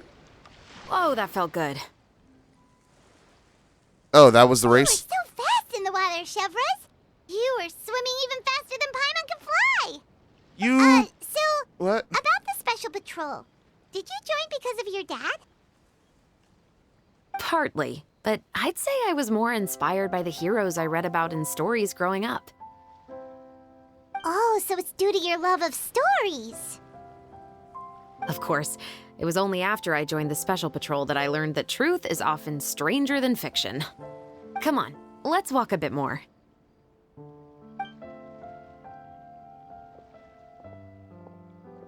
Hey, Celestia. To be honest, I do sometimes question whether the decisions I make are the right ones. But I know that no matter what, I must keep swimming. Because the only thing I've got my eyes on is the shore in the distance. Can I catch up with her? There we go. She walks so slow to me, like her strides are slower, but she's getting more distance. Is she taller than me? Oh, that's just the hill. Never mind. Thank you for coming on this walk with me. I feel a lot better after getting all that off my chest. Anytime. Huh. We're nearly back at Baptiste's house. Huh. You're right. I didn't realize we were so close. I have a challenge that I didn't do? He Hold really up. did plant a lot of flowers. It's just like how he described it in the story. Huh? Wait. Paimon, Traveler, look! The rainbow roses in the garden. They're in full bloom now. Nice. All right, and that's going to be it for now, everyone. The next part of the story opens up later today. Hopefully, when I get done and hanging out with my parents, I can come back and do those. Were those guys always there? Hold on. Even though it's a bit late, I must thank you for investigating this case with me. Not on behalf of the Special Patrol this time. It's a personal expression of gratitude from yours truly. All right, and about your family? Oh, you want to hear more about my father? To be honest, I didn't spend that much time with him. He was always busy with the Special Patrol, so he would often return home really late at night. Some nights, he didn't come home at all. Once, he didn't come home for a long time, maybe a whole week or so. When I went out to buy food, I learned that he had become a criminal, and by extension, that made me a criminal's daughter. But we can talk about that another day. All right, about the I case. actually That's have a interesting. lot of sympathy for Veronique and Baptiste. I can understand the hatred they feel for their father. But that doesn't mean I'll allow them to walk the path of evil, even if it might lead to another sense of justice. No, absolutely. I 100% agree with that. About the film? Films are different from the real world. They're a form of art and represent the wishes in people's hearts. I adore the two Musketeers, and I'm very happy to have had the opportunity to act the role as one. I can't wait to catch the film when it premieres in the Opera House. I'm looking forward to seeing the audience's reaction to the climactic ending. All right, well, please take care. Thank you for looking out for me. I'll see you at the award ceremony. I'd be very surprised if we don't win. All right. I don't know what these guys are doing here, but let's go ahead and clap them real quick. Another test. Judgment! Shiver! Oh, they died already. Yeah, I have no idea what they were doing right there. But yeah, guys. So that's going to be it for now, and I will see you guys in the next second. Peace. All right. What is poppin'? What is good, everyone? We are back. I keep saying that, even though it's still the same freaking video, which I highly doubt many of you guys made it this far. So yeah, it has been a few days. I've actually been sick, so the last story event should have ended or not ended, but the last story event came out 2 days ago. I've been sick. I'm actually feeling better now. A lot better, actually. So yeah, let's go ahead and start the last part of this story quest. Let's see, it says wait 2 days later. That is easy enough to do. Bam. Bam. 2 whole days. Oh man, I hope you guys have been living well. I kind of got a story for you guys. I had there were these 2 pretty attractive ladies that randomly came to my apartment door the other day. Not the other day, I'm sorry, yesterday. And I was just like, what's going on here? And then they were asking me if I knew God. And I'm like, yeah, I know God. They were asking me if I wanted to join their church. And I told them no, only because I work on Sunday morning, so I can't go to church because I work during church. And they were just like, what about a Sunday school group? Or it's not a Sunday school group, I'm sorry, a Bible study group. And I was all for that because I've been trying to find a Bible study group to get into. And they told me they met at my downtown library, and I was just like, all right, I could do that. Saturdays work? They was like, yeah, we meet here Saturdays at 2:00 p.m. I'm like, all right, Saturdays are my Sundays, I can do that. And they're just like, well, we read from the King James Version. Is that going to be a problem? I'm like, nah, because I read from the King James Version of the Bible, right? And then, so I was just like, all right, yeah. So they asked me for my number. I gave them my number so they could let me know, like, if they had to, like, change. I'm guessing if they had to, like, change places or whatever, or just keep in contact with me, right? So then they were like, we also read from the Book of Mormon. And I'm just like, oh. You guys should have led with that. I wasn't with it. They were explaining it to me, but I'm going to tell you how, fellas, y'all know how it is when you kind of just sit there and you listen to your girl problems and you just like, what, for real? No, that girl didn't. Y'all know what I'm talking about. You've done that at least once. I know you've done that at least once. That's how I was, and I was just like, I wasn't feeling it. And it's like, so we'll see you Saturday. And I was just like, listen, you should have told me that you guys were Mormons at the beginning. I don't know. I'm gonna have to think about it. There's no thinking. I'm not going to do it. I called my parents about it, told them about it. And my dad was like, I didn't know you was into polygamy, son. I was like, no, I'm not, Pops. I'm not. I'm not into polygamy. And I told my boy, and my boy was laughing. He was like, so you about to have 2 wives, man? I'm like, no.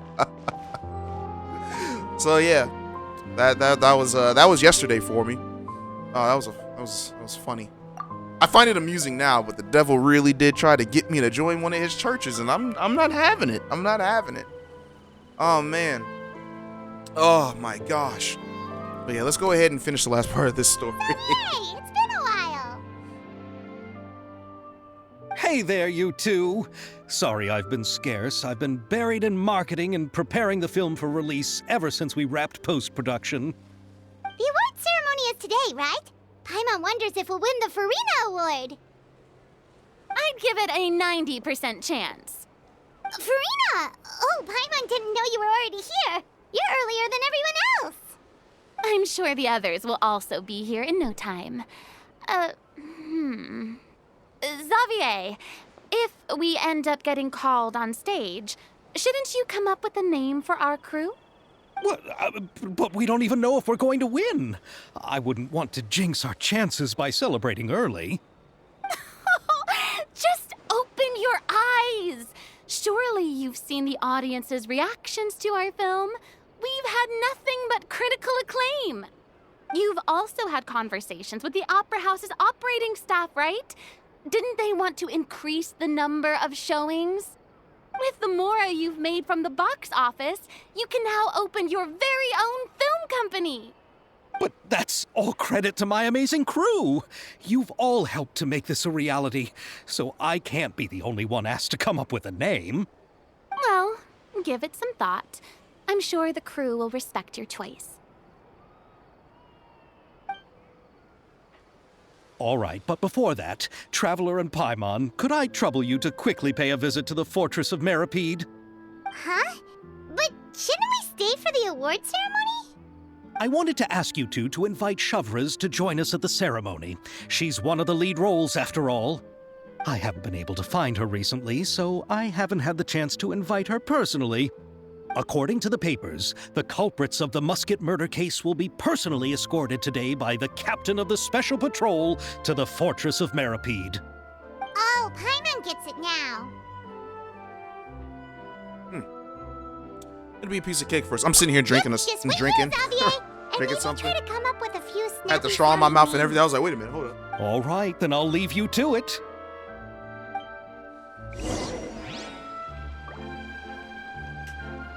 Oh, where are we going? Oh, let's talk to these guys.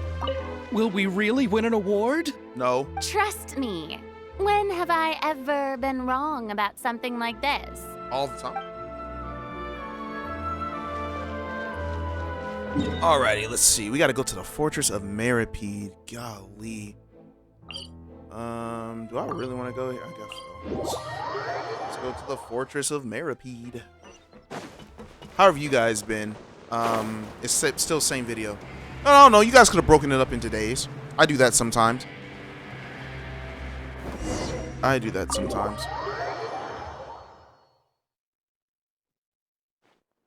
This is as far as I'll be taking them. I'll leave the three of them to you now. Got another errand to run? Something like that. I'm expected at a party. Now that's something you don't hear every day. Found a new pastime? No, it's just a special occasion. Shavraz! Risley! Festivals really do bring people together. It's been a while since I last had so many visitors at the Fortress of Meripede. Call it the festival spirit, I guess. Yeah, you could say that. Even our head nurse has gotten herself all worked up preparing super deluxe nutritious shakes. Just one gulp and you'll have met all your nutrition needs. Were you talking about work just now? We've already finished discussing everything. So, what do you think about my heads up, Mr. Risley? I believe I haven't yet made any promises or guarantees. But you also didn't shoot me down. Here, how about this? You could give everyone a copy of the newspaper.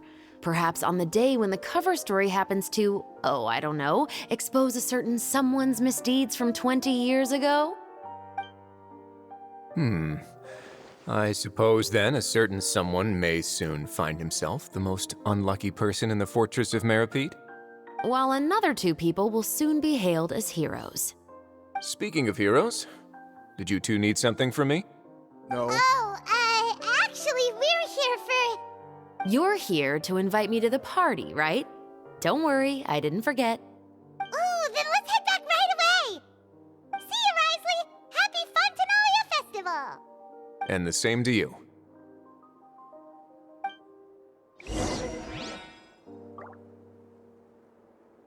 All right, then. Let's talk to Risley. Please, go and enjoy the festival. That was all y'all could have came up with, MiHoYo? Or Hoyoverse, or whatever? I don't freaking know. I'm just being a jerk at this point. You're always a jerk. Yeah. And the winner of the Farina Award for the first Fontanalia Film Festival is... So does Farina always stay in the black shorts mode? Oh, that's a nice poster. I like that. We won! We really won! Congratulations, Mr. Xavier. Xavier. We won? I can't believe it! I really can't thank all of you enough! See? My takes on Fontaine's entertainment industry have never been wrong. Now, please welcome to the stage the producer of The Two Musketeers, Mr. Xavier!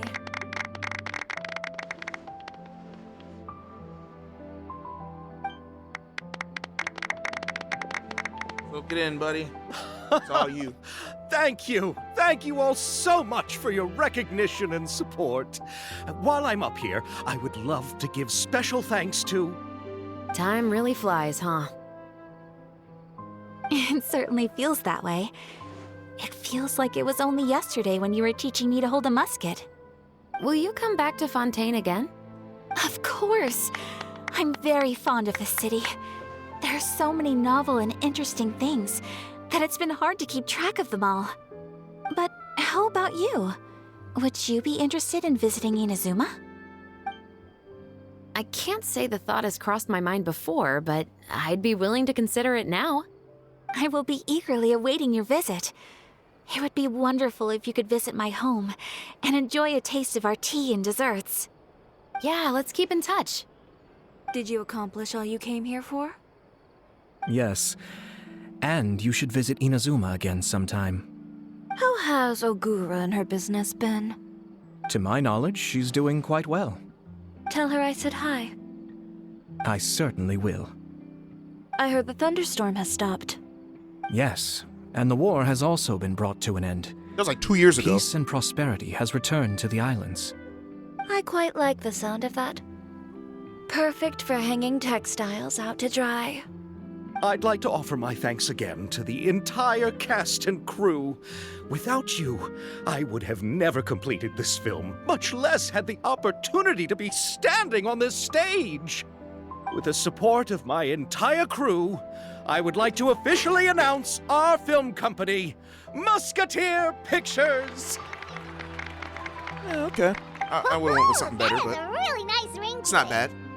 Then in that case, let's please welcome all the members of Musketeer Pictures onto the stage for a commemorative photo. Oh, Paimon didn't know we'd also be taking pictures. Director Farina, I believe you are the most deserving person to raise this trophy. Huh? No. There's no need. It's so embarrassing. It's an honor the director deserves. Yes, I agree. Oh, I can't think of anyone better for the honor. Just accept that you're not getting out of this. Ready, everyone? 3, 2, 1. Musketeer Pictures! Oh, like the one time that we get to hear our voice. Ooh, I wish I could make that whole thing the thumbnail.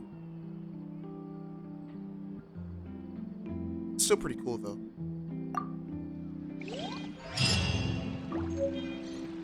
It's not over yet, is it?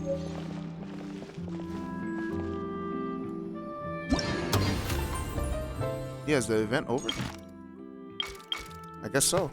We still got NPCs we can talk to. I would assume.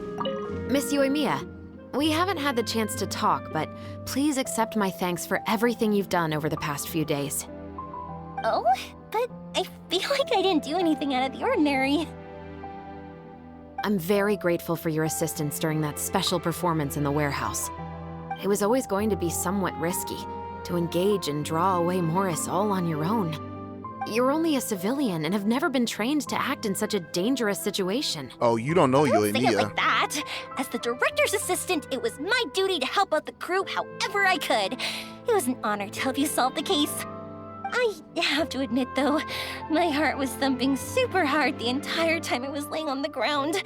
I was scared that everyone would notice. You did great. Oh, so she did know. Oh, and before I forget, if you ever visit Inazuma, please come and pay a visit to Naganohara Fireworks. I'll make some fireworks for you. I even know what shape we'd make. I'm guessing a musket. Telling you now would ruin the surprise. If you really want to see it, just come and visit me. All right, I saw Farina back here.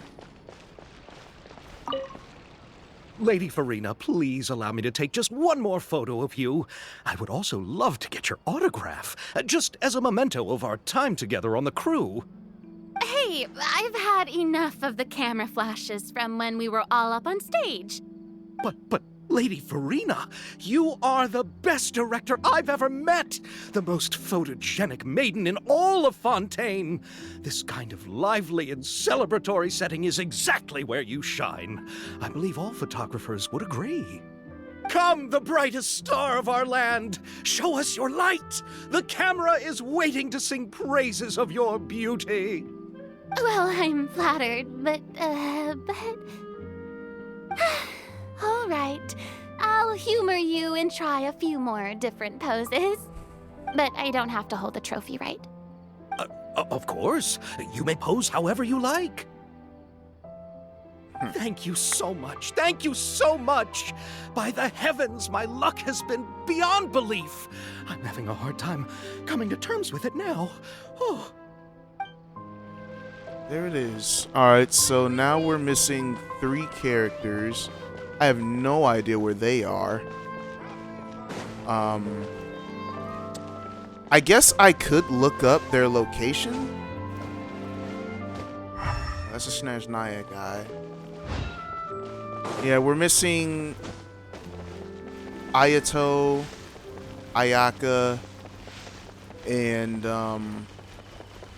what's his face? What the heck is that? Oh, that's the movie thing. Let me look up their locations real quick because this is gonna bother me not knowing that they're there. But I'm gonna still try to talk to you guys while I'm doing it. Actually, I can't do that because this stuff is I can't talk and play at the same time. What's the name of this? What's the name of this event again? Roses and Muskets. All right, Roses and Muskets. Character locations. Character locations. I don't feel like editing this since this part is like really short. Okay, let's see. 4.3 update. At final day. Where are they at on the final day? Oh, okay. So Chiori looks like. All right. If she does not appear, try moving the time to night. Where is she at again? Okay, so Chiori is over here. So we were here. Chiori's up here.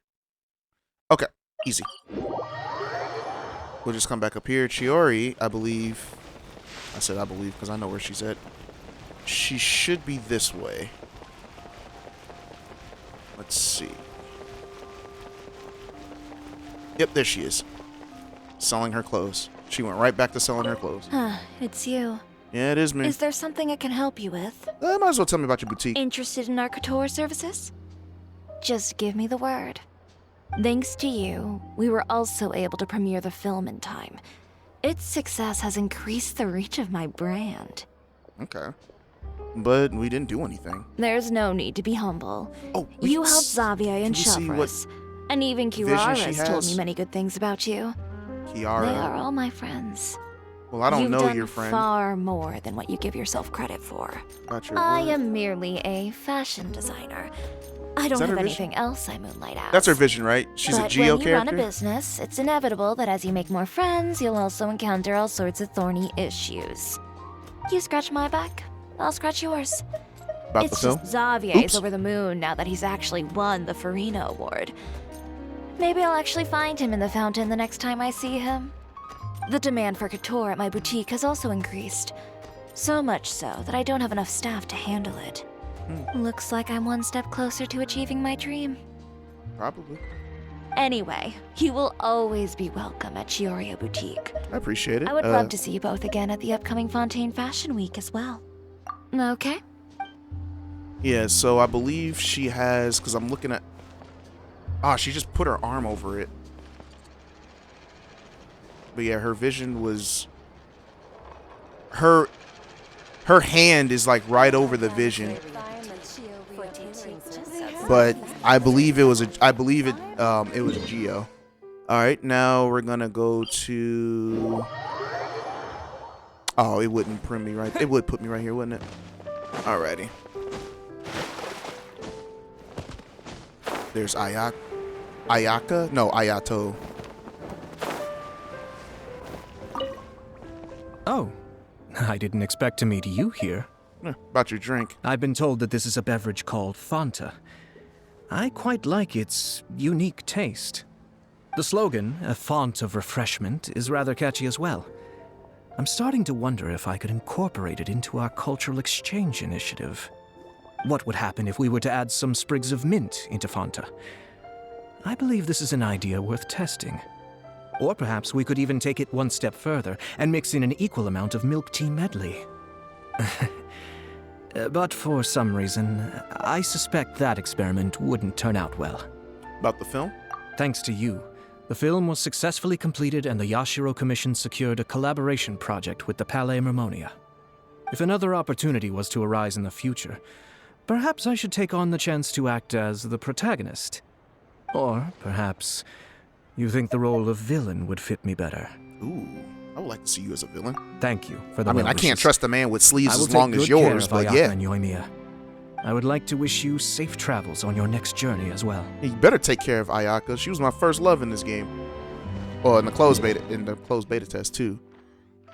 Then it was Mona, then Eula. Now it's Navia. I love me some Jinyan too. So Ayaka is actually pretty far out. She actually took the bus all the way out here by her lonesome. So let's go ahead and go see our baby girl.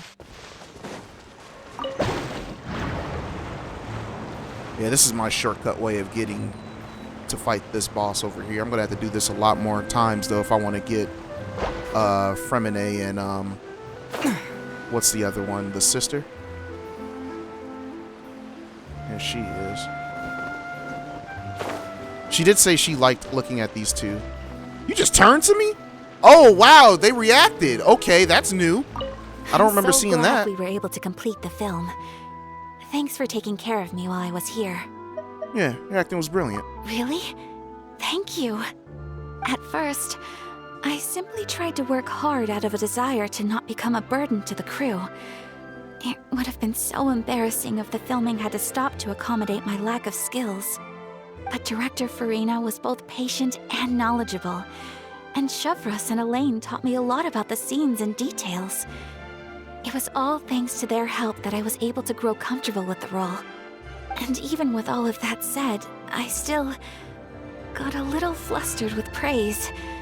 Especially since everyone, including you, were complimenting me at the end. Oh, that stands. She likes us, guys. Oh, did you have a good time? Yes. I visited many places with Yoimiya in between the filming sessions. The elegant streets, the beautiful flowers and greenery, and the dreamlike underwater world. Everything I saw will shine like stars in my memories.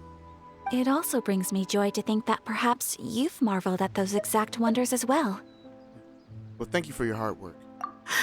It's nothing at all. I don't often have the opportunity to wander out into the world like this. Not only did I make many new friends during this trip, I also picked up many new skills from everyone around me. I will cherish this experience greatly. Oh, and I'm also going to bring some conch madeleines back to the Yashiro Commission as a gift. If we could enjoy them with some coffee, perhaps it'll feel as if I'd never left Fontaine at all. Well, that's nice. And then have a safe, relaxing trip home. Mm-hmm. Thank you for looking out for me. Please do take care of yourself during your adventures as well. If the stars align, we'll see each other in Inazuma again. Well, they're hinting at another Inazuma event. All right. So, guys, that is it for the for this event. Overall, I actually enjoyed. Why are you looking at me? Overall, I actually enjoyed this event. They had that whole mystery thing going on or whatever. I'm not gonna lie, they did throw me off a little bit. Maybe my mystery game has just been trash after playing all the games of Danganronpa, because that third one, I disliked. I disliked the end of that third game. But yeah, guys, thank you all for watching. This is my first project that has been this long on this channel, at the very least. No. This will be the second most longest one. The first one, I think, was 2 years ago, doing the